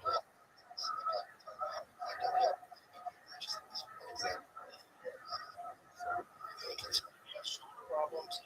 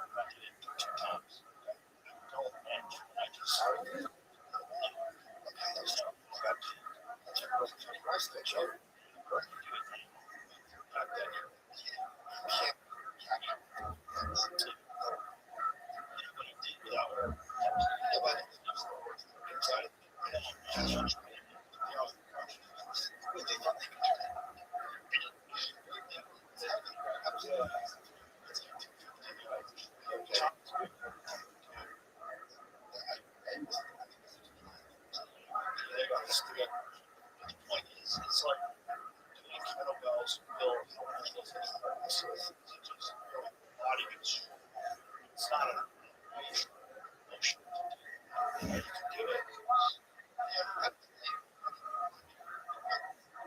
Don't wait to train. There's a wrong way to be careful about what you I think dumb it is barbell. Yeah, it's just like the barbell is to chest. Okay? Yeah, I love it. That's like, it's not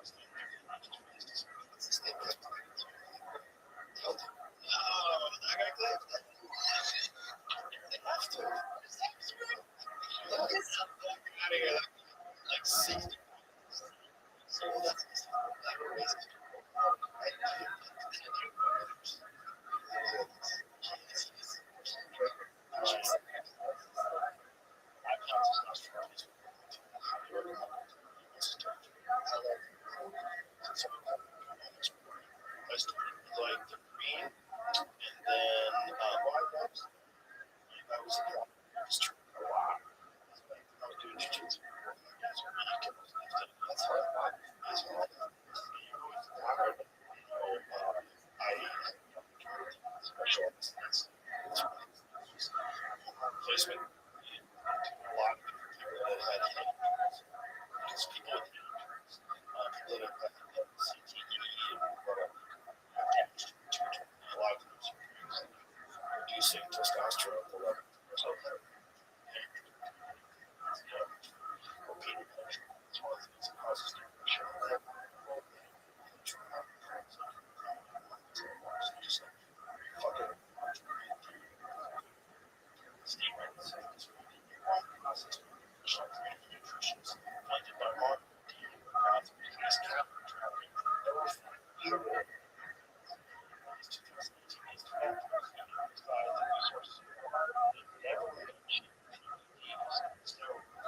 I dare you.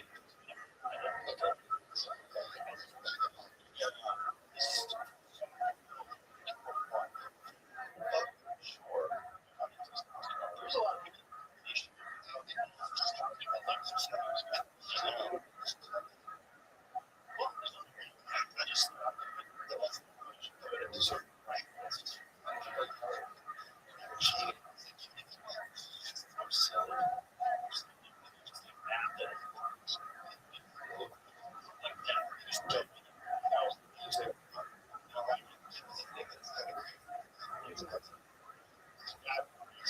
I just well, it's not just that. It's like it kills your dead. It kills you. You put exogenous testosterone in your body. It's making testosterone. It's the same cycle like months. That's the way you work most people. If you're not taking like these other things, CG or something, you actually use some testosterone. I think it's like you want to go it's 1%. Your system shuts down, and it's like testosterone. So you just stop. You don't want to be like an ambulance or it's just something you just let them harm you to your body. It's also something but it's not very good. That's what I kind of like. Especially the age. Because there's plenty of stuff that's natural and beneficial. I take it and this.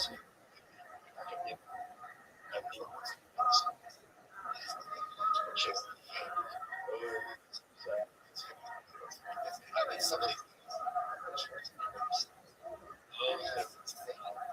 just like what's you're not gonna have kids.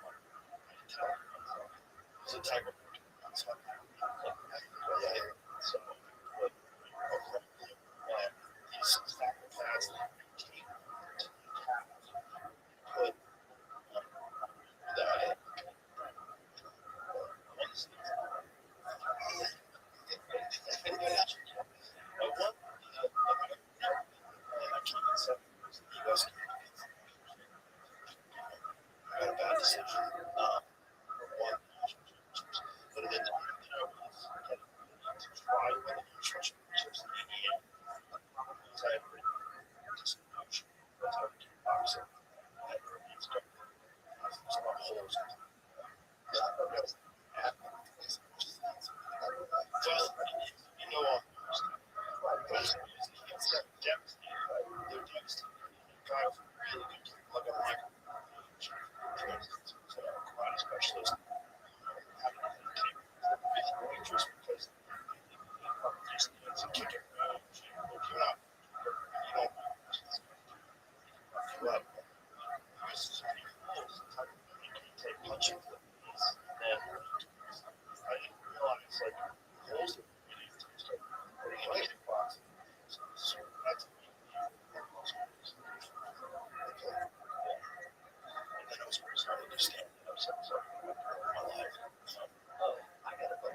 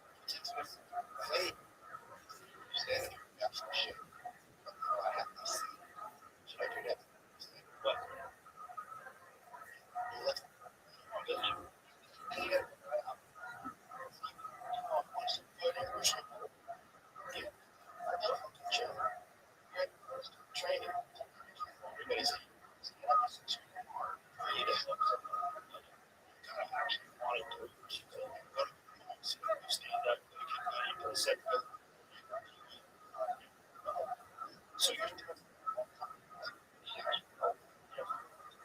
it's like spar and with I asked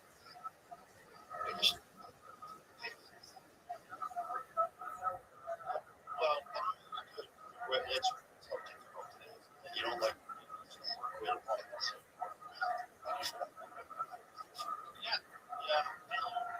you're right. So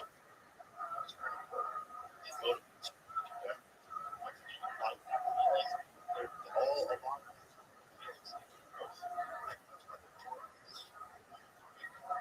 drop wire. It's that's what was like you gotta do a lot. That's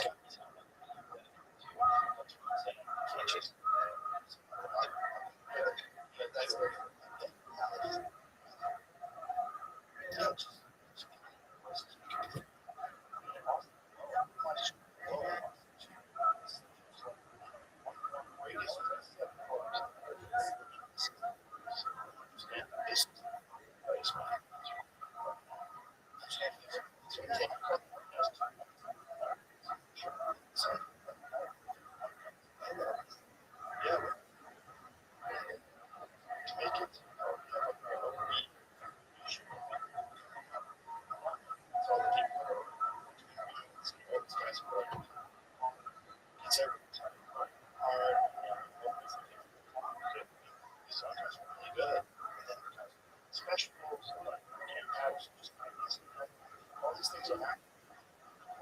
So that's right. That's right. Yeah, it's not something that kind of captures how we can it's good. It's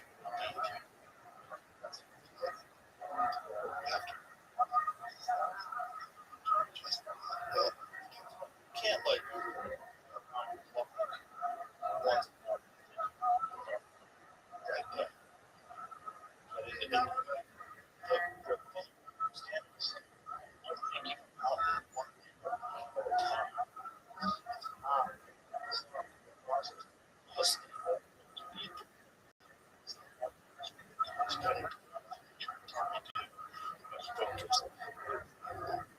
General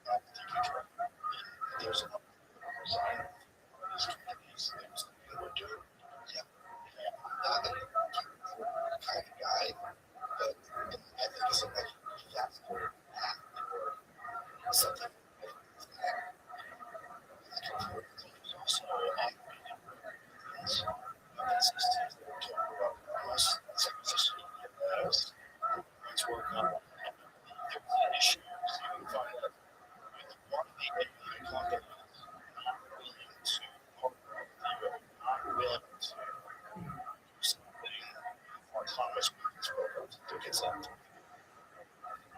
I think Anthropic was like, we don't think that's good. And they're going, it is trying to run it's cash. You gotta realize here's what I want.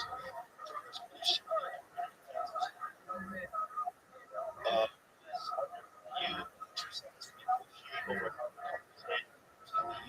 start wants to shoot not being used for events or massive videos. These products team wants to use used going to email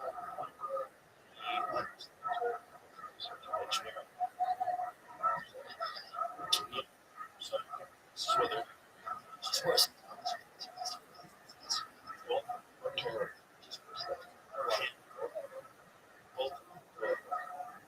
I mean, did you see that he did?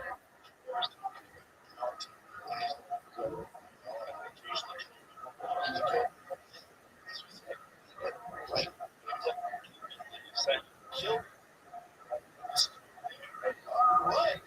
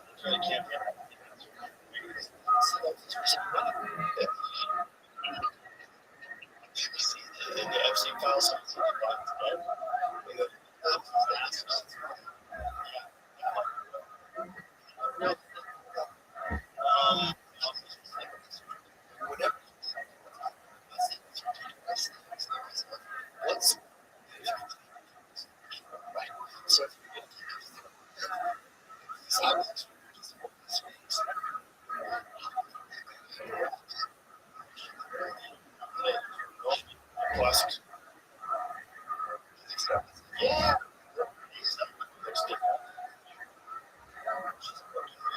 She kind of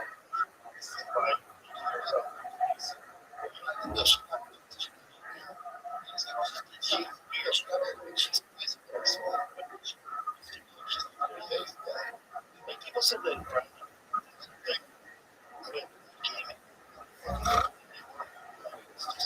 pictures on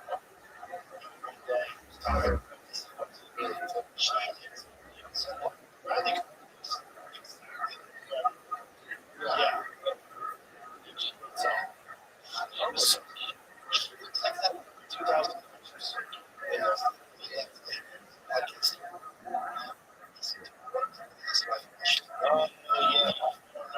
She's on. Locked them all up.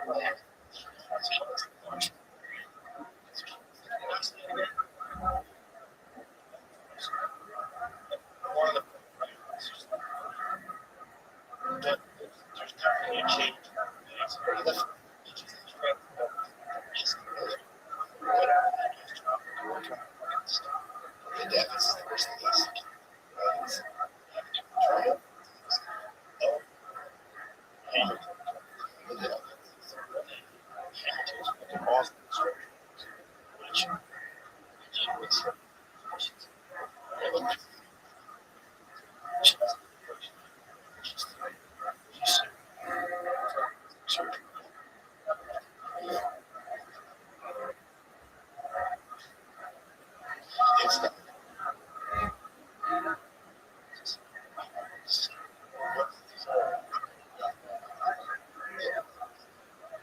Finding peace and happiness.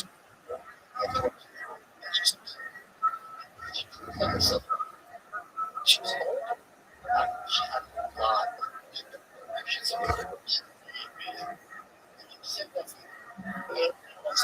shocked. Just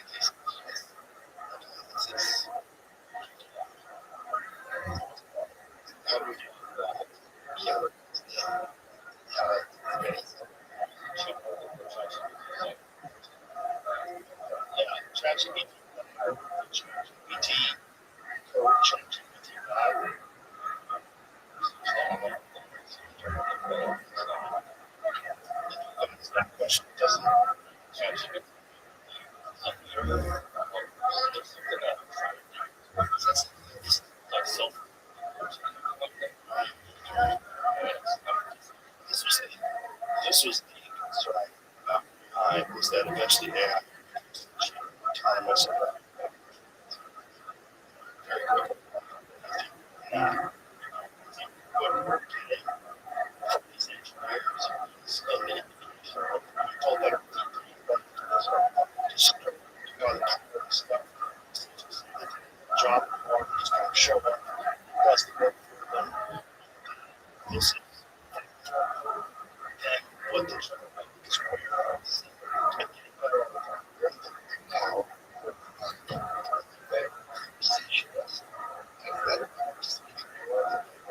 the average person with some such as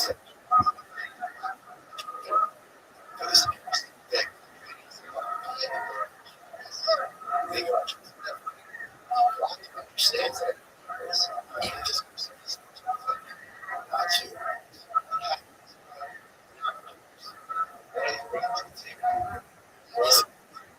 artist. Understand that cover anytime.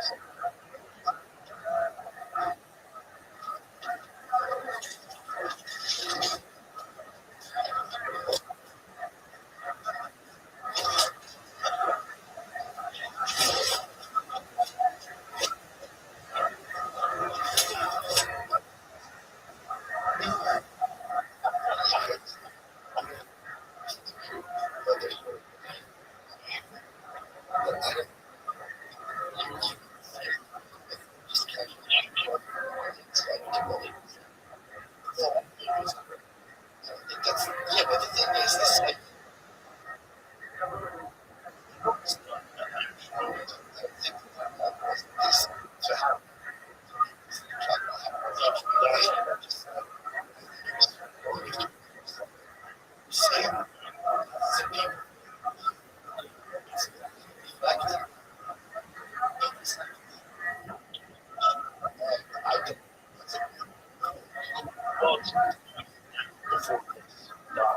What else? Right. Okay. I'm talking about.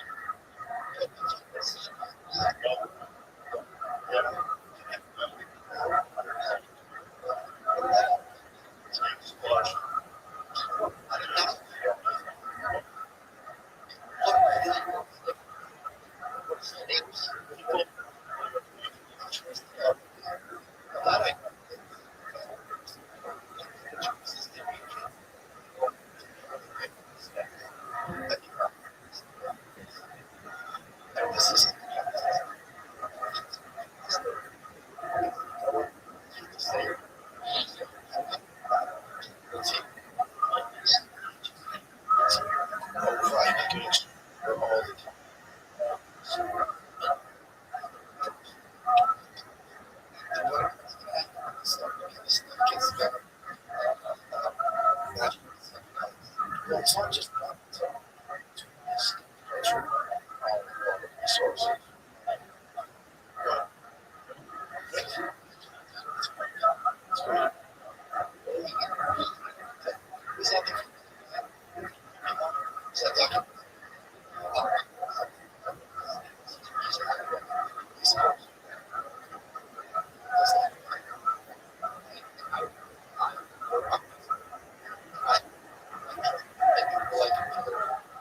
I'm just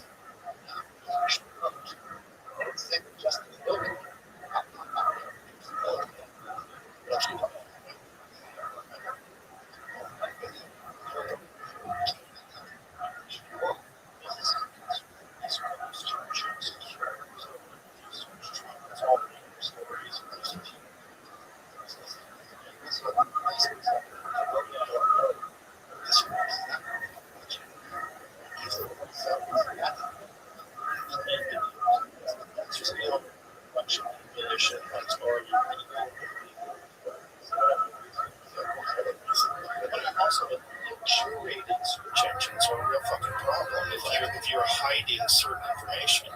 Like I noticed that during the pandemic, there was a story about a doctor in Florida that got vaccinated and then really quickly afterwards had a stroke and died. And I read the story, and a lot of people tried to find it on Google. I could not find it. I could not find it. I looked everywhere. And so,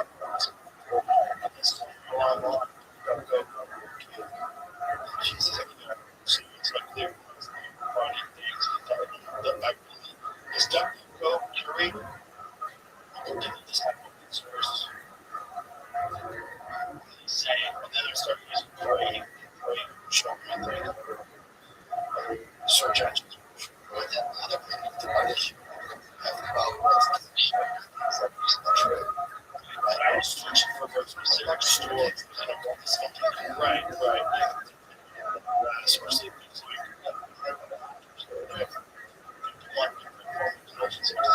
especially this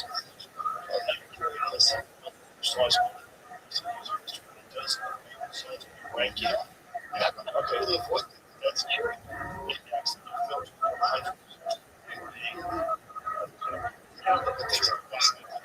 It's relevant.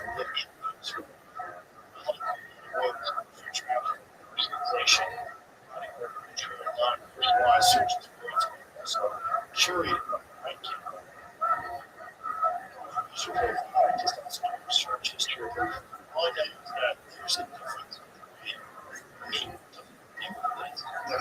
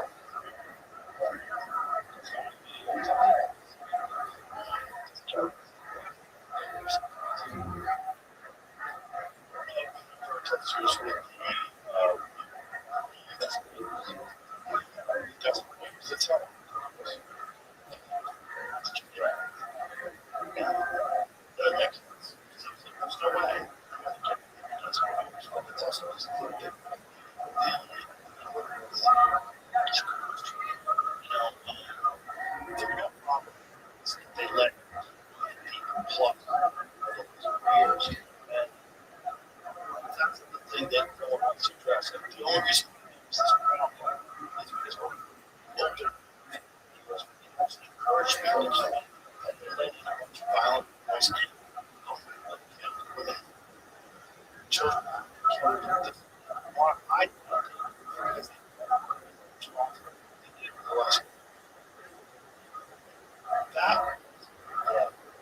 if I were nice guy was really is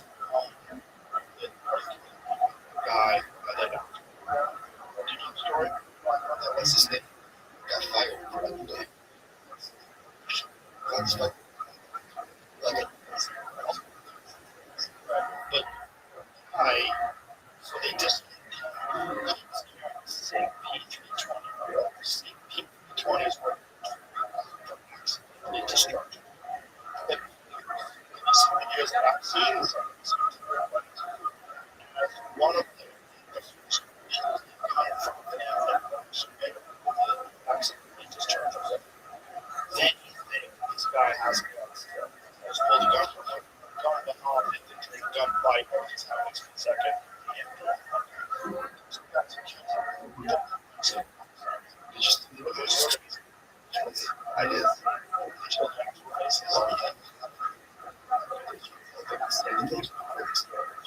It's crazy. It's a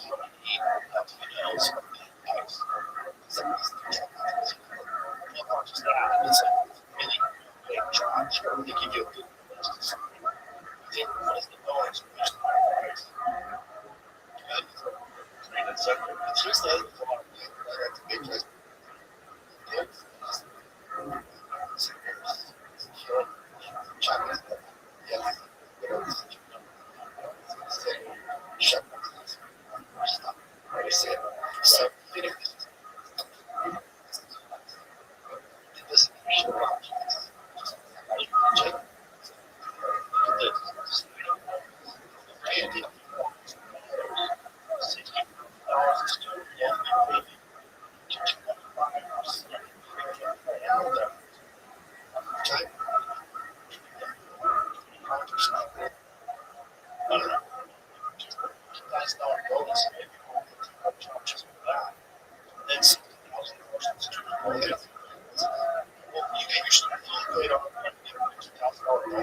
Shit.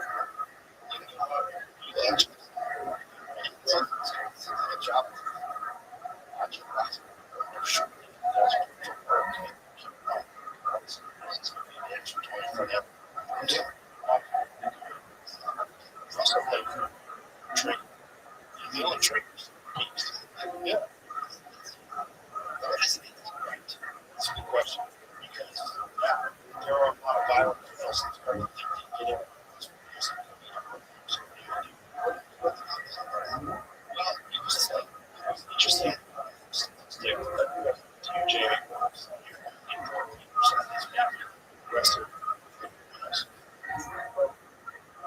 That it's 6 years of the people that they arrested have no history. Honestly, non-violent means what? Strong.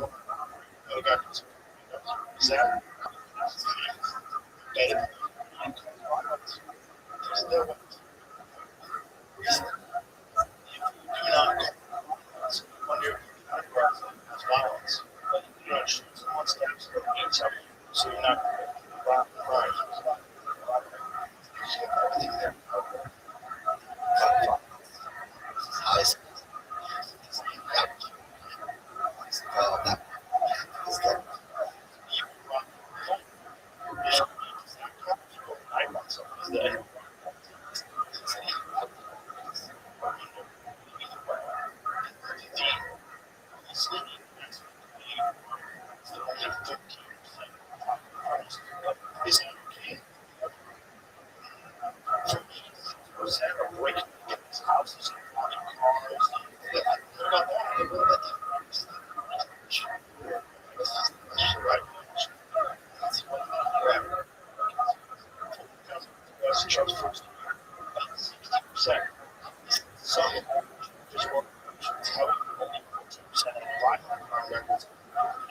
as homicide, sexual assault, 127 percent continue to force the immigration violations.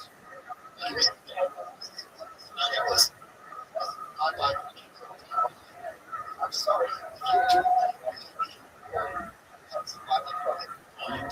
Drugs 22,000. Those are fucking bad crimes. I think I have 10.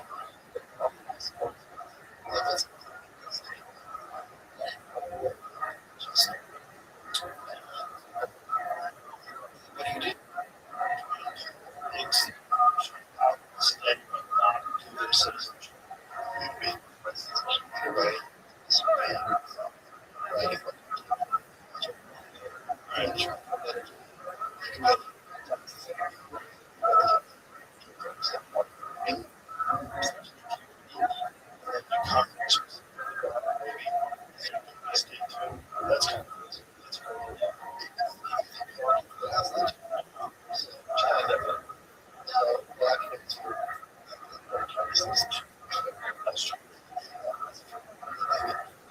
That's kind of doesn't have a constitution.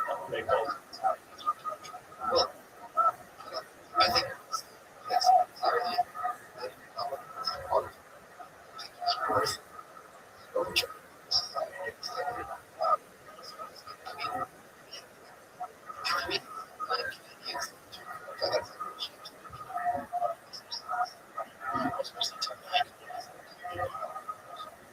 I don't know. Sure.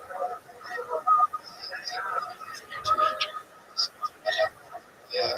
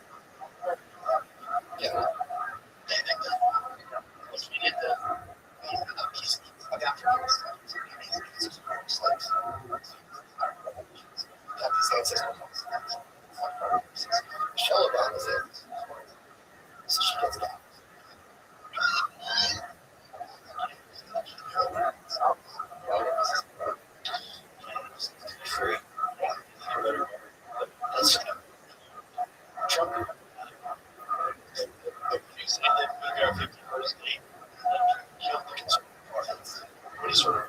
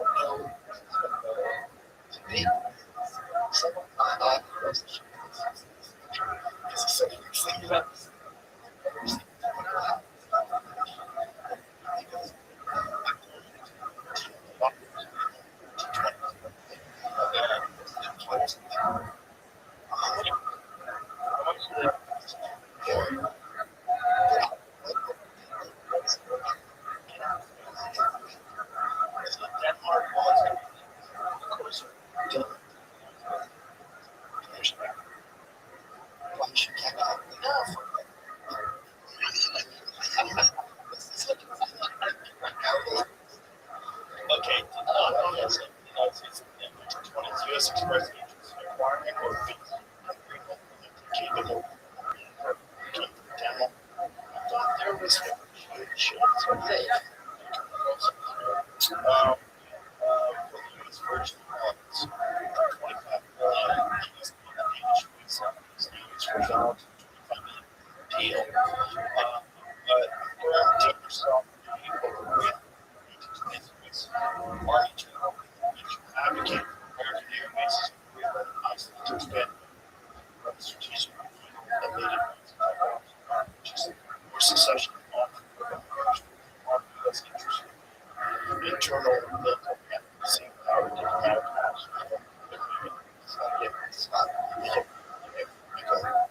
so 1947, 1946, President Trump proposed $100 million in gold and coal intelligence. These gained defense rights during World War II.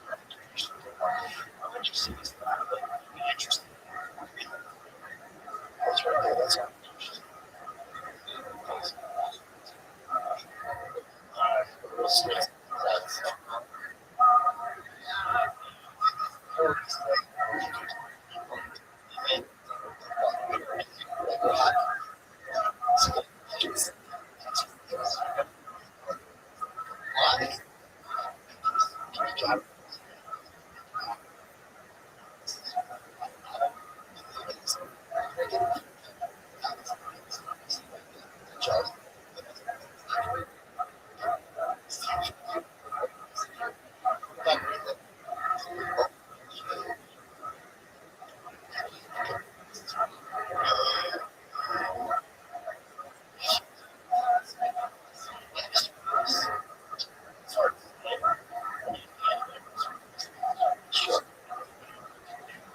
that guy, sure.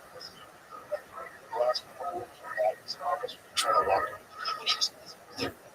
Russian stuff. It's kind of crazy to have it as one person now. She's walking a lot of stuff. And I think the Greenland thing, I understand implication. One,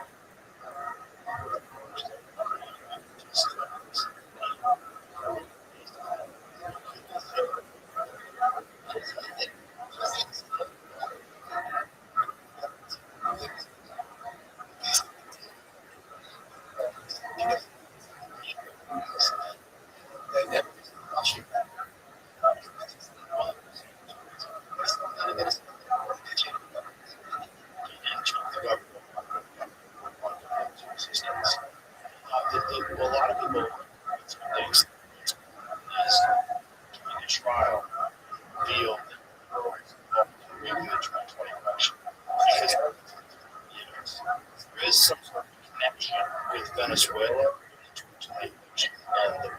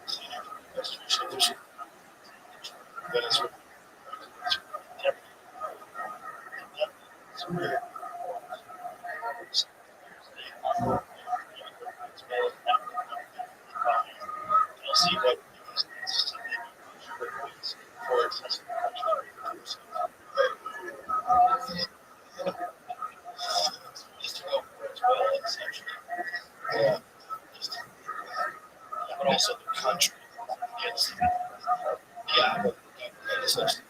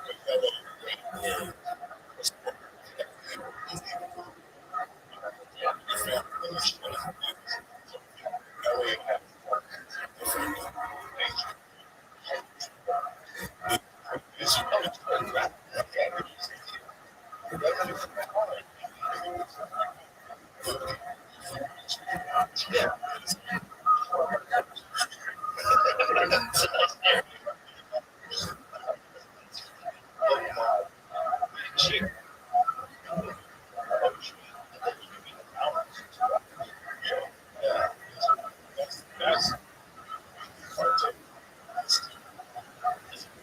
so the answer is match. First, I am deep.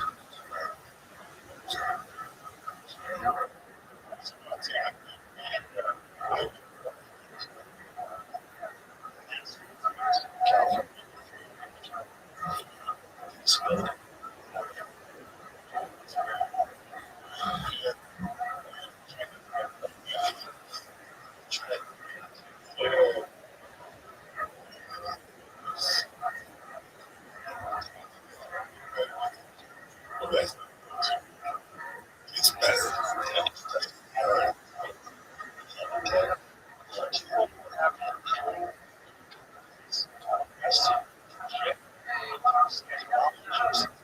Still,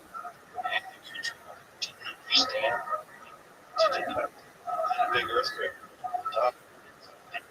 These size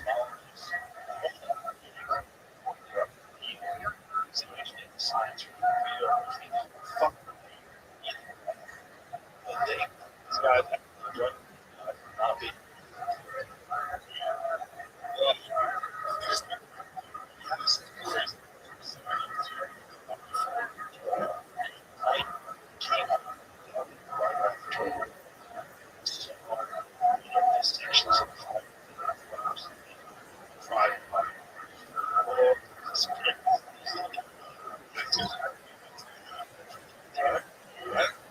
story about what happened during that night.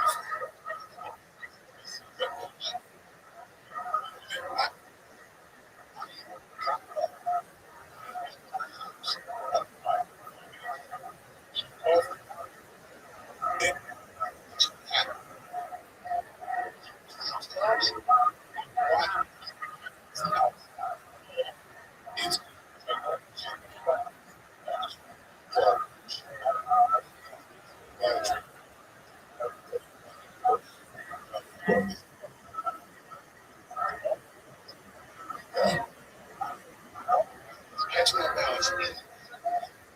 Like,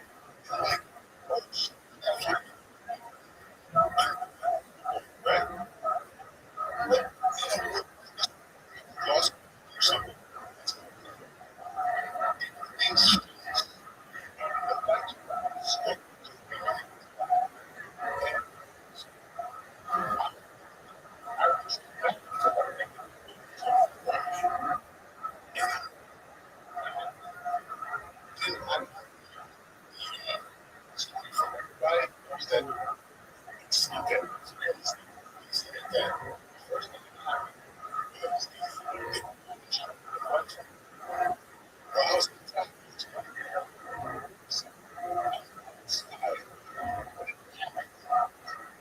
Like, so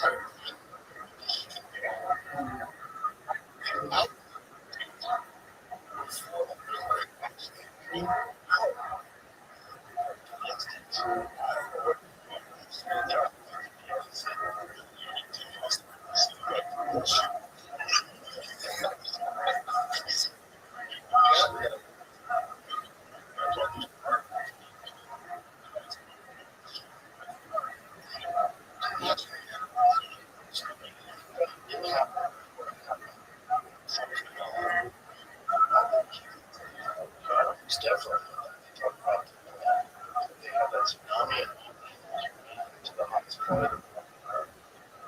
All just they just it's like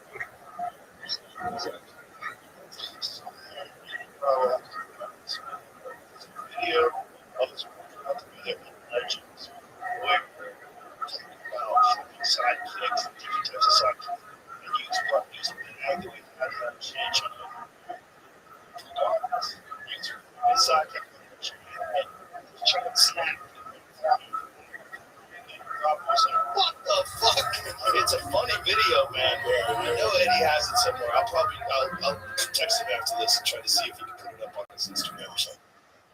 Yeah, back then when we were training, when it wasn't even hot. You know, yeah. Long time been in the room. Just think about this. You know, it was 29 years ago. Last time we met. That's right.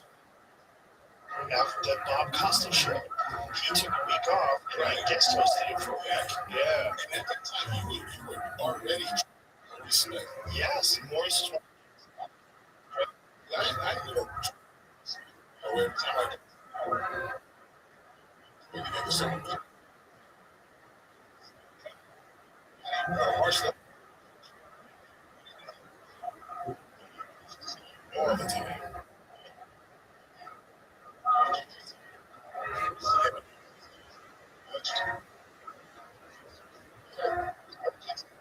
The Bomb Squad was the first place. That place. The other, like,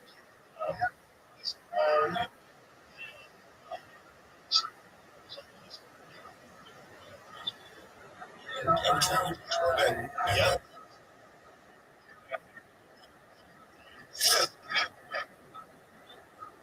Coming to the that's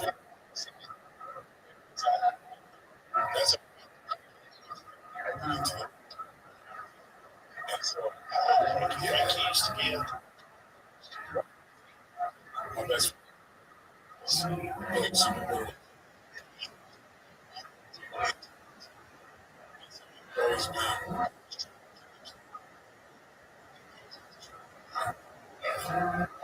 Oh,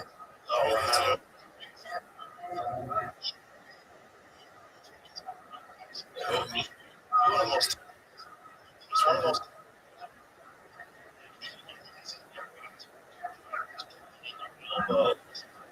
Yes, isn't it? When you hang.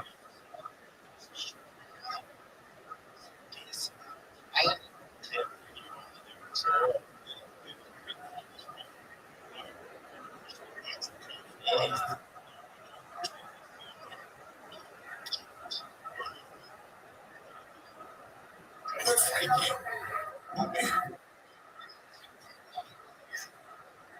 I started.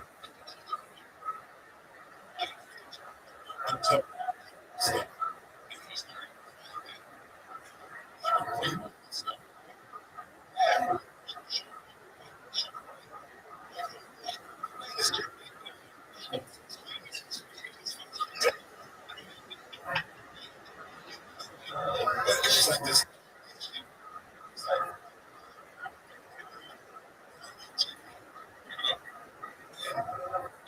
I would just try to break.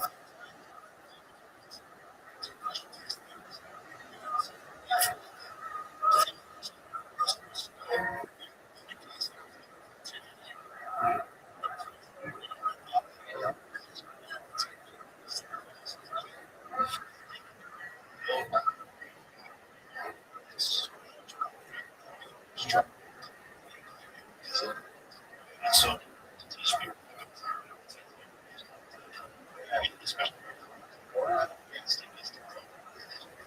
up on everything.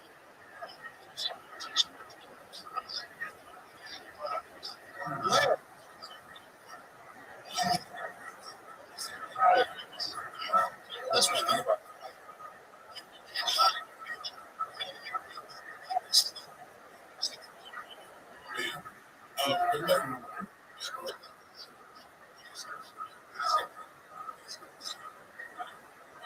Professional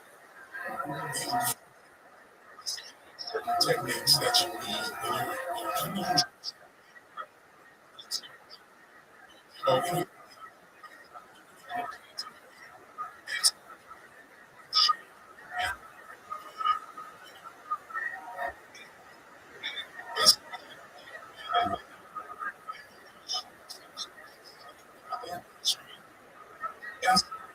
I would make it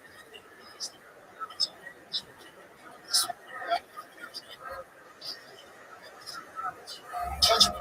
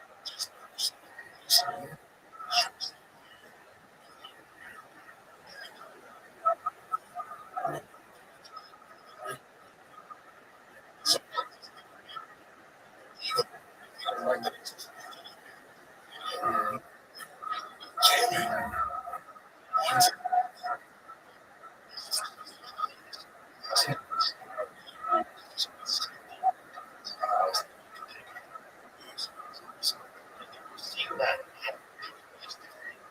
for artists that are entering, seen before,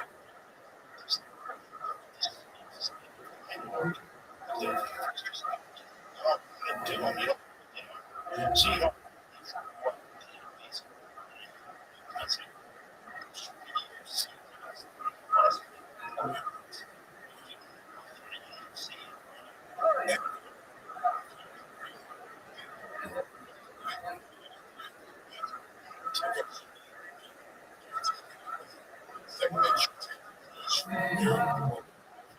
This brought to you by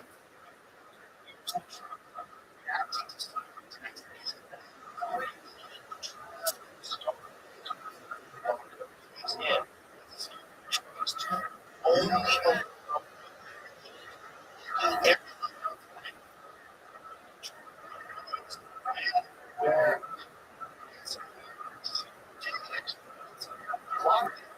they can execute now. Using speed and volume response. Locker.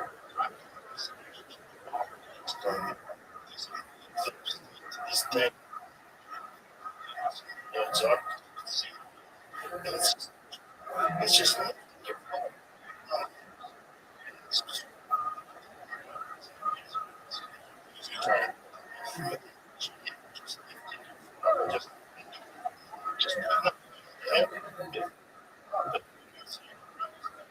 that's it.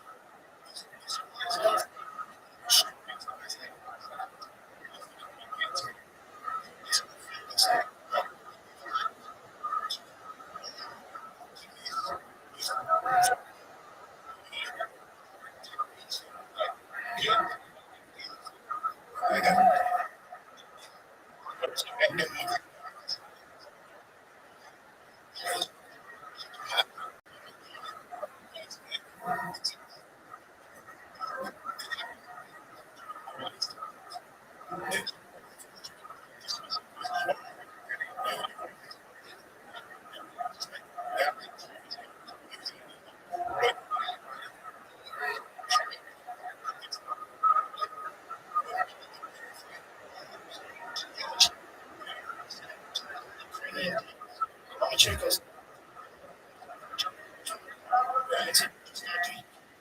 Dance.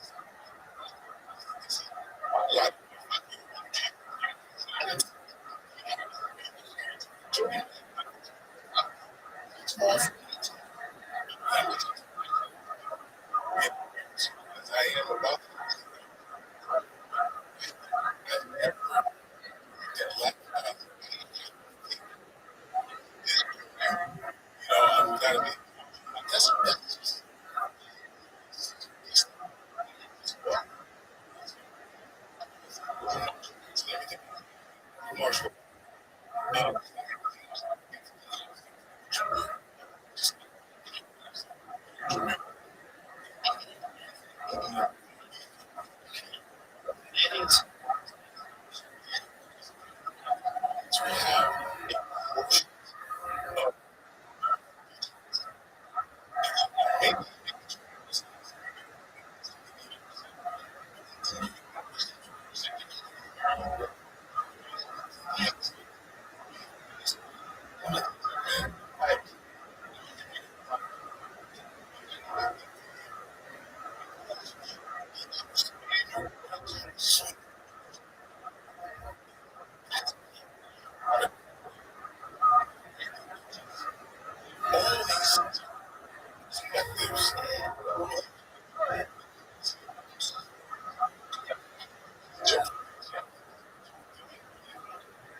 like tonight, and I expect to, it's just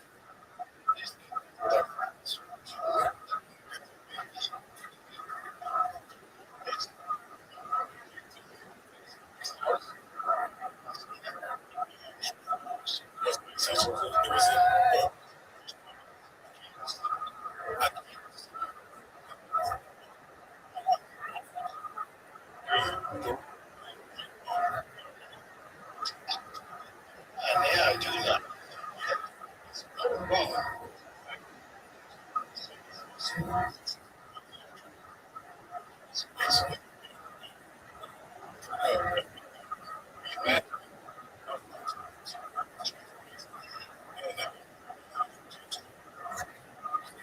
Yes, but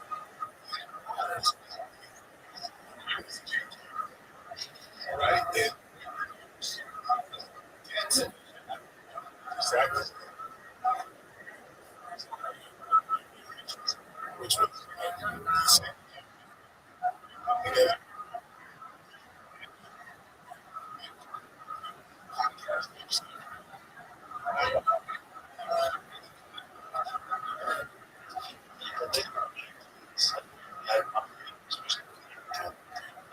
It takes a lot of time.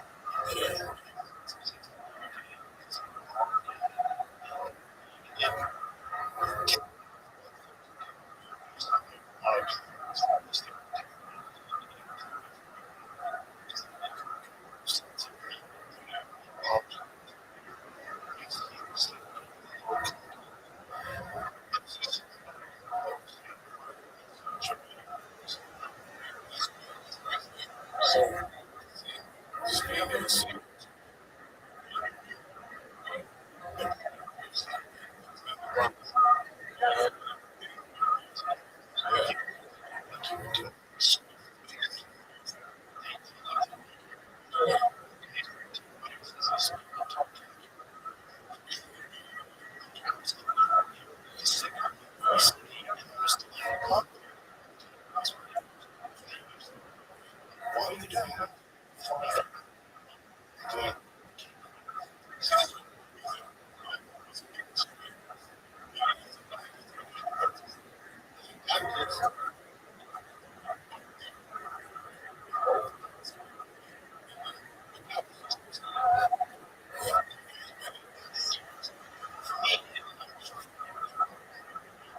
It's the best.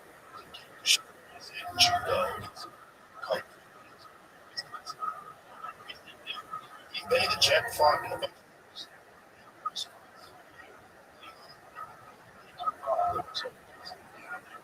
Then he was obviously a person. Yeah, like, podcast.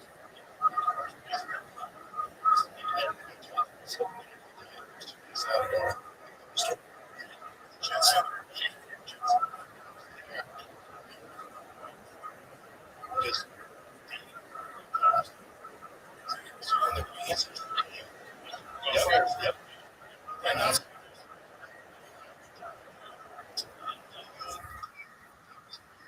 people try.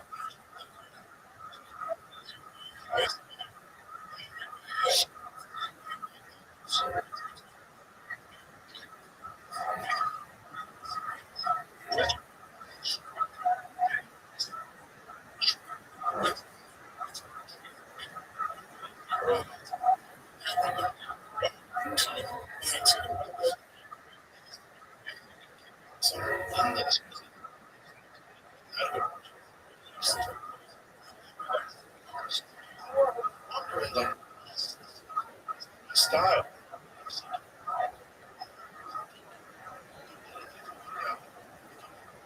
Why?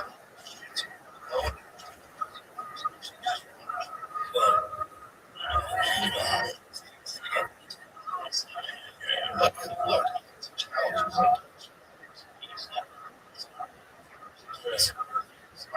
excuse me, not too close. It's fucking huge. How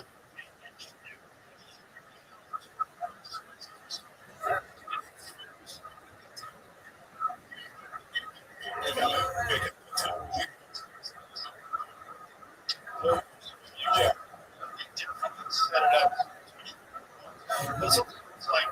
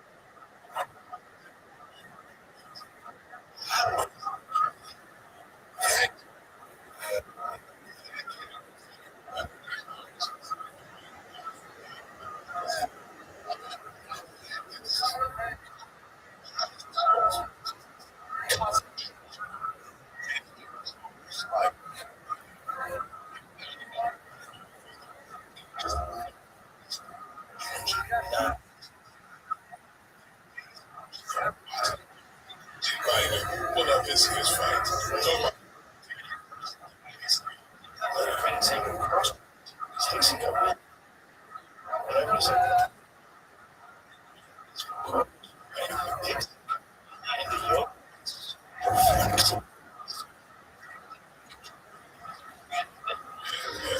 Never got time. Yeah.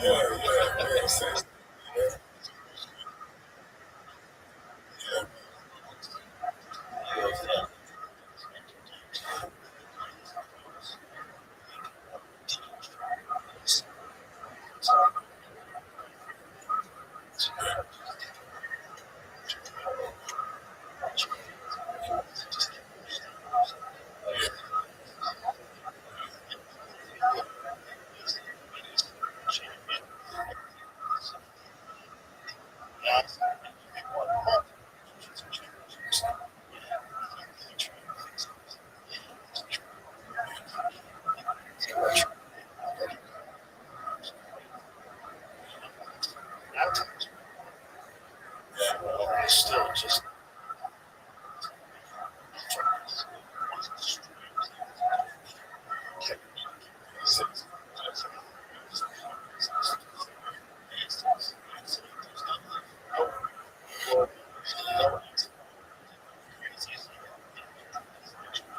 one-on-one, but master. Proud of him.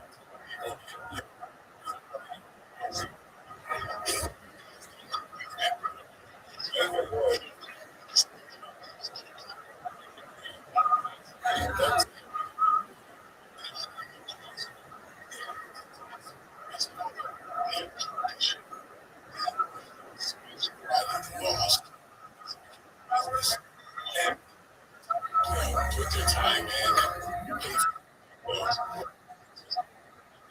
Those people run faster.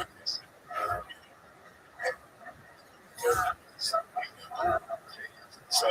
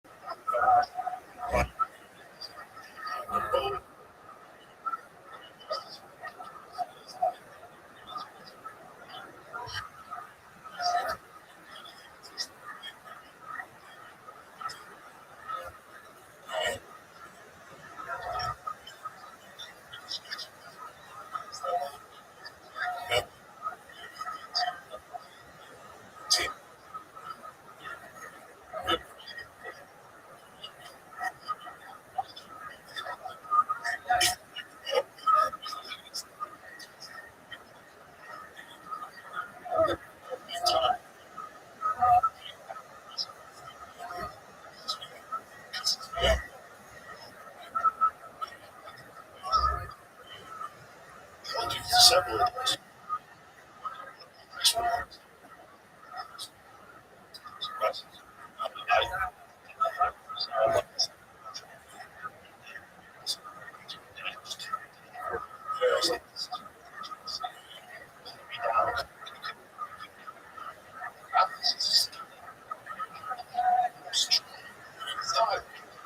I thought great. It was just a decent record. Just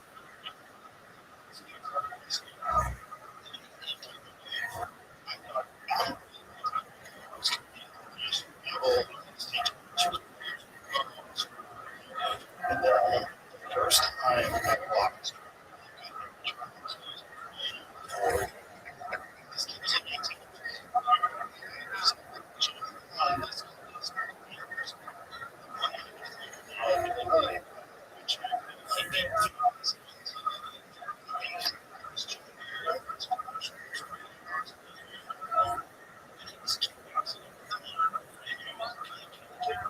so I was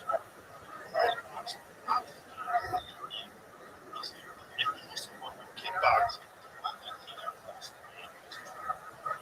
Oh,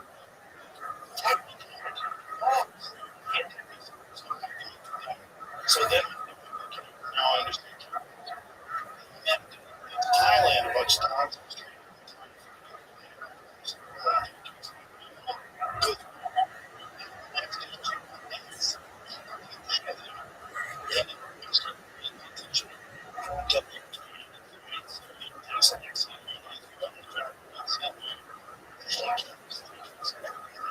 Goodness. And then South.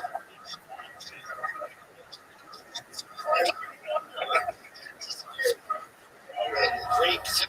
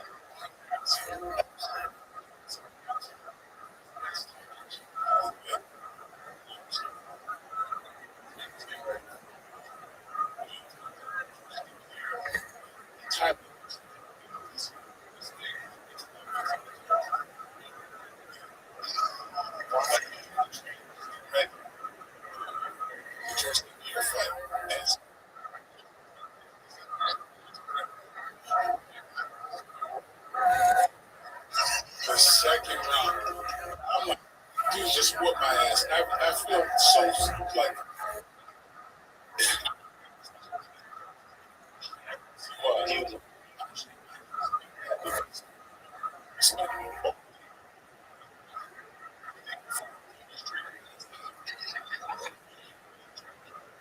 I'm like these motherfuckers watching, right? You have to understand. One eye fights.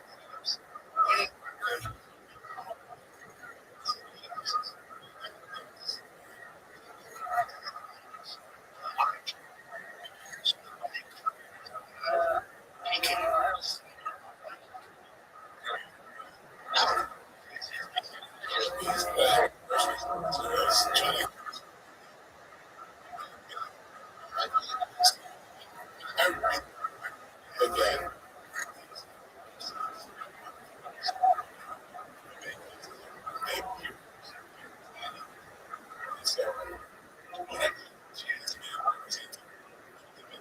Try to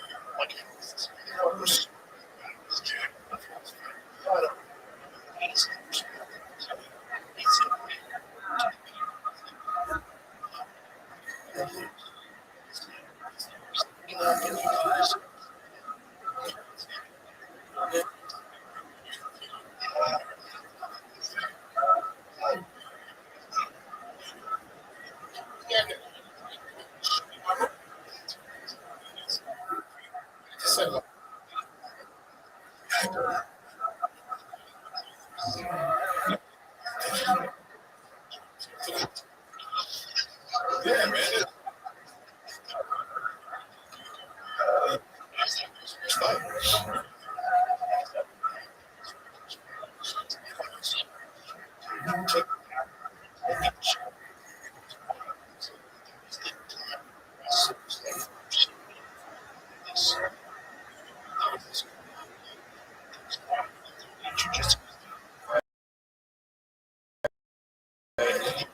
our curve.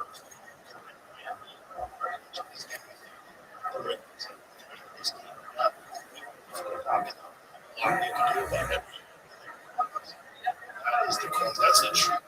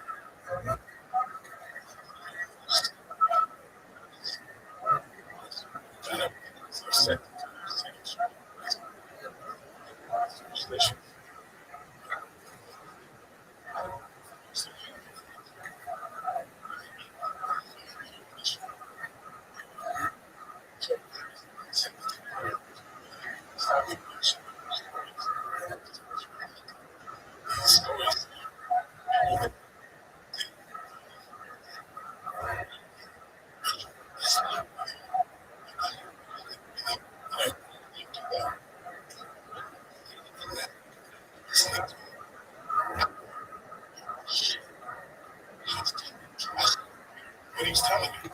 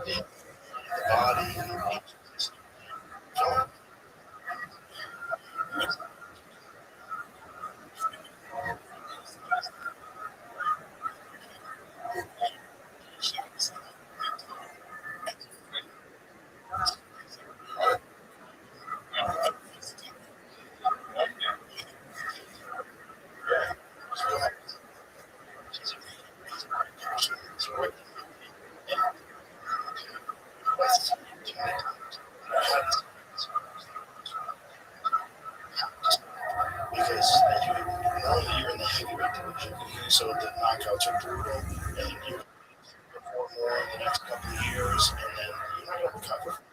And so many people take a page out of that because it's so not manly. I feel just not say anything. Somebody down the road, I mean, that might be detrimental. There's also a Sean Pat, another Pat. He was really good at podcasting. He's a funny dude, right? He's got a great personality. Really big. Like,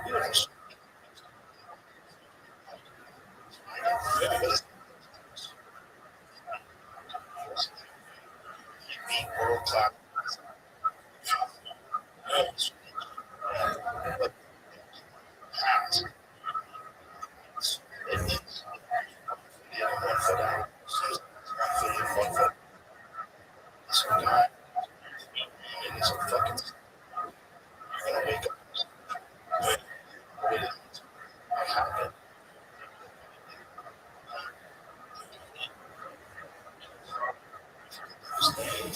You tell the same story.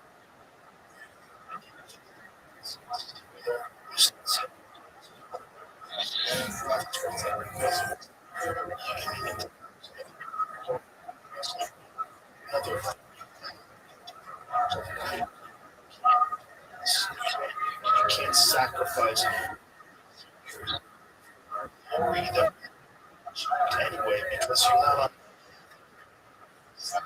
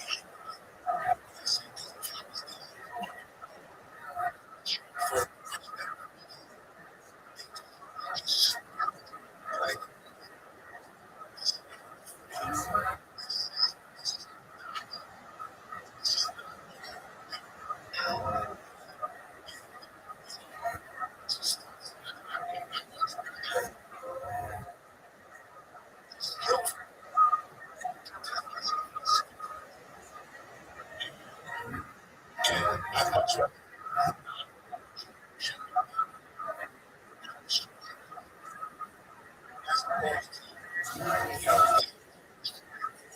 mean, it was nothing for me.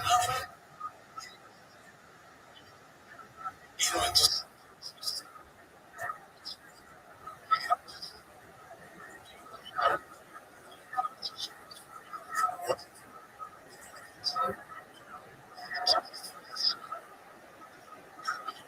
started.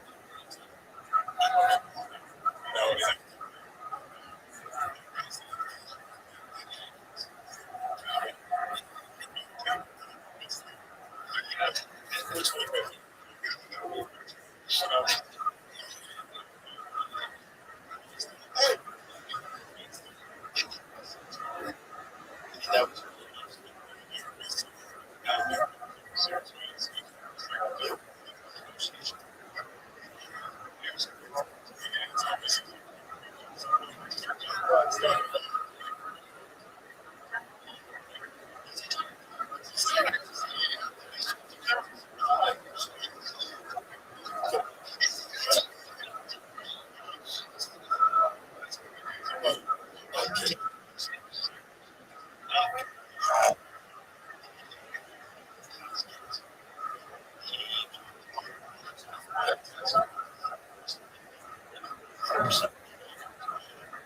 was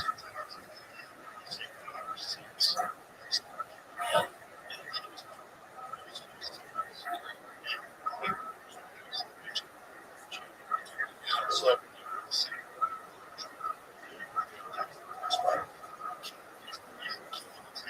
UFC.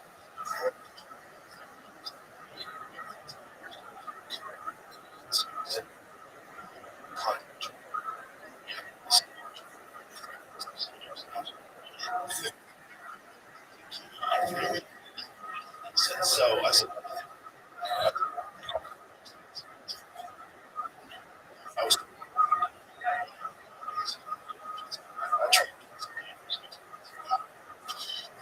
tired. It's like, fuck.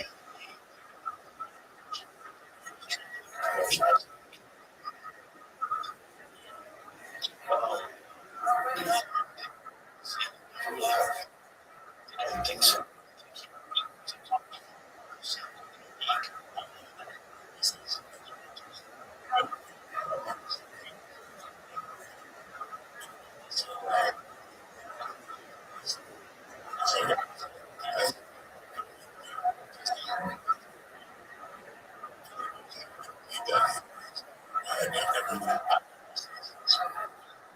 We,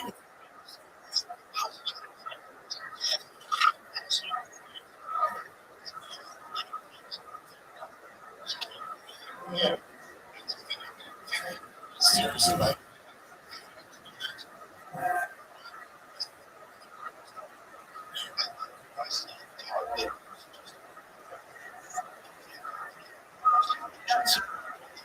back.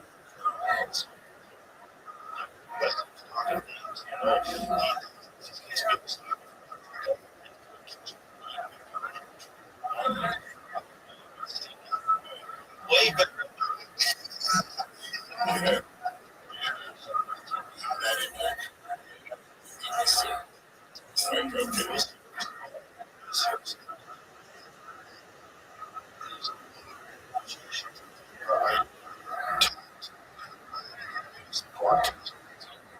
Come on, contract.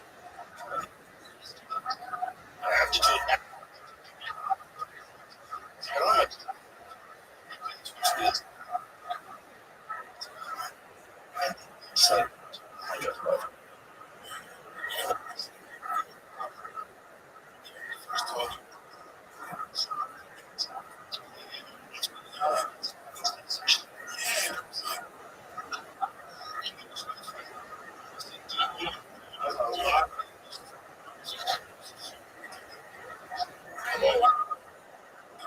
Wesley, I was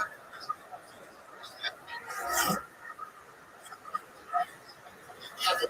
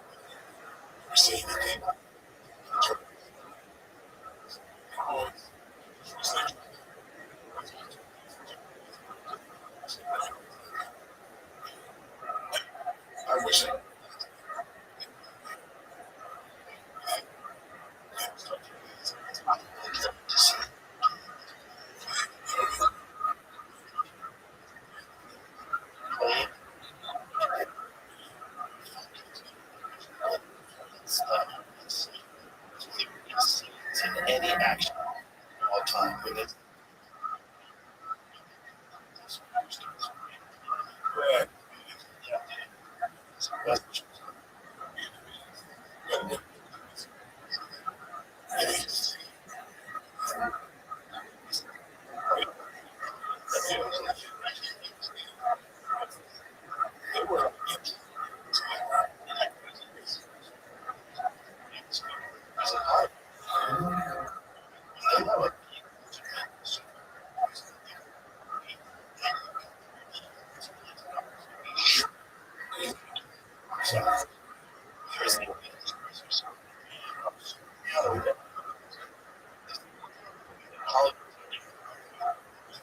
Five.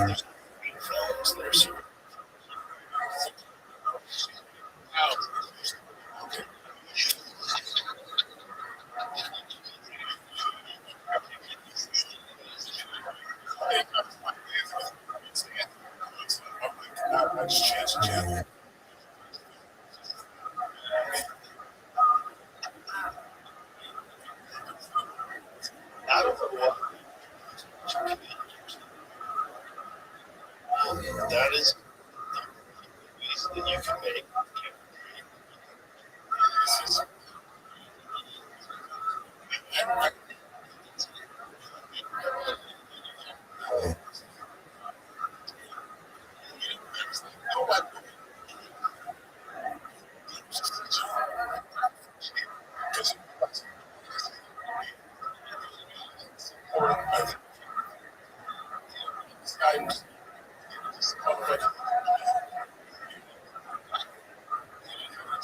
Also, the style of fantasy.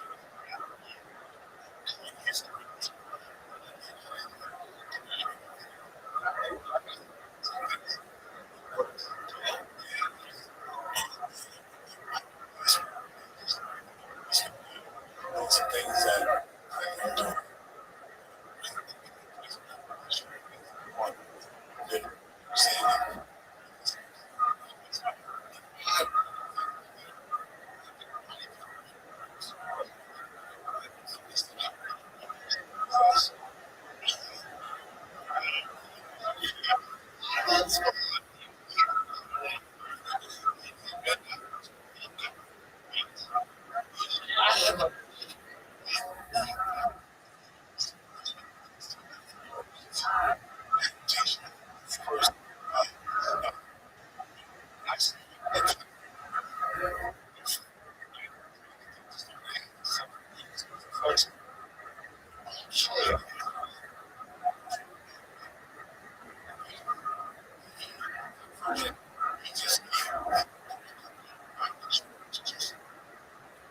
whatever you want.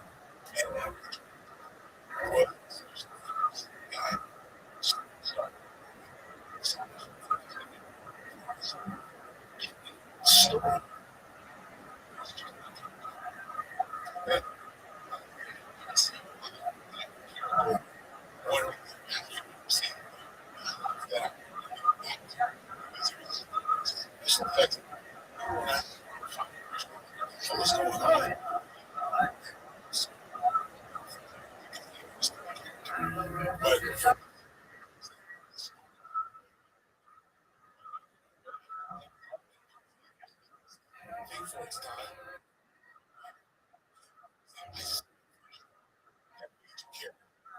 I understand you care about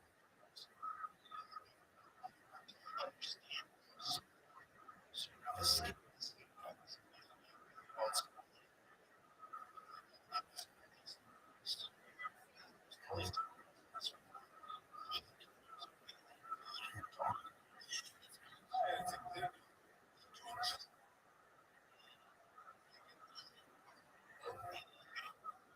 Because I mean,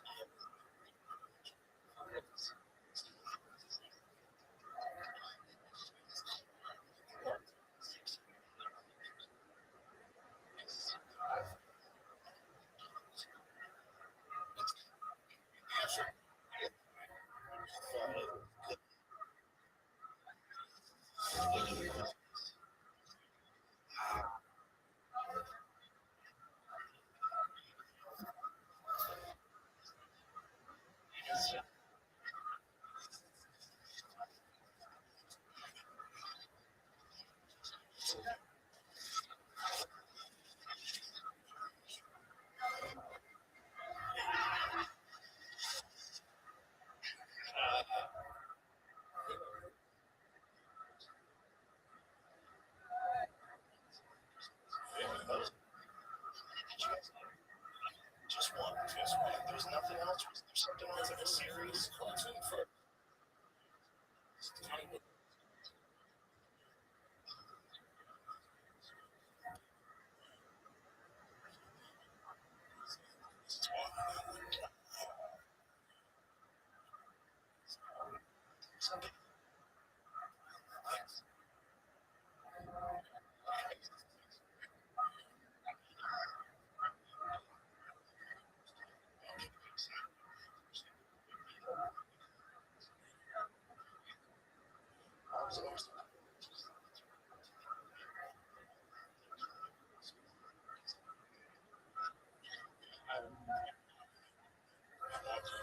I drive by comic book store.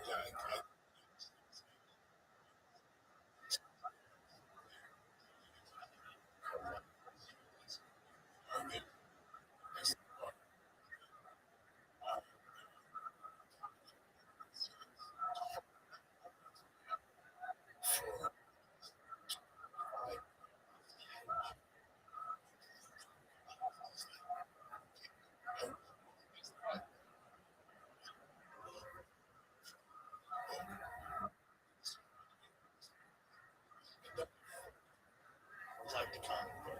No, he's just like Stanley. He has it.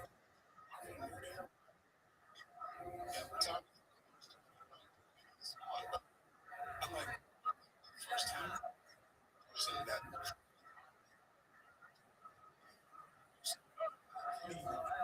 that I know of. That's what he's going to do. And he had this new concept.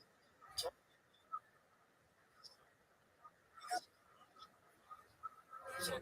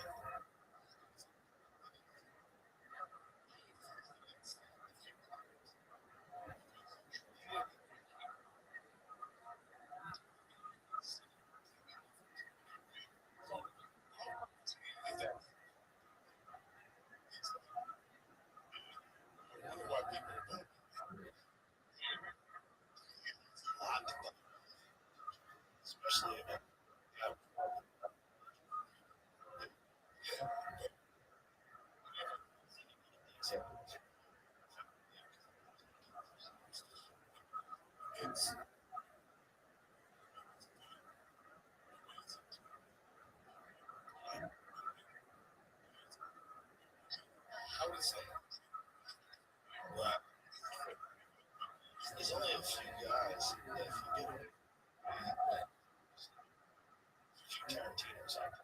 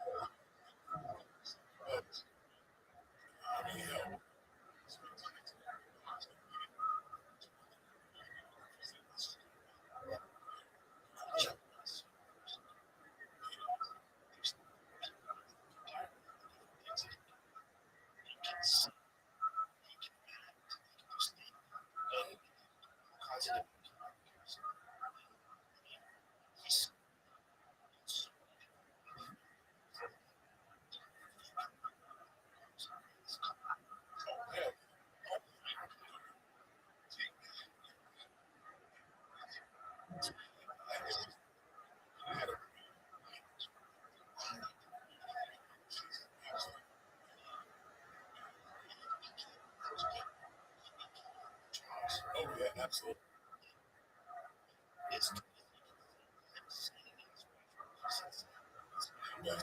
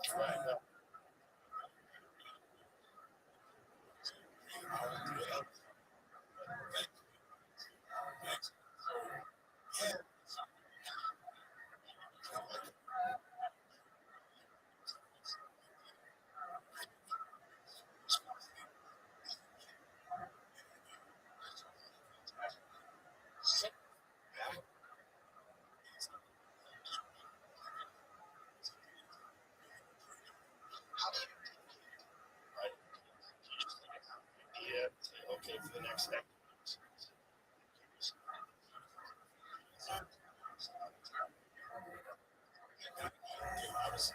I was getting going to set. I was check.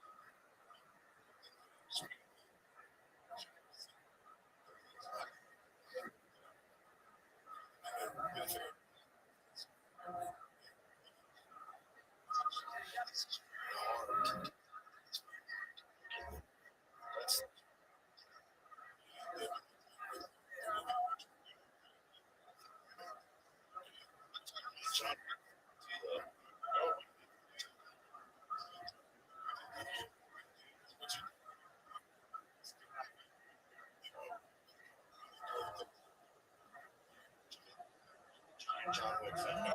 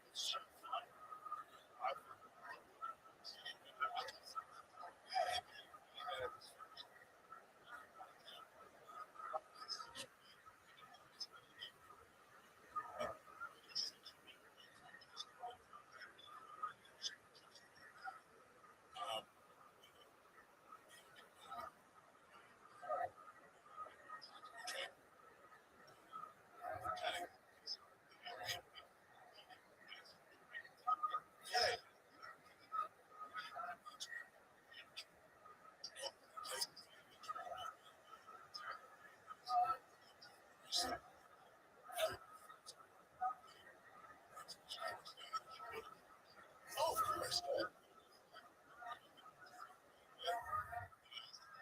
Yeah, he's amazing.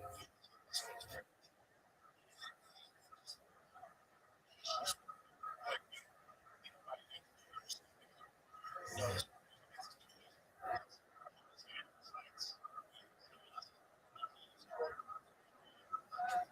so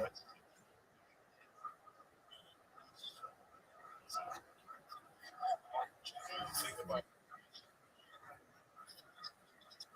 writing.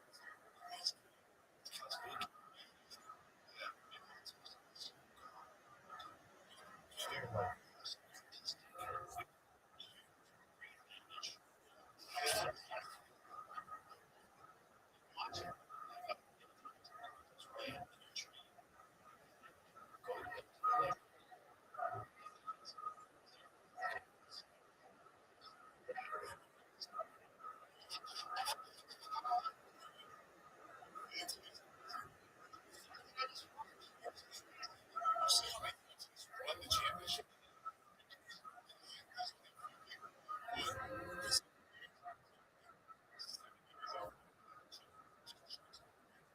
This is crazy. Yeah, he's a very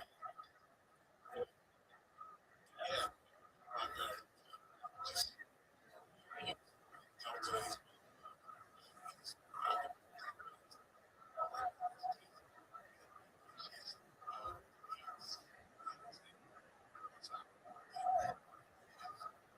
Arsenal didn't. He's something like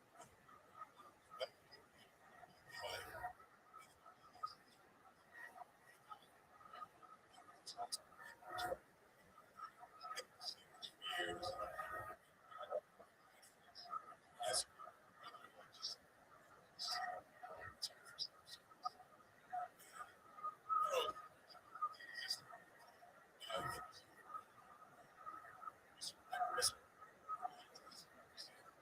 He's gotten it.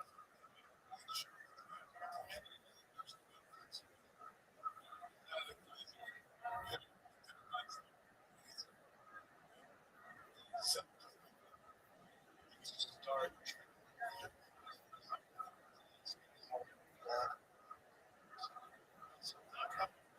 Pull the trigger.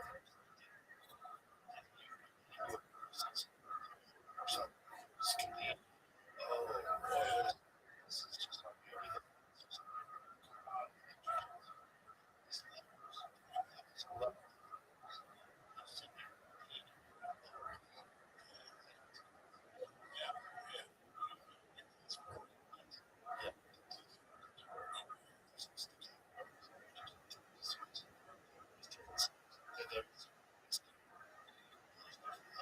Set up.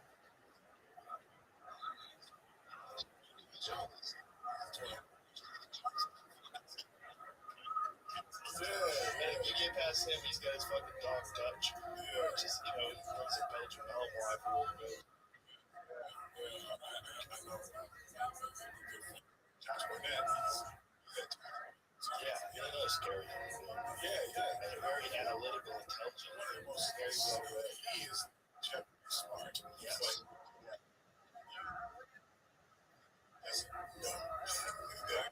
he's amazing. I watch you guys, you guys on the show. It was very flattering. He mentioned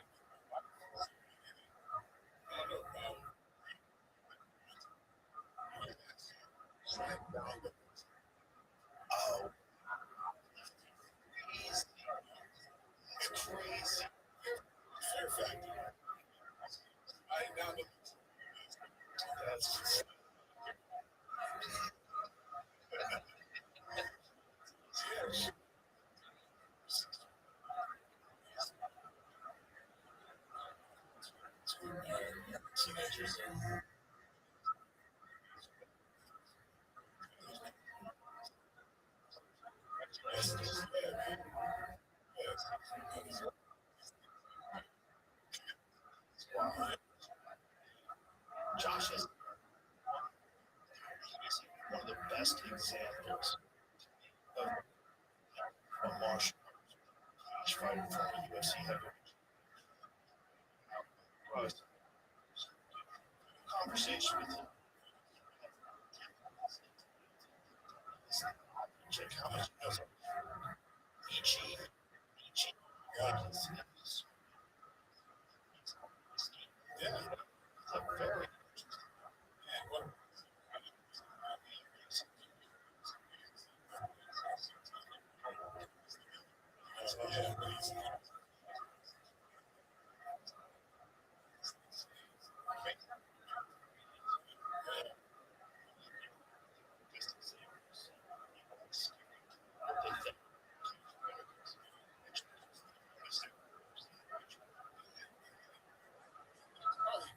I've trained.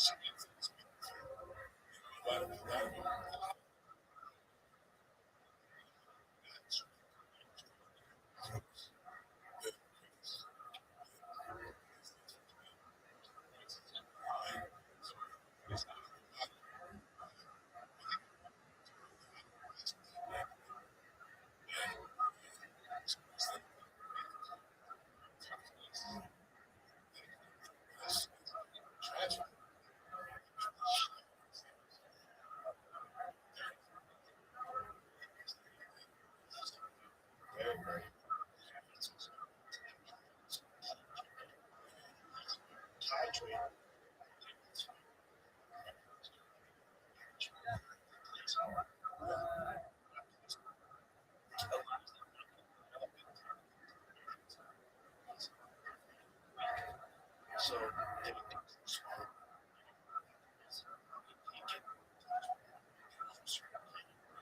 Especially fighting every weekend. Do it because you're just getting.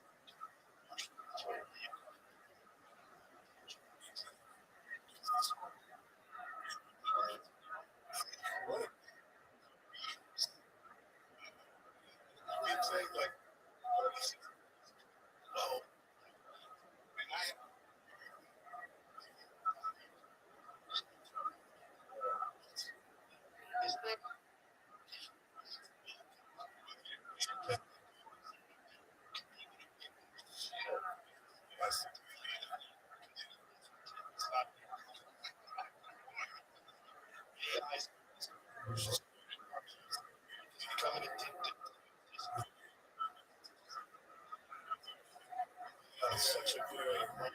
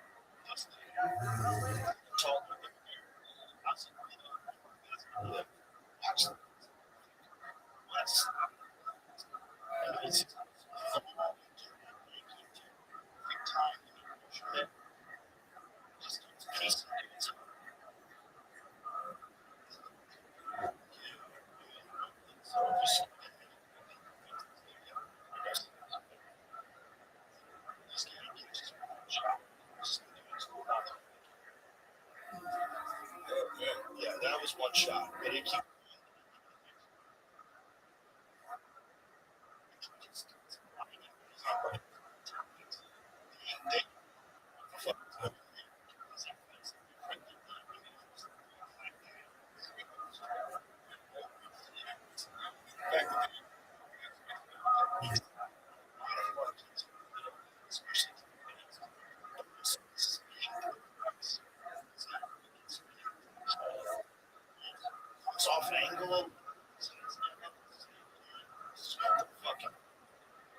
just lighting dudes on fire, and just an attack, and it has to be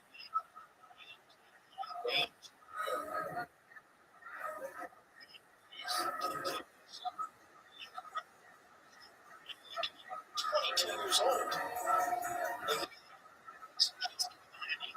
Taekwondo techniques, karate techniques.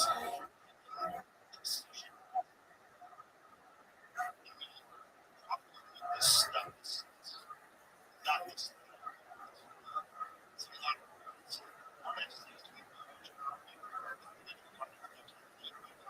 Heroes.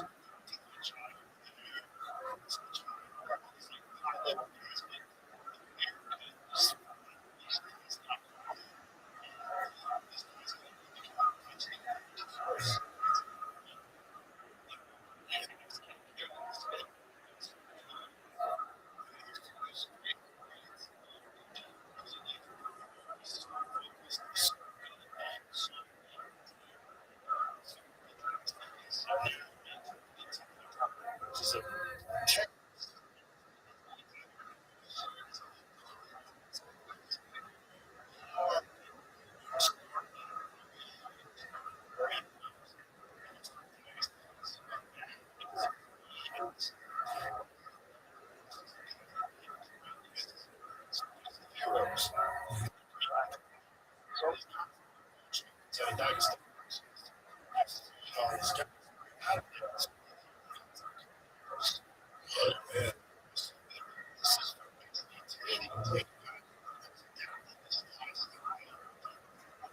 something.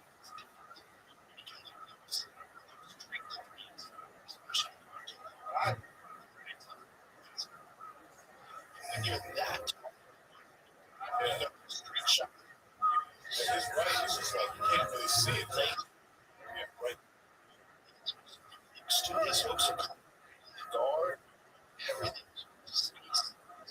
See it?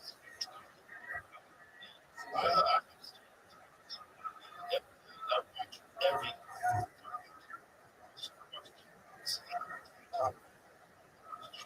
match.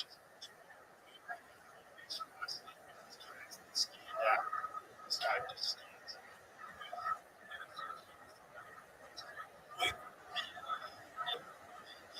this guy's doing shit. Get it tight, guys. Walk out.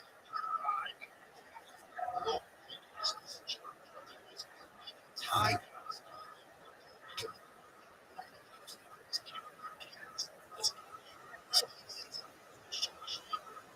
Well, anybody kills you.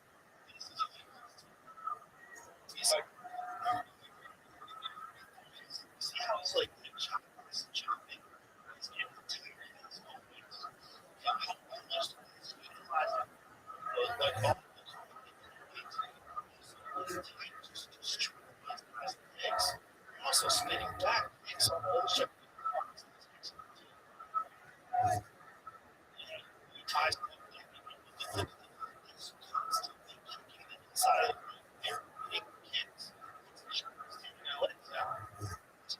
One of my favorite it's just an excellent challenge. Really,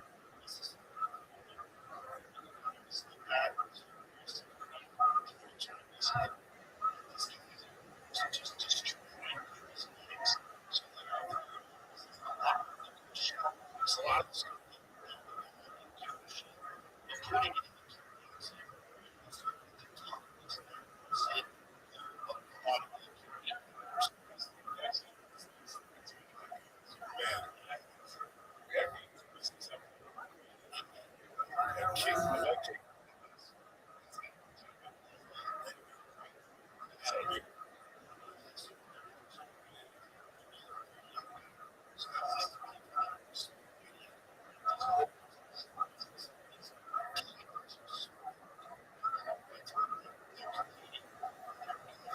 they might have 150.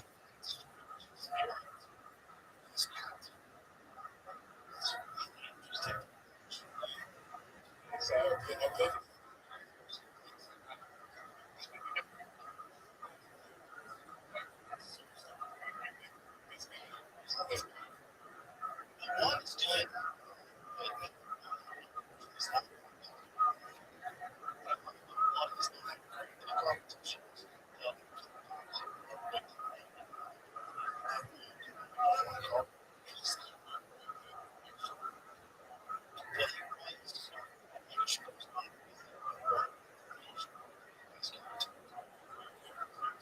great guy.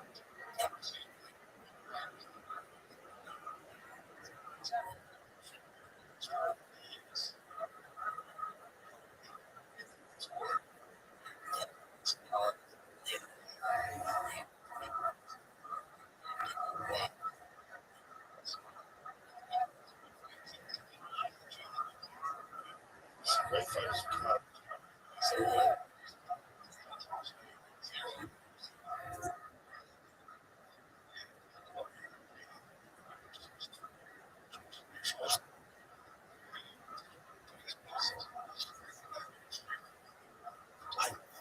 So, yes.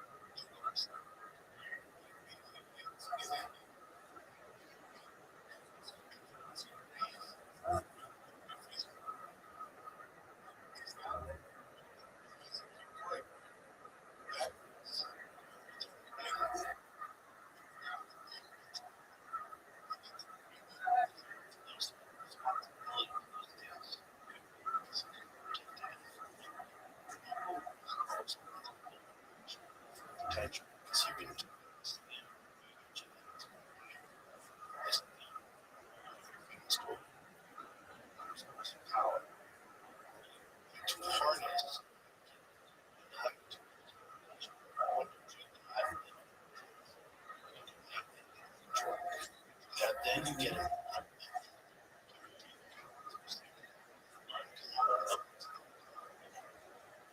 That's the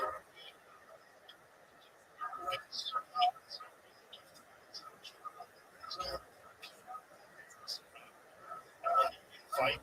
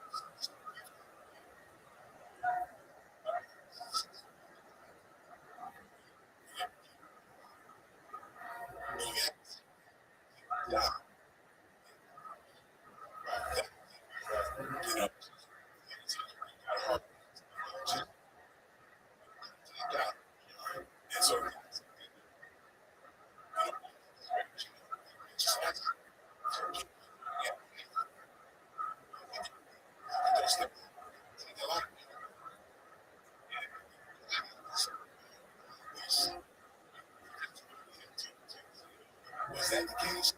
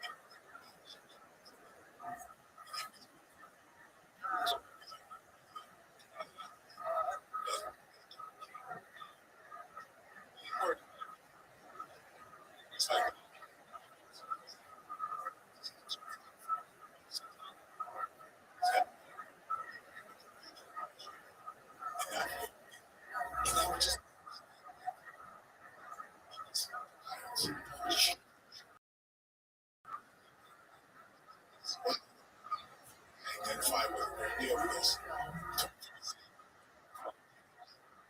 But yeah,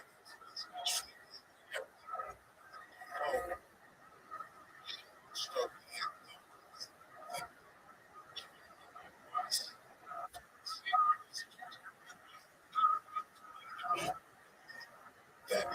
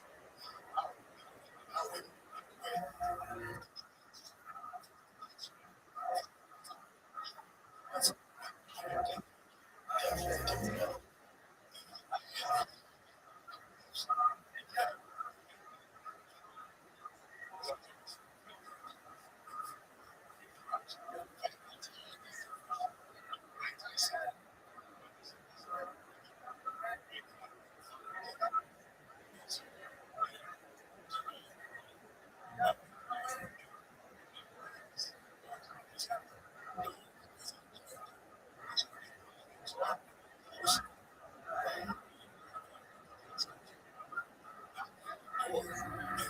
spend time with the people you grew up with in that house. So I learned a lot. There's a lot that doesn't know now. And I think he was concerned about coming out. It's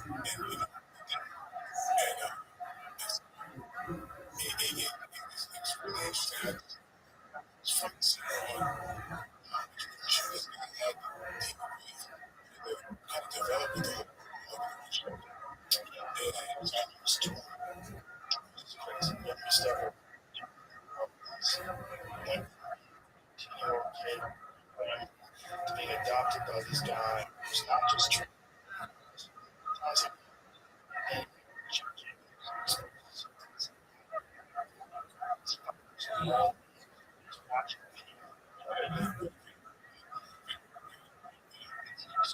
Story.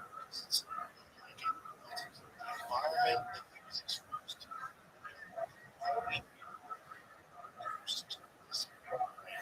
It's unlike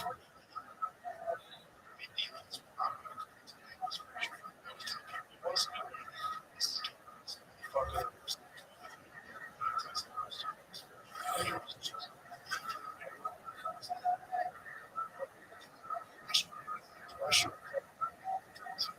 That's like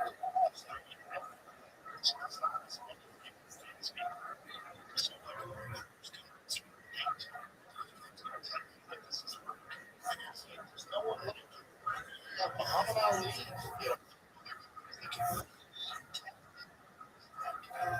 but for the most part,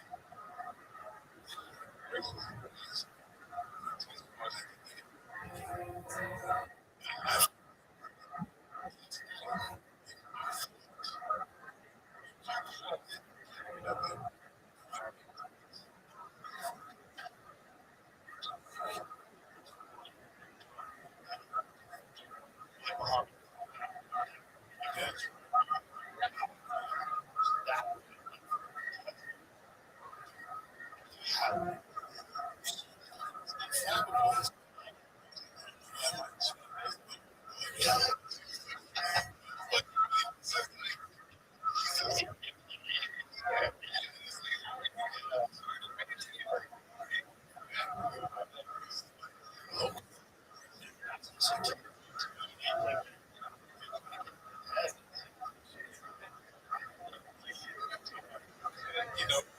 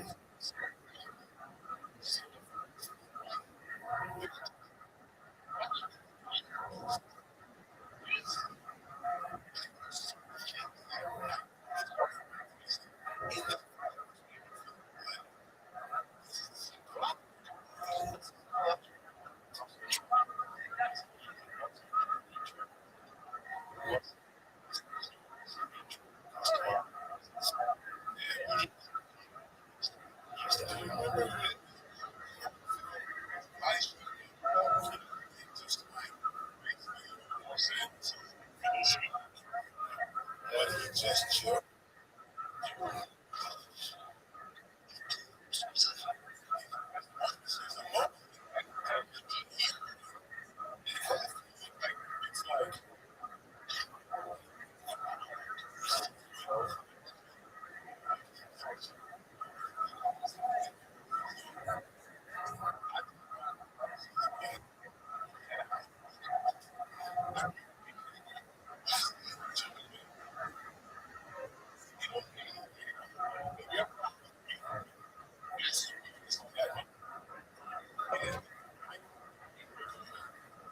going on? Why is he not jumping?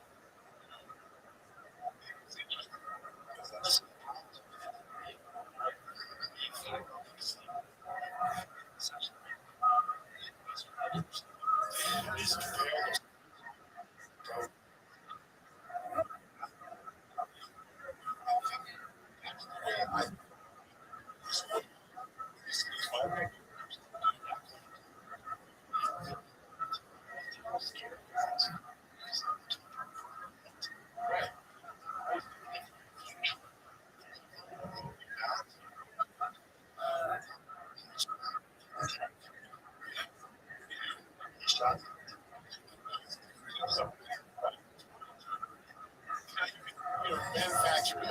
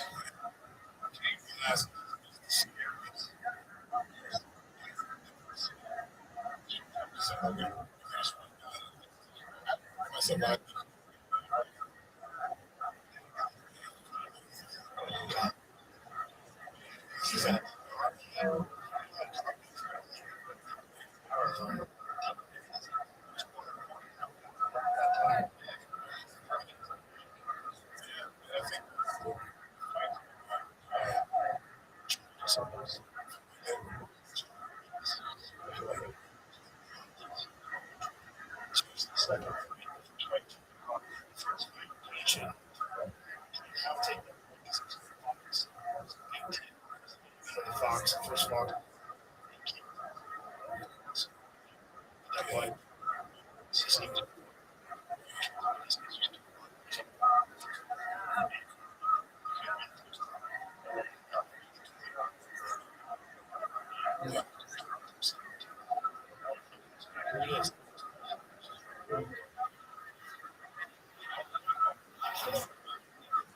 Yep.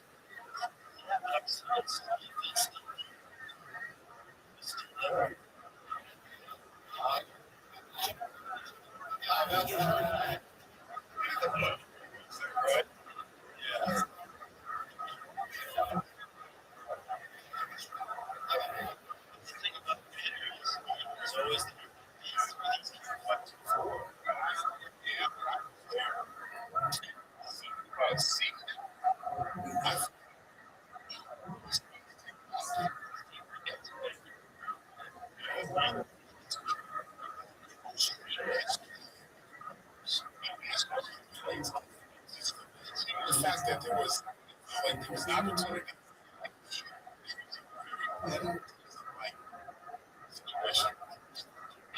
Tyson. He wasn't side body go twist it.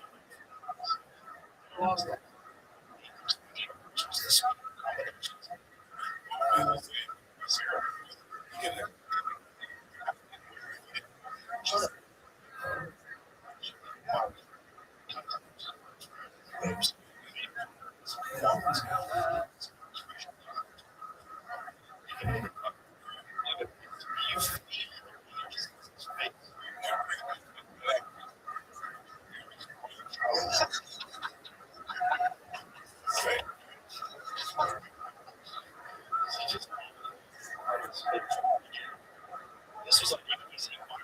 So it's not just right in front of you, it's angles.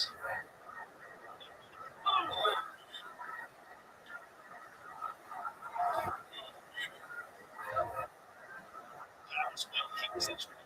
He was the champion. He's about to fight trouble.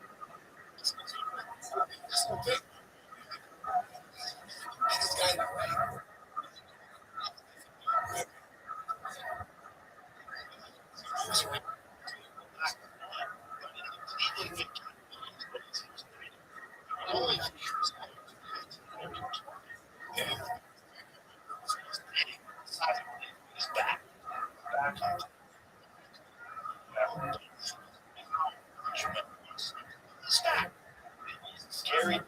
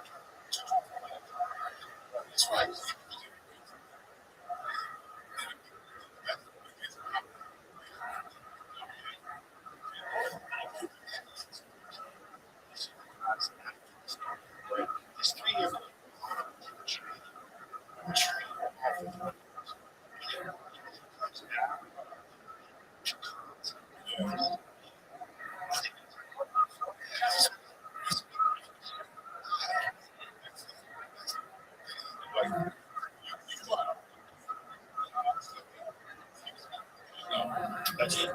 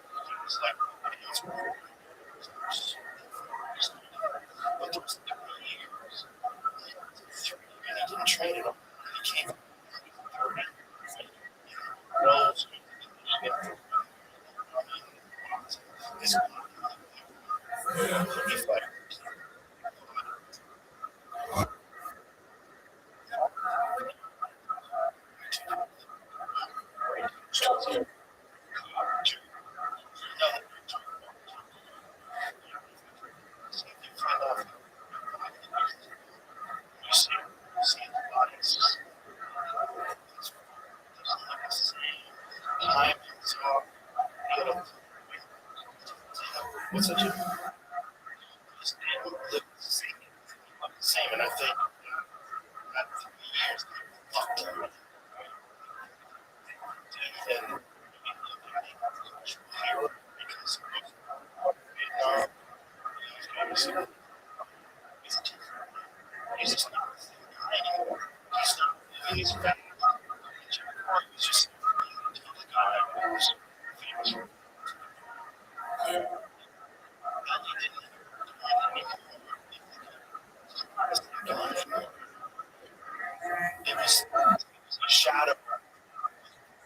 when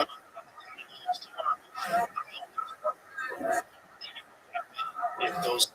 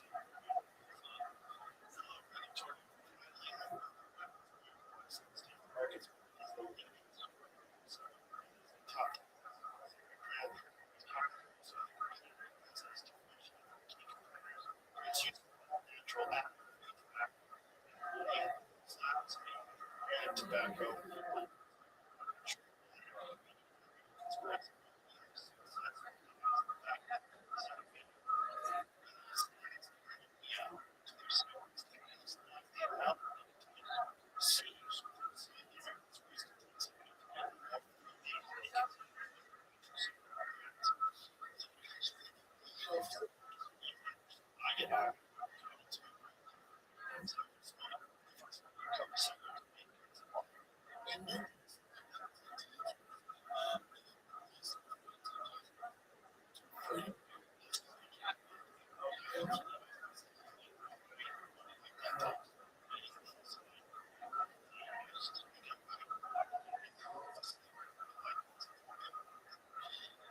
believe that that's possible.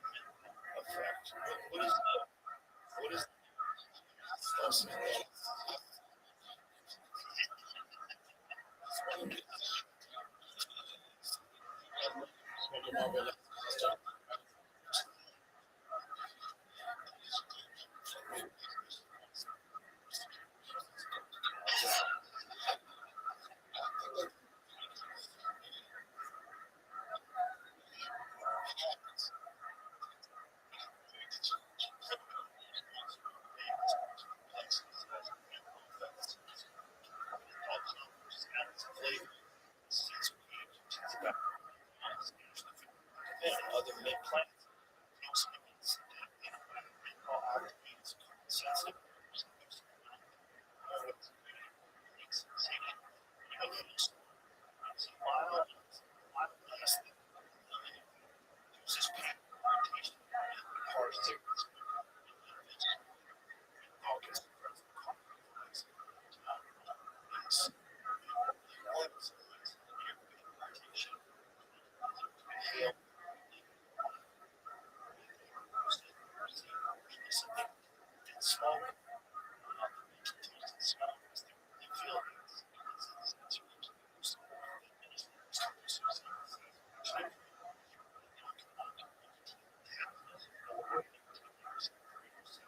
Which may increase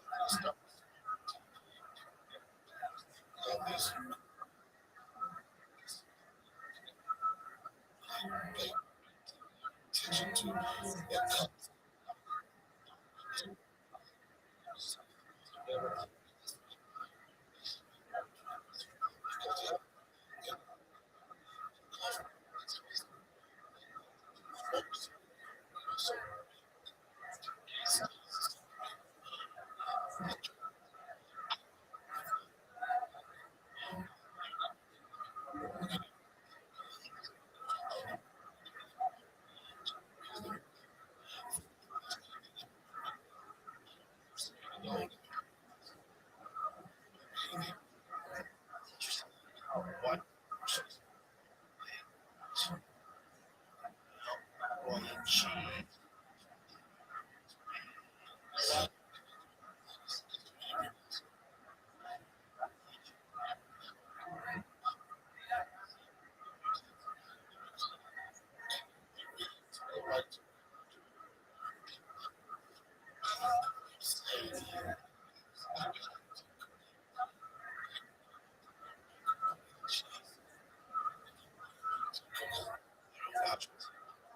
Matt.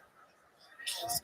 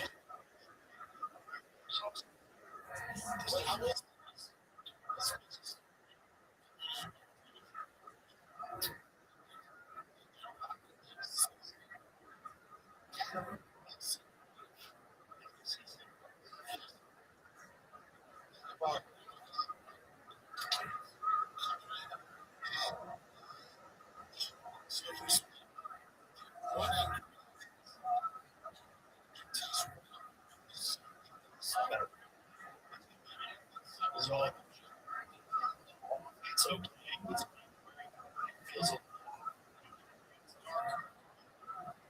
gave up on some resolutions to making small changes to some small thing chaos.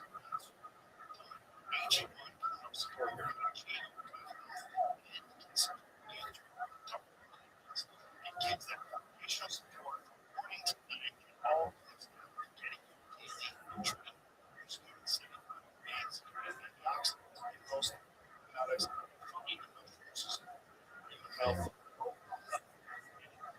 is the time of year. If you want to check it out,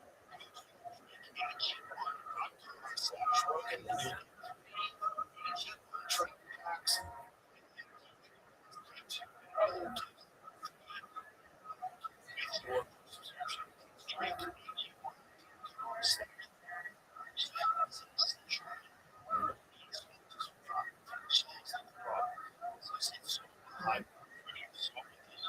not true.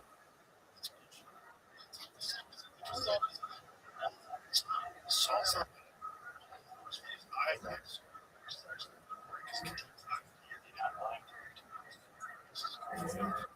so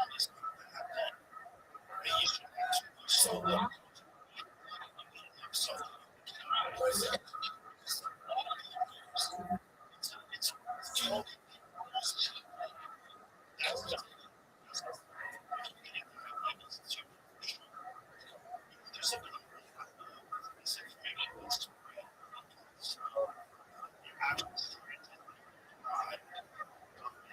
sugar industry.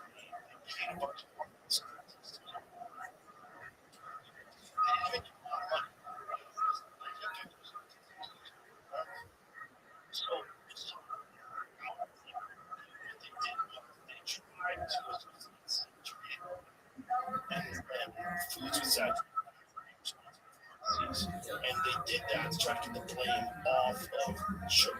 Sugar is fucking terrible. It's terrible in basically everywhere, especially added sugar. So why are all of these diseases you speak of are more in the black community than it's diet? It's diet. It's 100% processed. It's processed. It's diet. It's sugary drinks. It's the amount of sugar. Like if you can say if you drink 1 liter Pepsi, the amount of sugar that is calculus, how much sugar is in a 1 liter Pepsi? I drink several days a day. One of them, I believe, is more sugar than you're ever supposed to. Pepsi is one. That's Cola, can be Pepsi. No, I think you poison. I think it's Pepsi. Pepsi. One of the only things that's crazy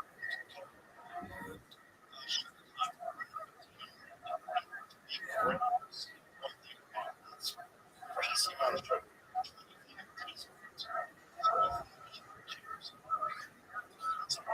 30%.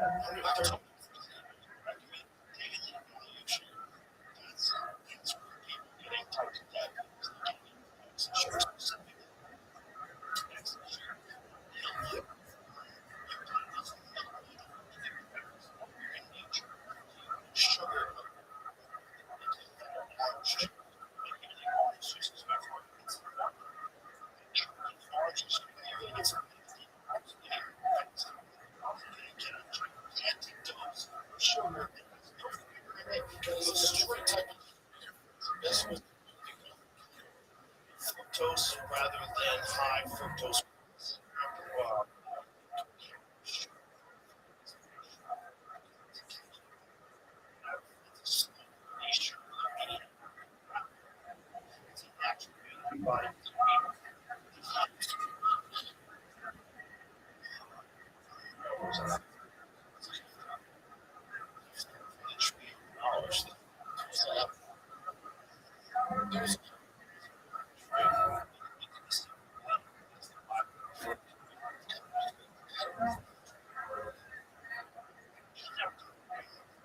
Adam talked about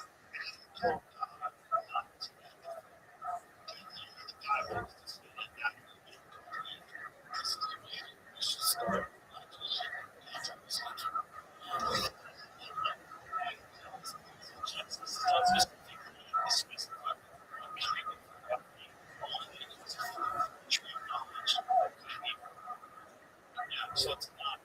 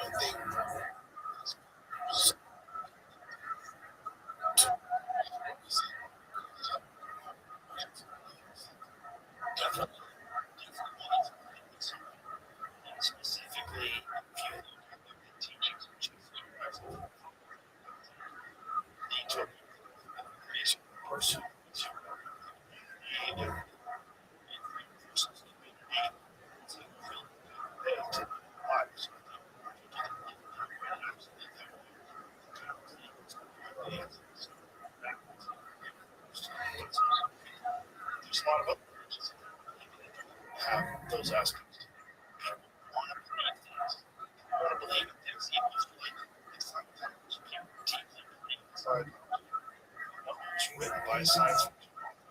It wasn't that.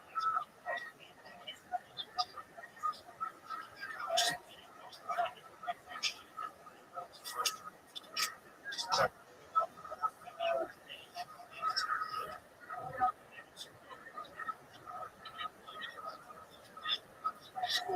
so,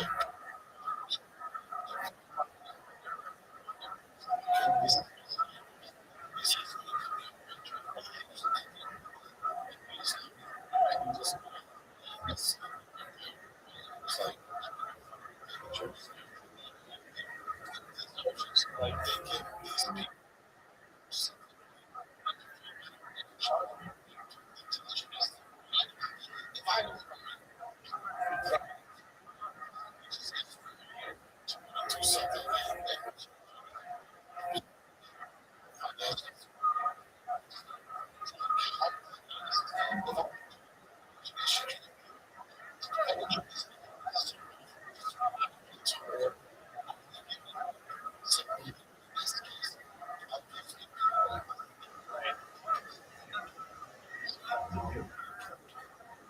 that's why they try to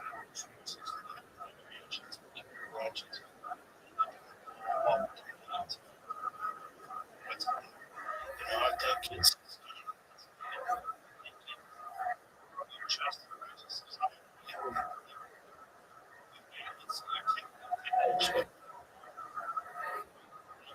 some or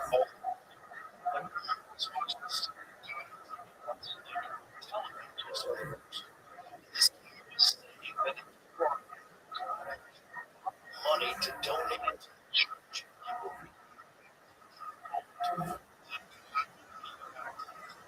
And $1,000.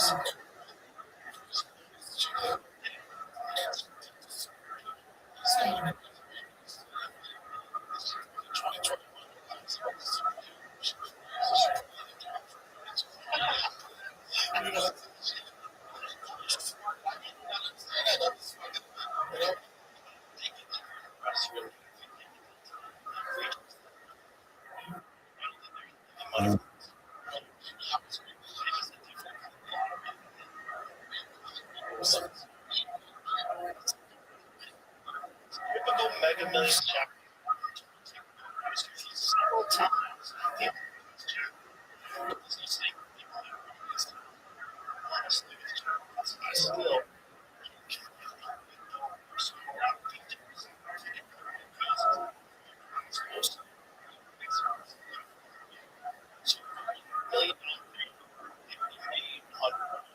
so this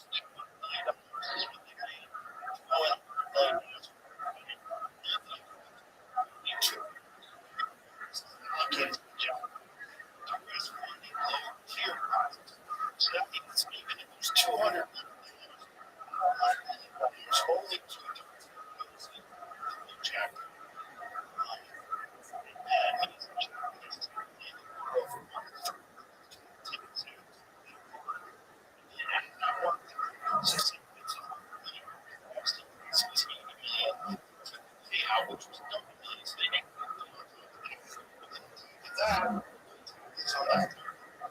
It's a crazy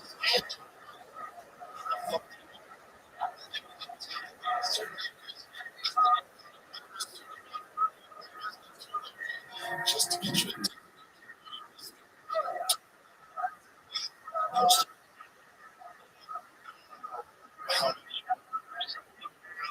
Epstein.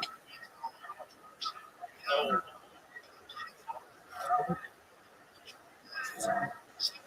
I think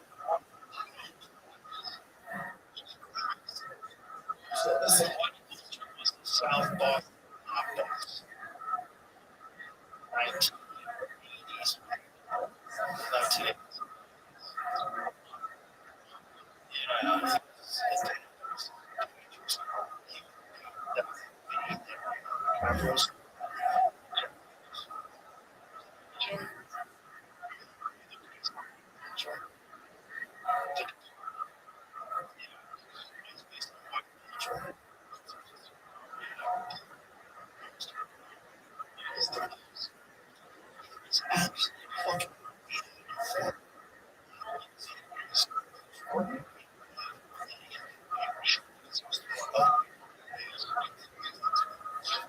I'm catching it.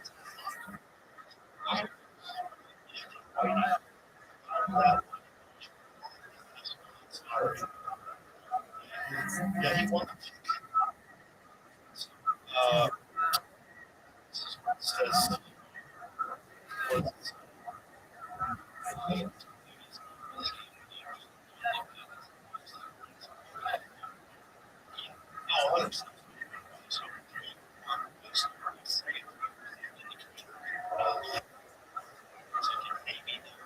money. It would show that this businesses, businesses, so they could show why they have this.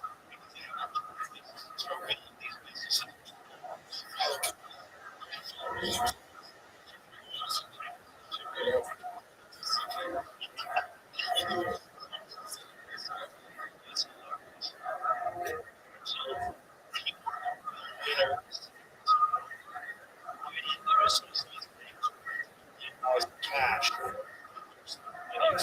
Vulture himself. 700 choice.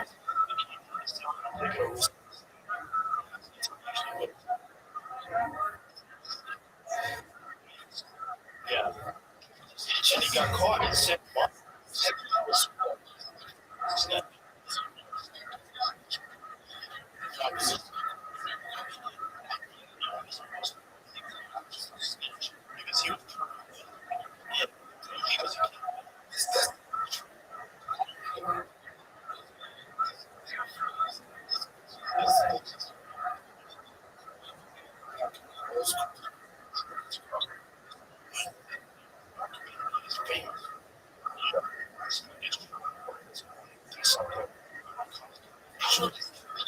he was not anymore, but that was mom.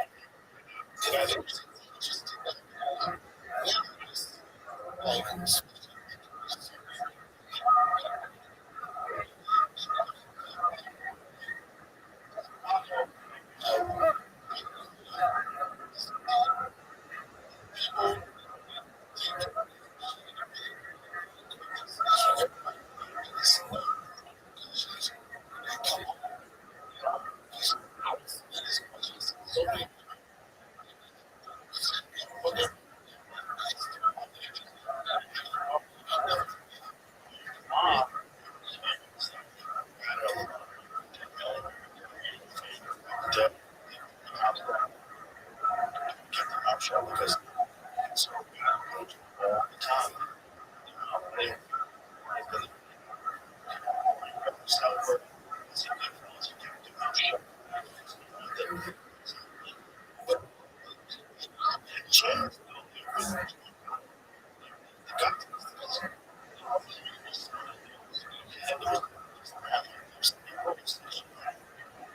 They got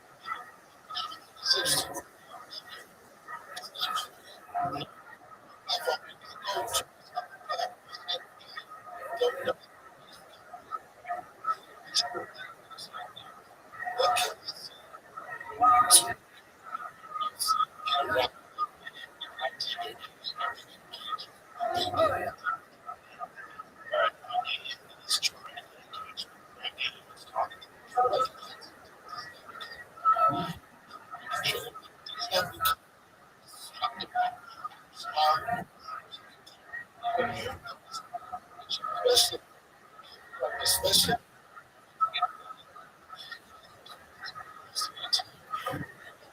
the person face.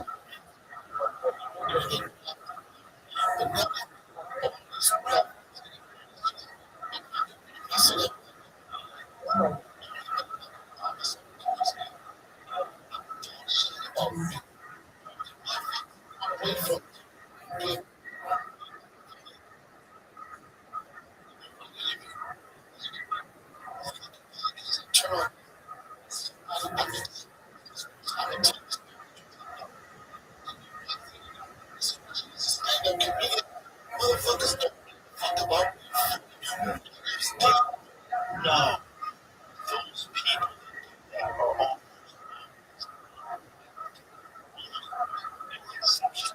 on the exception that you think what cat was exposing he thought was snakes and lies.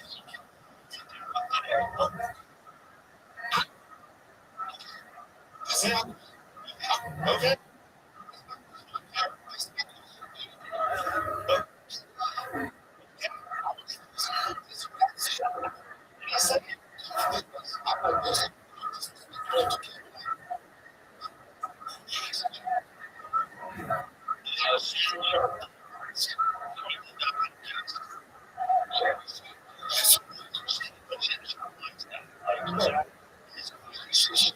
A lot of that is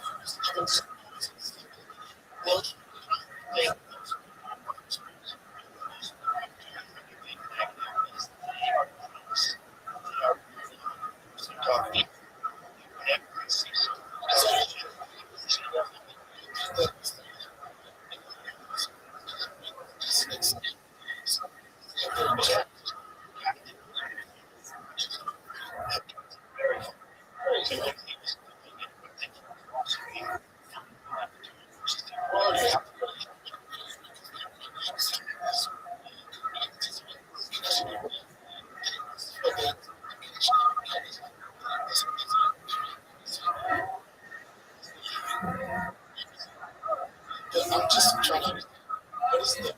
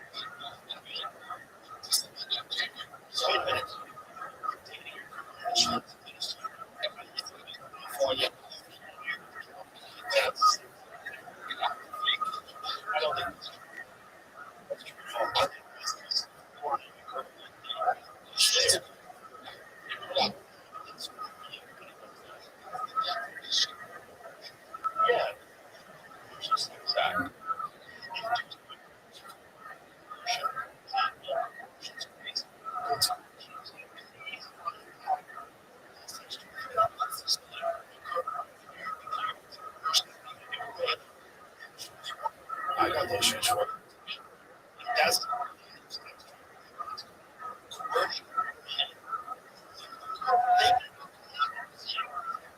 you go listen.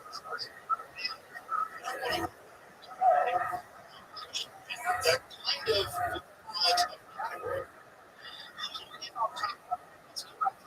actually no, not that's all. Reason they're doing is comedians are shit. It's Joe. Never good. Joe is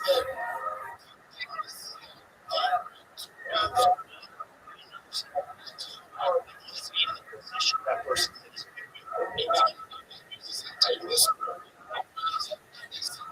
so what's the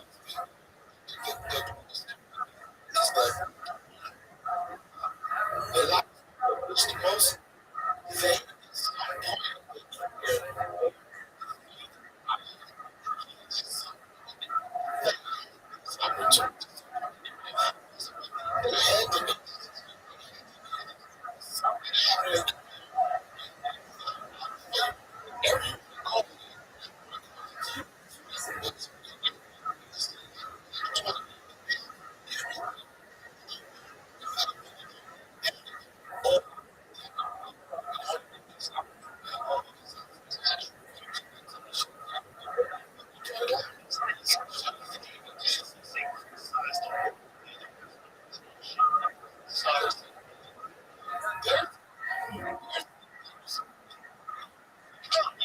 that's all Dave's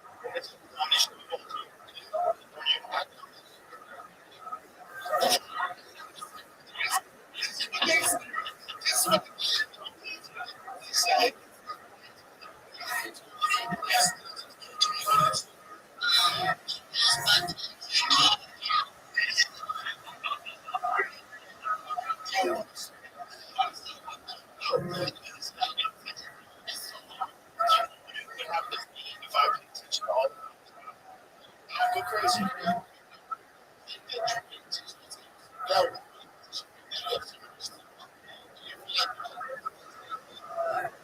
Starting. Well, I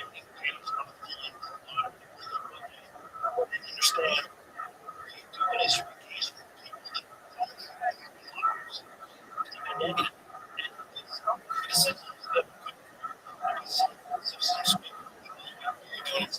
What I need to do because you can't everywhere stage. Just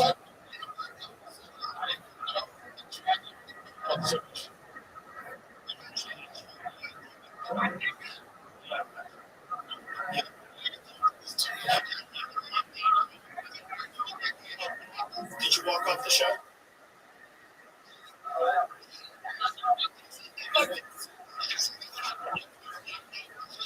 Well, please don't do this. No, no,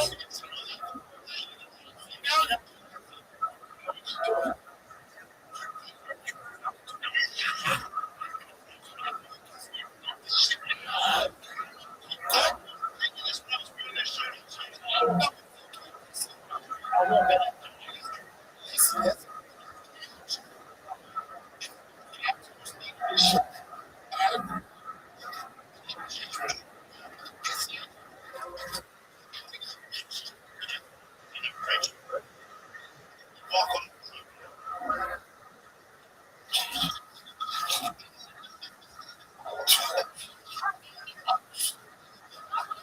I feel like they're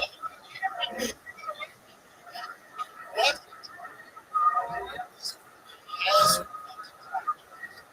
Last fucking something got too much.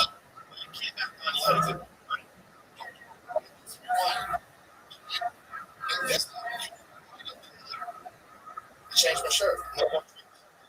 Shout out to that.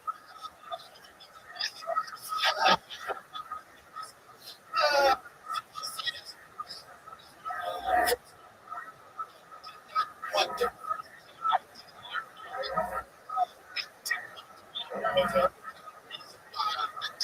Show just I did like the streets.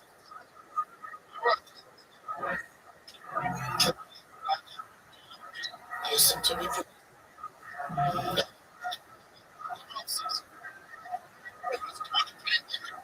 Joe, you feel up to do your company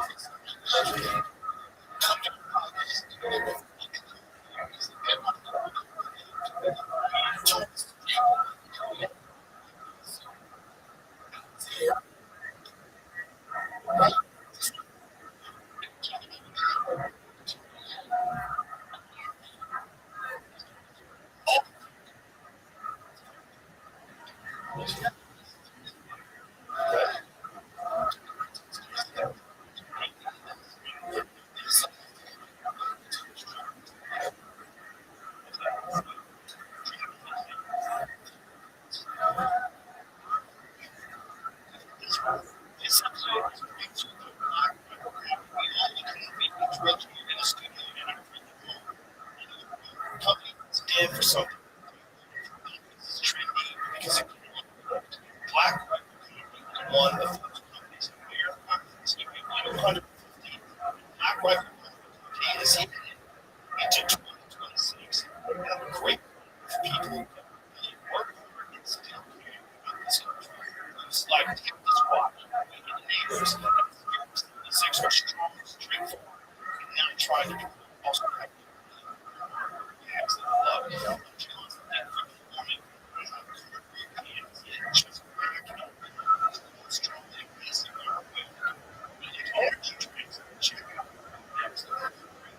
Energy drinking nonsense. It's just a company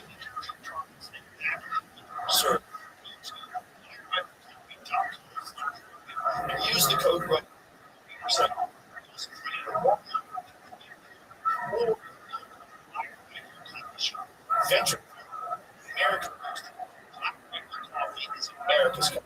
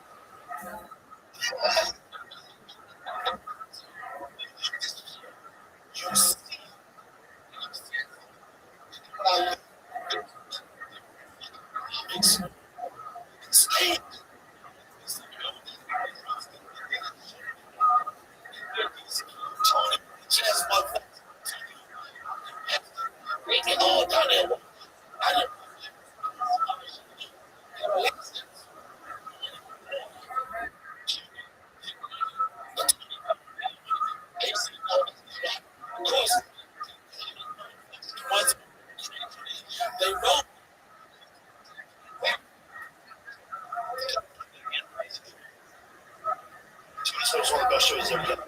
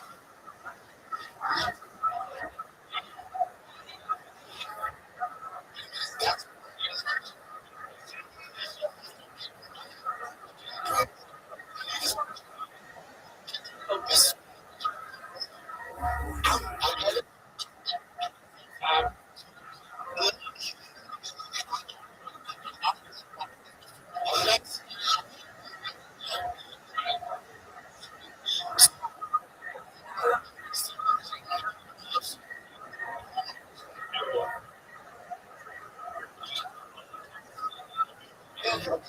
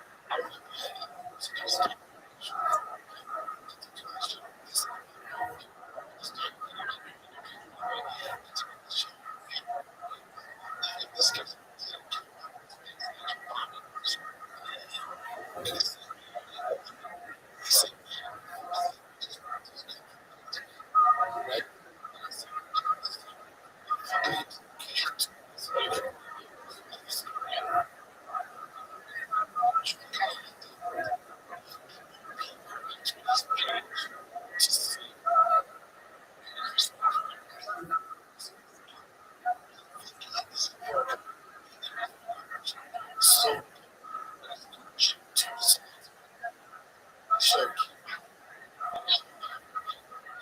how they both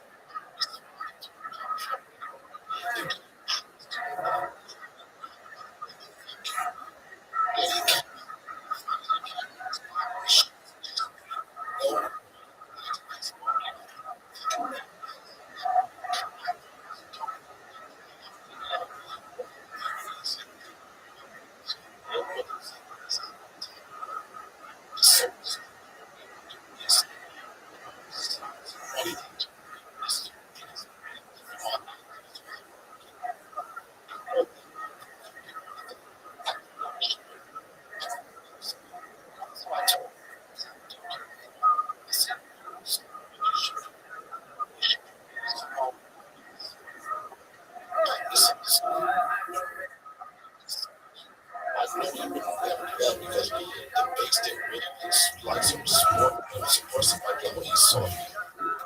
But I'm making it, even though with Tony, the situation, I consider Tony a good friend of mine for different reasons, right?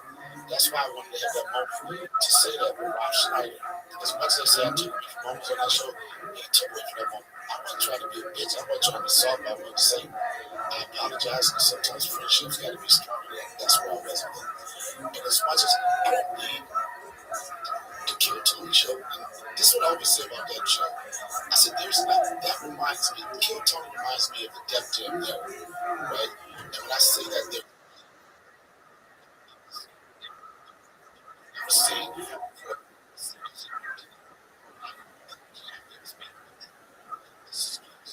fucking go.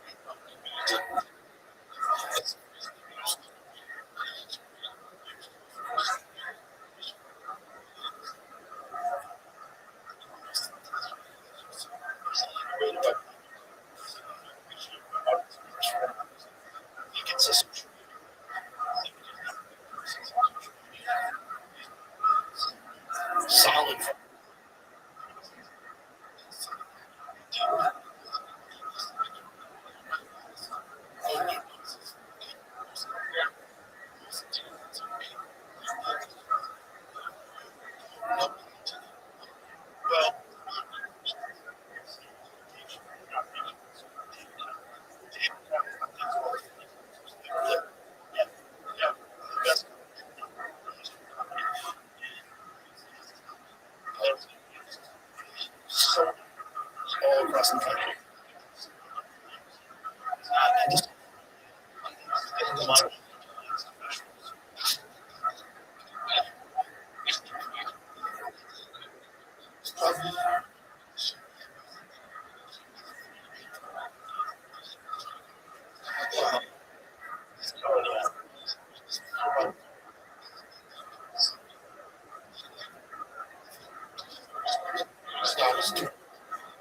His comfort zone. I think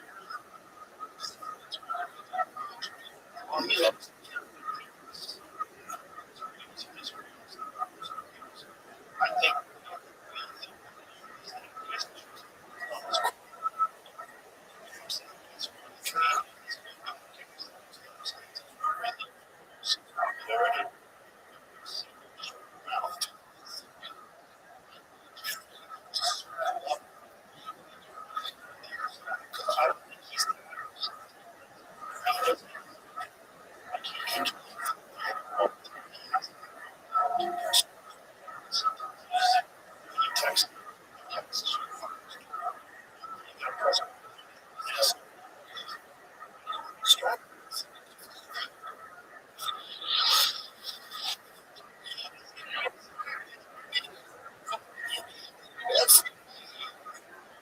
He's only there.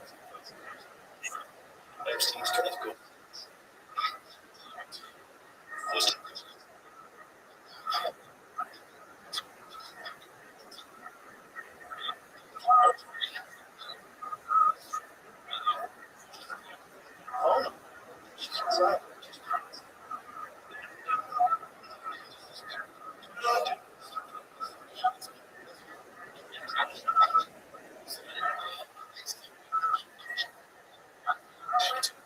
Comfort zone.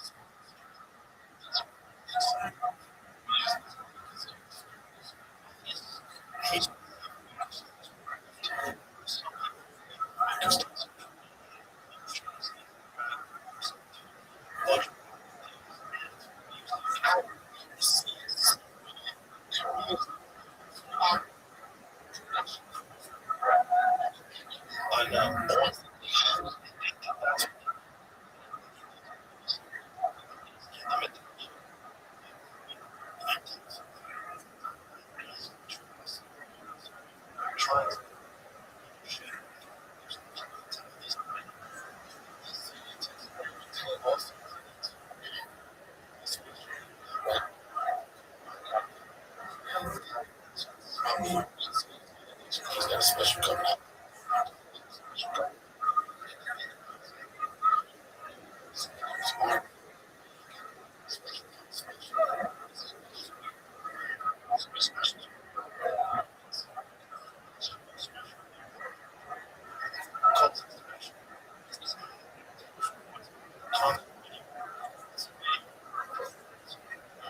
Musician.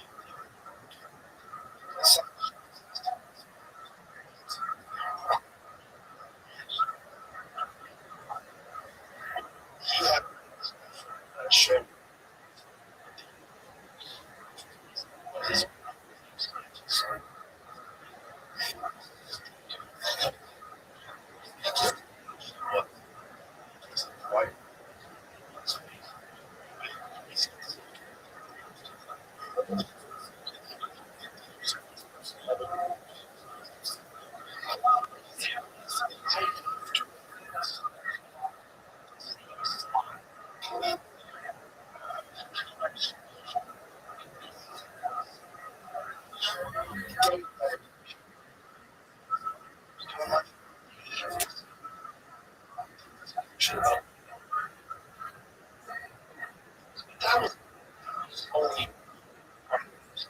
problems.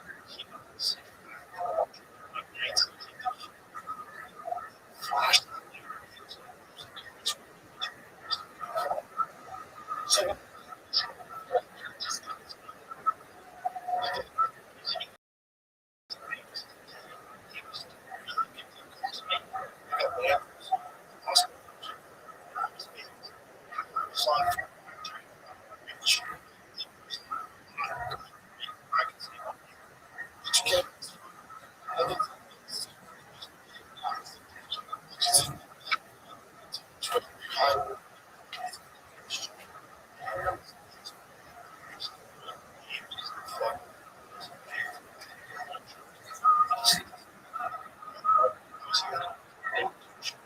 So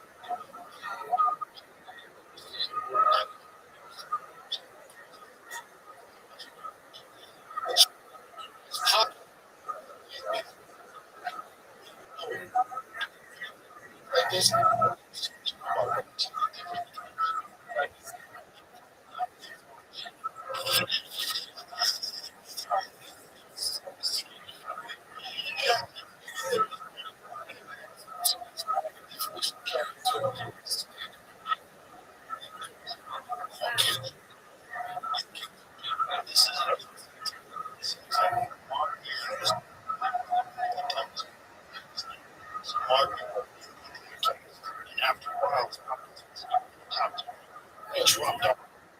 Good. He's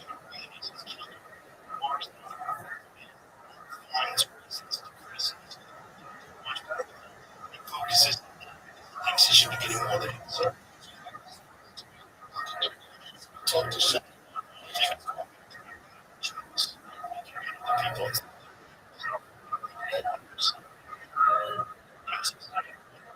Comedy store. Hey,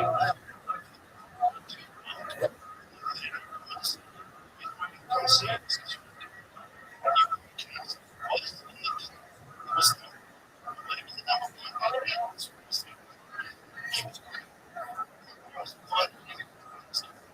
Because he was happy.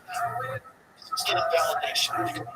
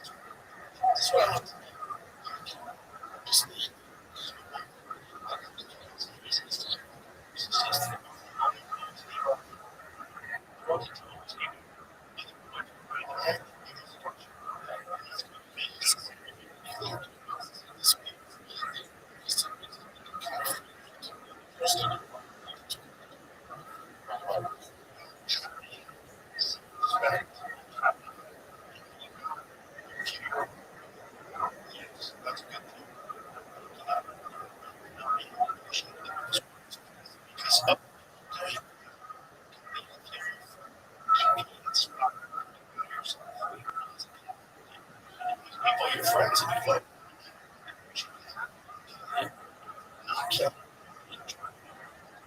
because it's like special.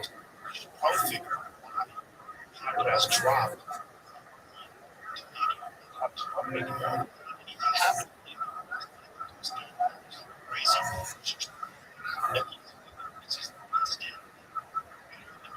He's always podcast toast to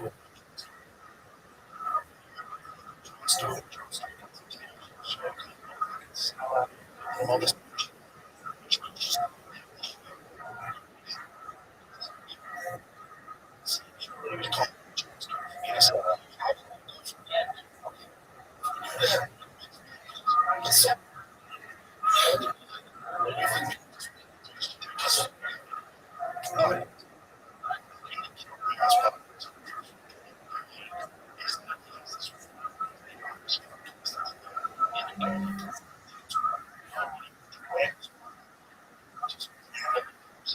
Self-obsessed.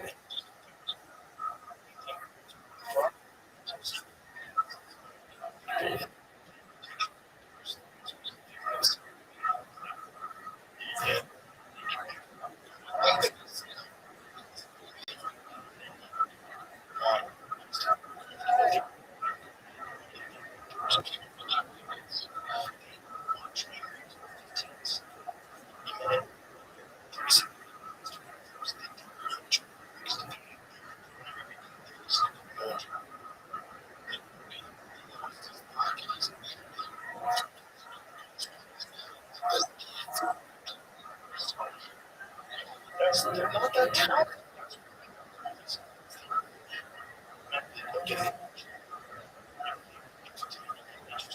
Fascinating. They're focused.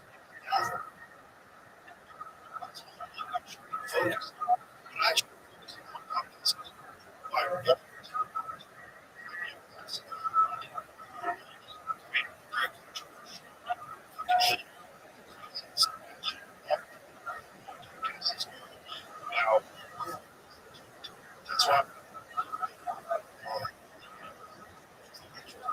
I find it interesting.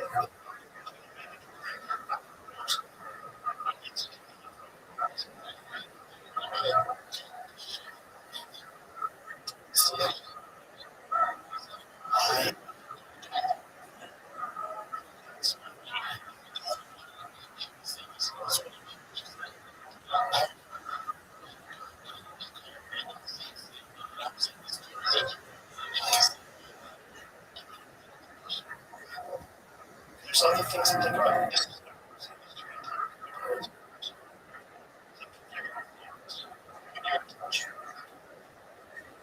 You have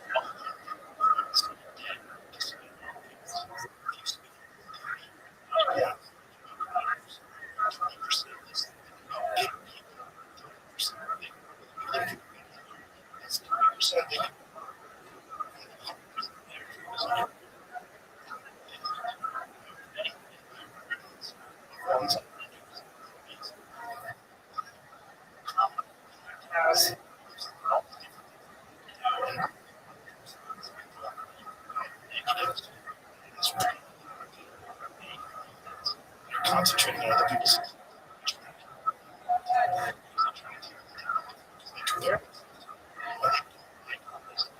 I don't like the fact that person's more successful. They try.